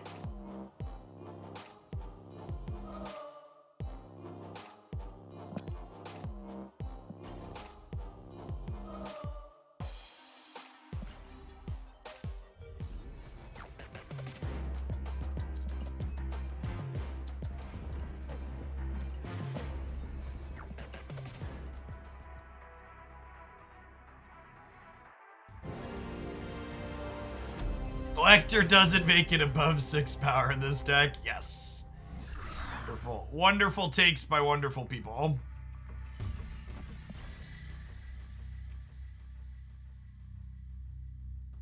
This Iceman looks so good with this background.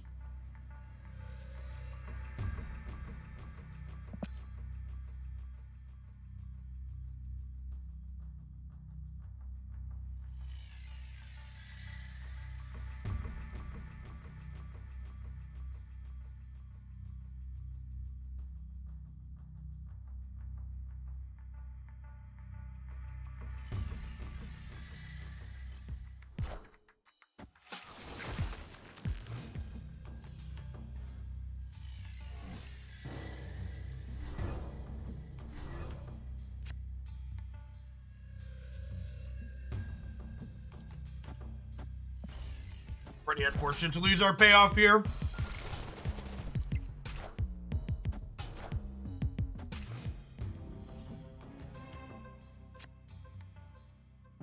Okay, that's kind of funny, chat. Oh, snap. Think we snap on that?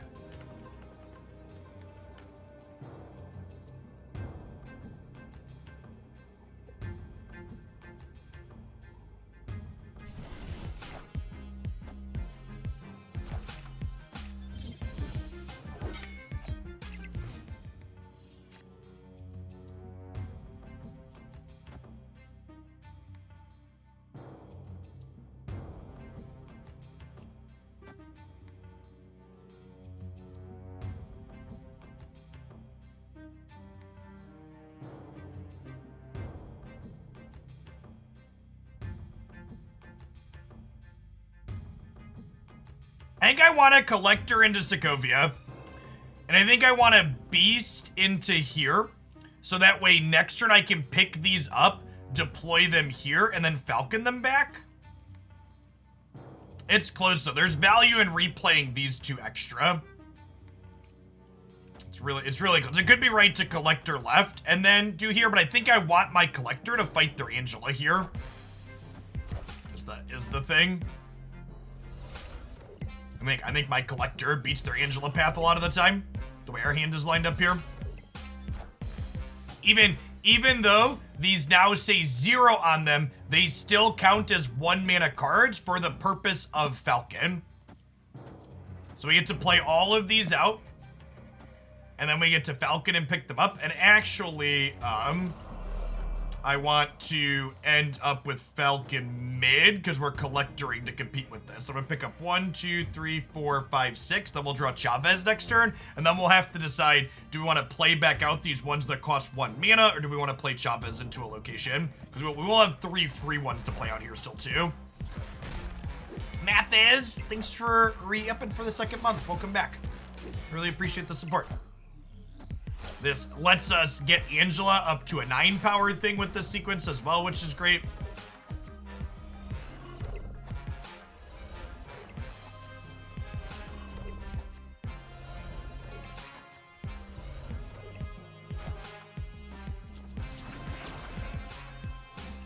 All right, rocks in my deck don't matter. We're guaranteed to draw Chavez next turn.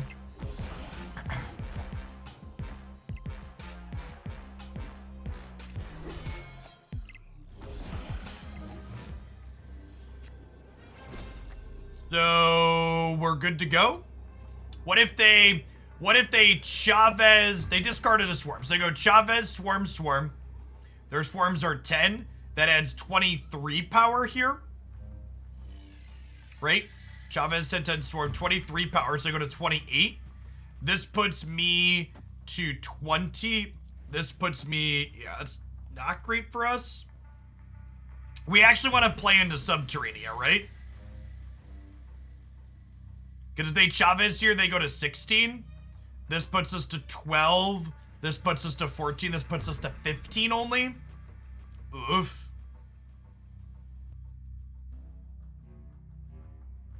So we have a 50-50 on our Chavez. Depending on where they go. Oh, that's unfortunate.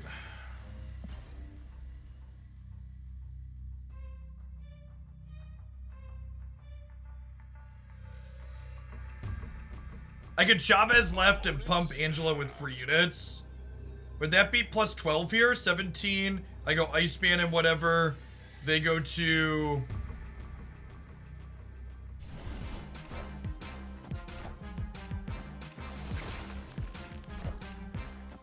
Spots like this always feel hella spooky. Because, like, my opponent didn't snap until after I clicked end turn to see which location I was playing into. So... no guarantee that they're ghosting there, but definitely feels hella spooky. Defeat.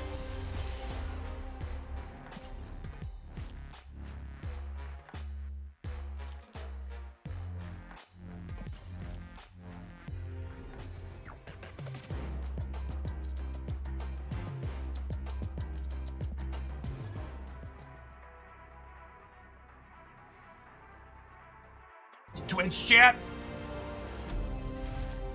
Peak Twitch chat is someone watching a game where I literally vomited my entire hand into play and then telling me that I should play Devil Dinosaur in my deck. Please stop. Get some help. Only way to win is Chavez, right? There's no guarantee they Chavez. They Chavez, right? Or if I Chavez right, they Chavez right, then we lose left, like. Stop it. Physicist, thanks for the 23 months, welcome back. You don't like a 4 energy, 2 power card? Not a huge fan, no. Not one of my favorites.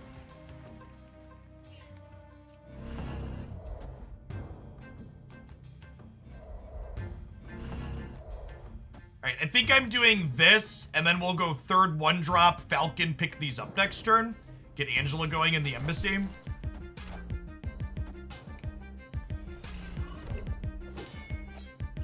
Okay, Professor Cheese for the center location is actually very good for us.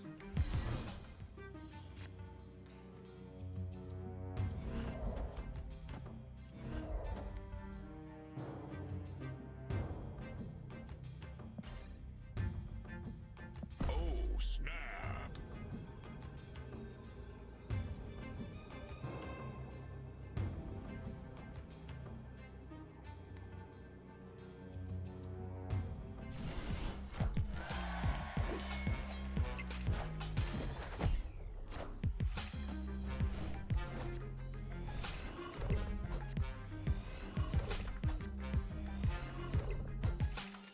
Not Kira. They could have Chavez plus double swarmed in their path with Bishop.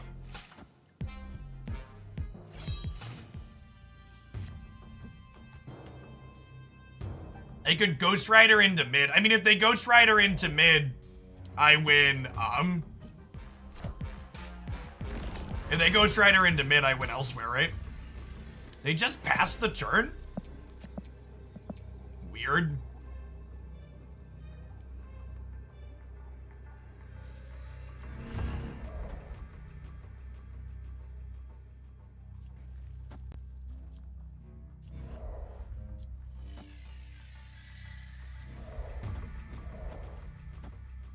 You just do this, right? I only have to win one of these two paths.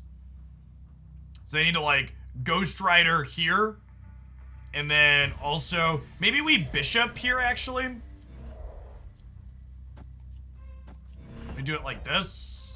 I need to put 4 here, so that way they're forced to go 4 here. Maybe because they're kind of forced to go 4 here, and I lose if they 4 here. Maybe I'm just supposed to go in over here. I don't know, it's close.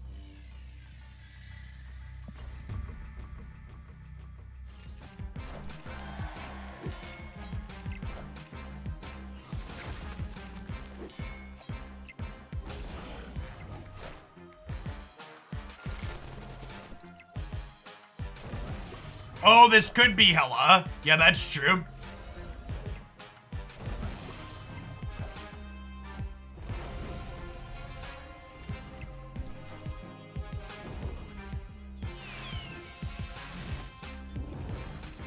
I am Iron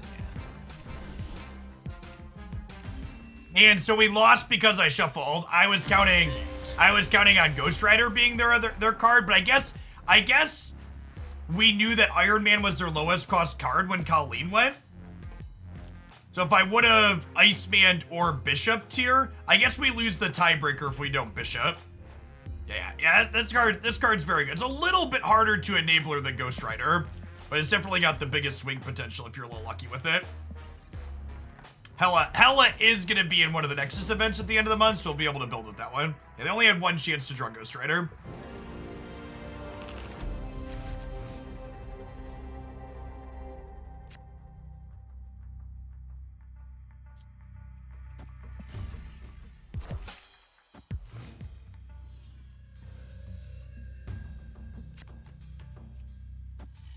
Sanctum's actually a good hit for us with Nightcrawler in hand. Oh, snap. I'm gonna snap on that one. What's the Nexus event? They haven't given us all the details yet, but it sounds like it's gonna be like some type of loot box system that has 2 guaranteed cards in it if you do enough pulls. They'll have like random cosmetics and shit in it too.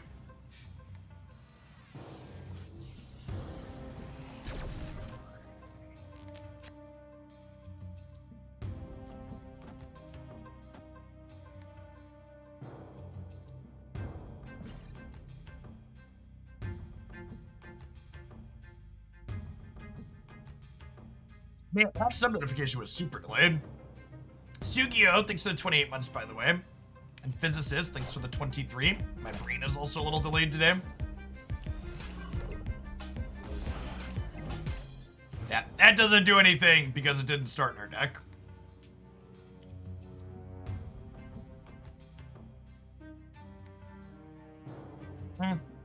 It's a Falcon. Bishop's gonna get real big here.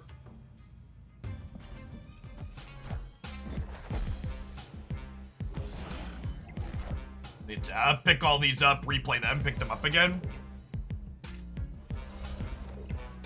The problem is I don't have a payoff on the left side, right? I really want to draw Angela this turn. It's not Angela, Sedge.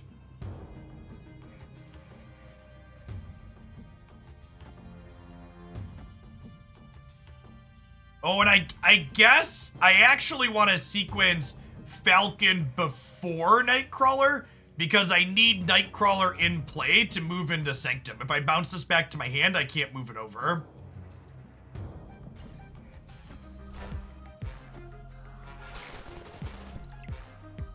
This could be another Hela deck.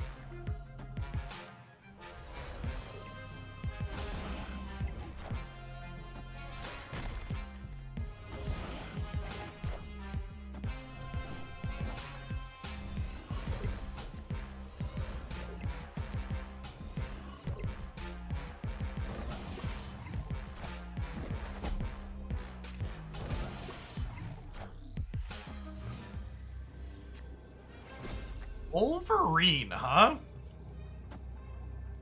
So Chavez is like a pseudo payoff that doesn't fit into the big house, unfortunately. I was thinking we were going into the big house, but she actually doesn't fit there. Yes, this goes up to 6 here at least. We could lose this if these are discard payoffs into Hello.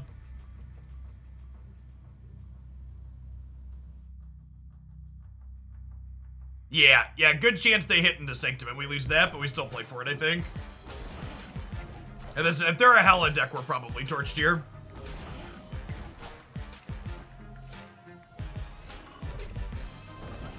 How can you download this game? I think you made a mistake. You're typing in a Twitch chat. You're not typing into a Google search box.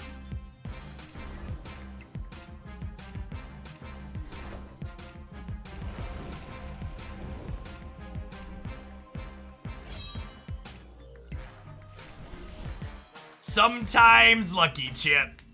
Sometimes lucky.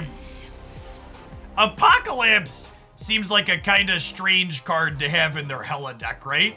Because it doesn't count as getting discarded. It like goes back to their hand, so it's not in their discard pile.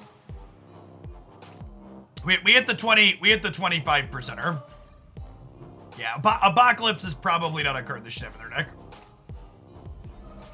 Maybe they have some other synergy with it, but it's pretty anti-synergy with Hella specifically. I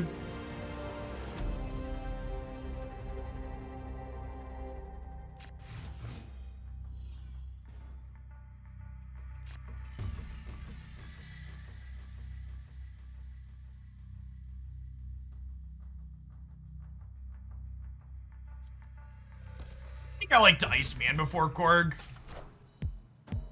Is Thanos available? No, that was generated off of an Agent 13. You can see the cards I am playing in my deck by looking below my camera. I'm gonna snap Collector into Bishop on Sinister London here.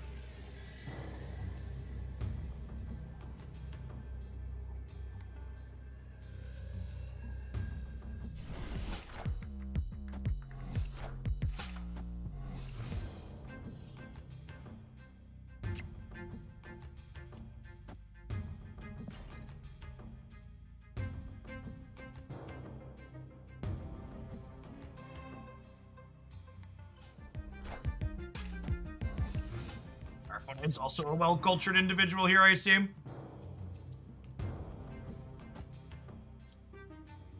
Put it retreated, sure.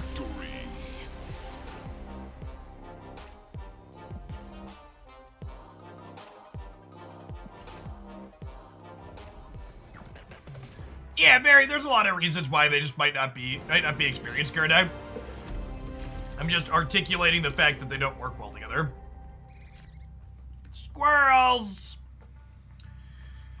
I think I Agent 13 proactively here, because my turns 2 and 3 are Collector into Bishop, and then hopefully having this in play means if we draw Falcon or Beast here, we get paid off for it. We're fairly likely to draw Falcon or Beast in our next 3 draws.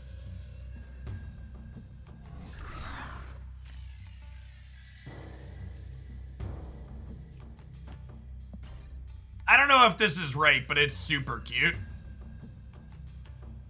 Oh, snap.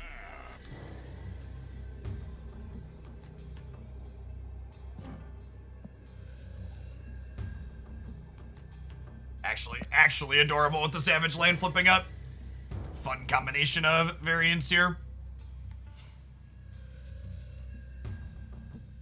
Hold it retreated, sure. Thanks for the cube.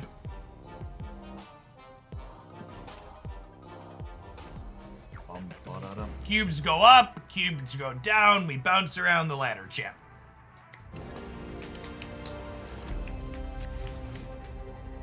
I will say one thing the entirety of the system in this game does really well is that I feel like I'm less obsessed with my ladder rank in this game than in most other card games, largely due to the fact that you're collecting boosters from each of the games that you play makes it feel like I'm getting something or accomplishing something regardless of where my burr number goes.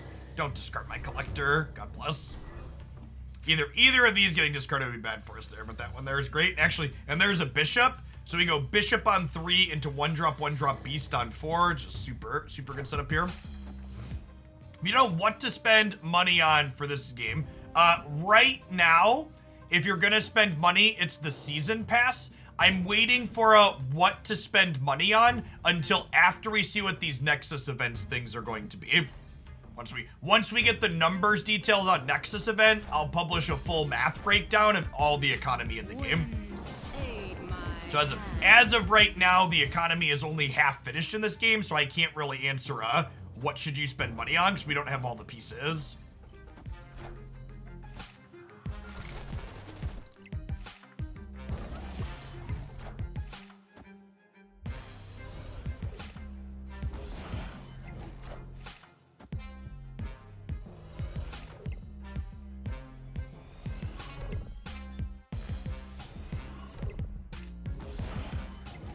You are timed out for suggesting a card in a deck. Well, it's not that suggesting a card in a deck specifically isn't really allowed. It's making a card suggestion without putting any effort or real thought into it isn't really allowed or encouraged here.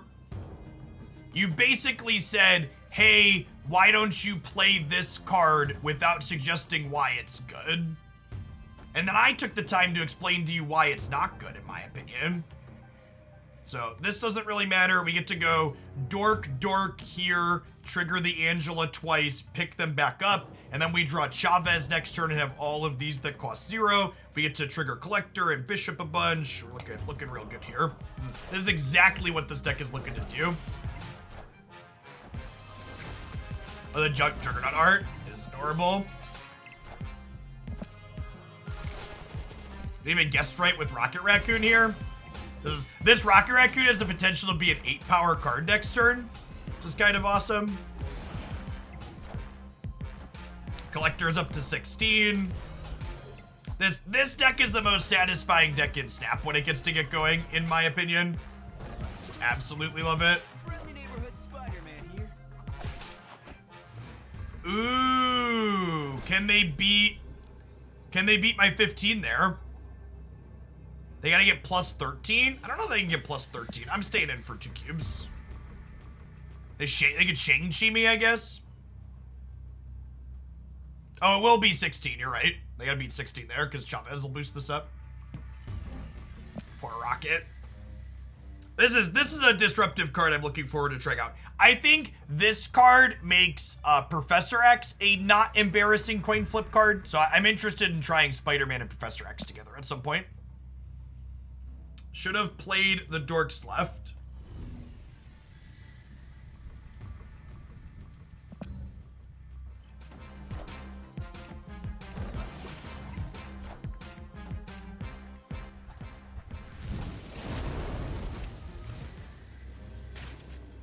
Oh, I get to play other stuff out now, though. Okay, this isn't all bad. So they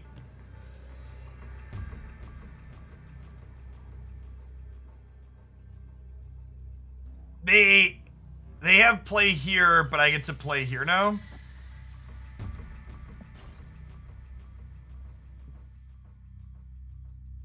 Now Shang-Chi is bad for us. Sure. I mean, it's always been bad, right? Oh, I guess Shang-Chi mid beats mid now, right? Because I only have 5 left over.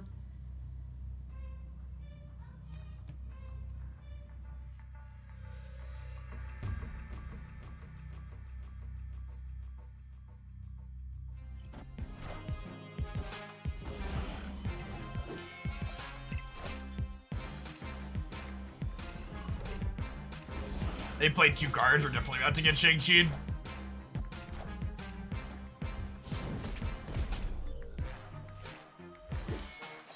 Hey, look, it's another pretty unsatisfying loss to Magic, a card that I still don't have. Should have visioned last turn to move him left. I couldn't know that Limbo was coming, BDP, which is, again, why this card is so powerful and why it's so sad that we don't have it. They hadn't played Magic yet. I guess maybe you could make the argument I'm supposed to play Vision to play around Magic in the dark. I guess. Did the extra 3 power beat anything there? Maybe you're right that I'm supposed to generically play vision there because of the possibility of magic.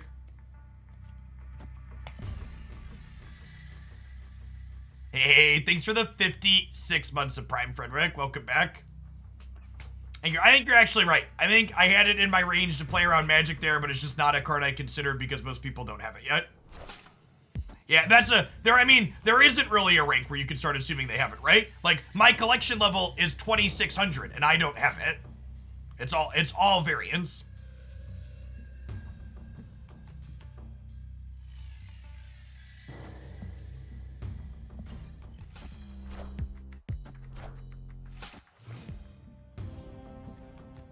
Fly into an unknown location is a bold strategy.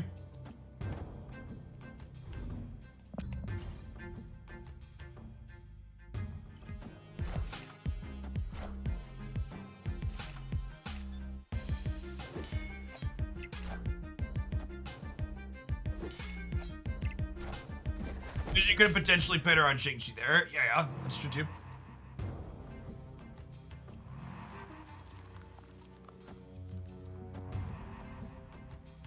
I'm falconing into the middle.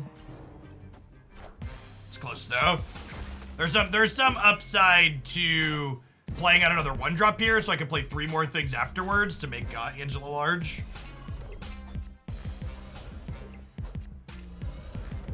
Yes, we're gonna kick off some game deck here in about 15 minutes. You're someone that enjoys my stuff and you want a really easy way to support my stuff, hang out for the hour we're playing game deck today. A game on Switch as well as PC.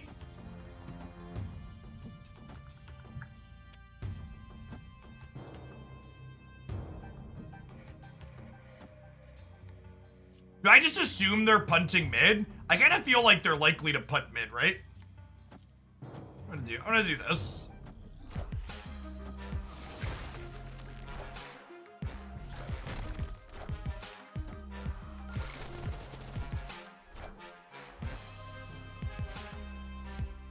Alright, so we have a 12 power Chavez coming. How long does it take to get fun cards this game? They actually do an excellent job of front-loading your ability to get fun and sweet cards.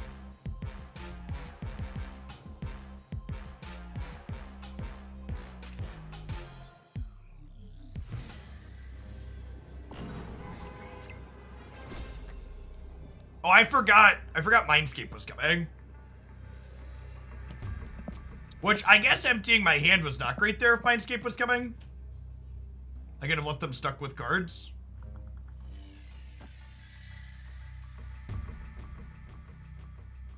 Is it crazy to slide Nightcrawler here, so that way if they move Strong Guy mid, we tie here? I think that's the line.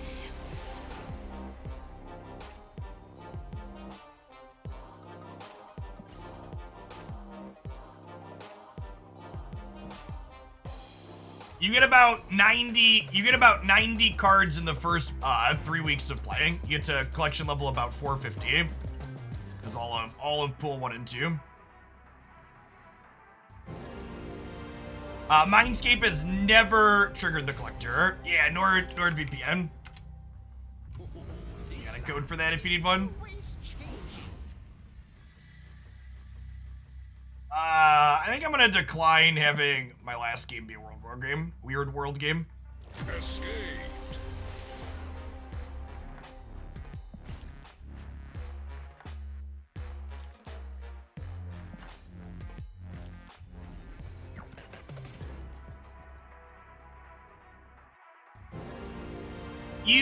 But you don't spend that much time upgrading cards you don't want long term. There's a lot of cards at the start that play throughout the course of the game. In terms of being playable, like you'll have playable pull 1 and pull 2 cards that like you'll be playing for a long time. Is always changing.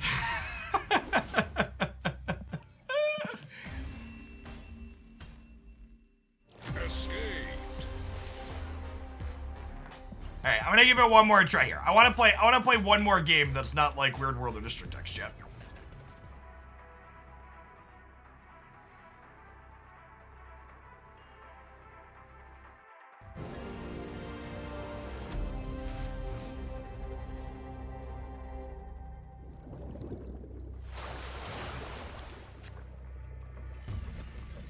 One drop on one. God bless.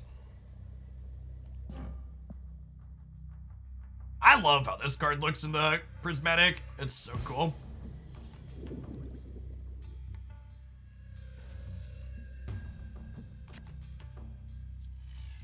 All right, definitely Collector into the Hellfire Club, and then we'll Angela over this way. Assuming it's the location we can safely play an Angela into.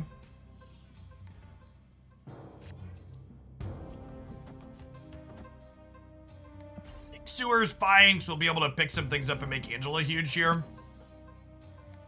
Yeah, Adam with the Kingpin Avatar is probably a bot for our last game here.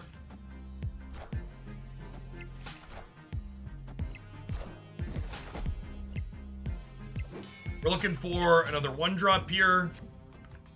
Perfect. Do we think they're more likely to play here or here? I guess I want to play here so we can Angela.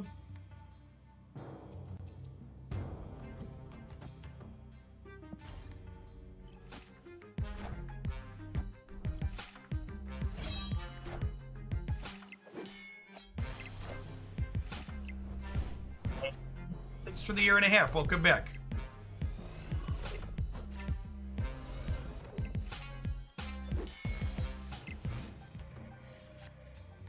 Turn 5, and Agent's a great draw.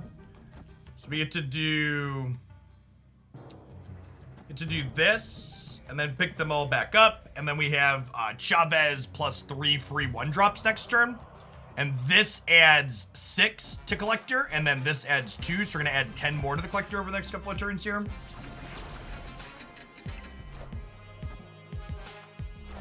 And Central is like not really that useful unless I guess I could put like Cable into play. Like, we're gonna have free cards to play here next turn regardless.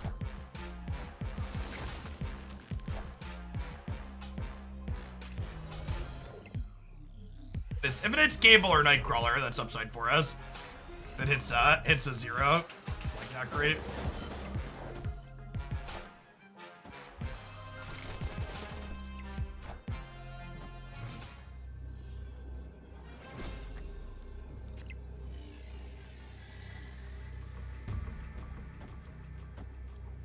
This technically sets us up to win all 3 paths.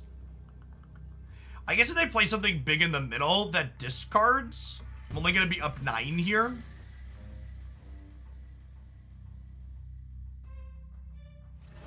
There's no reason to Chavez here, right? Well, I guess Strong Guy is going to get bigger once they play their card. I don't know that we're guaranteed to win here. I guess we're pretty likely to. They play something... Well, I guess they don't have a hand to discard, right? So they can't make Morbius bigger. So we should be good. Have a copy of Agent 13 that made their Strong Guy smaller. Okay, sure. Some of the card choices in the bot deck should definitely be massaged a little bit. Victory. Rating. All right.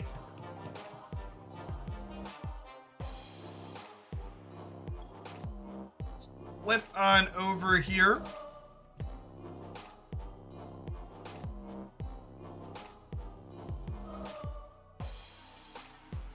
This is a sponsored segment for Game Doc through the Twitch bounty board. If you enjoy my stuff, you want an easy way to support it, hang out and check out this game. It is an isometric cyberpunk RPG that notably lacks combat. So the setting is you're a detective solving things in a virtual reality, I believe is what the description said. Let's check this one out.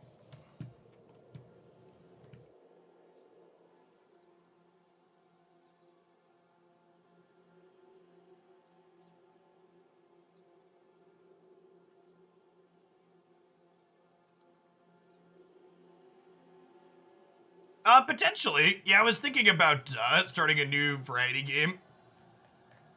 This one popped up on the bounty board, looked reasonable.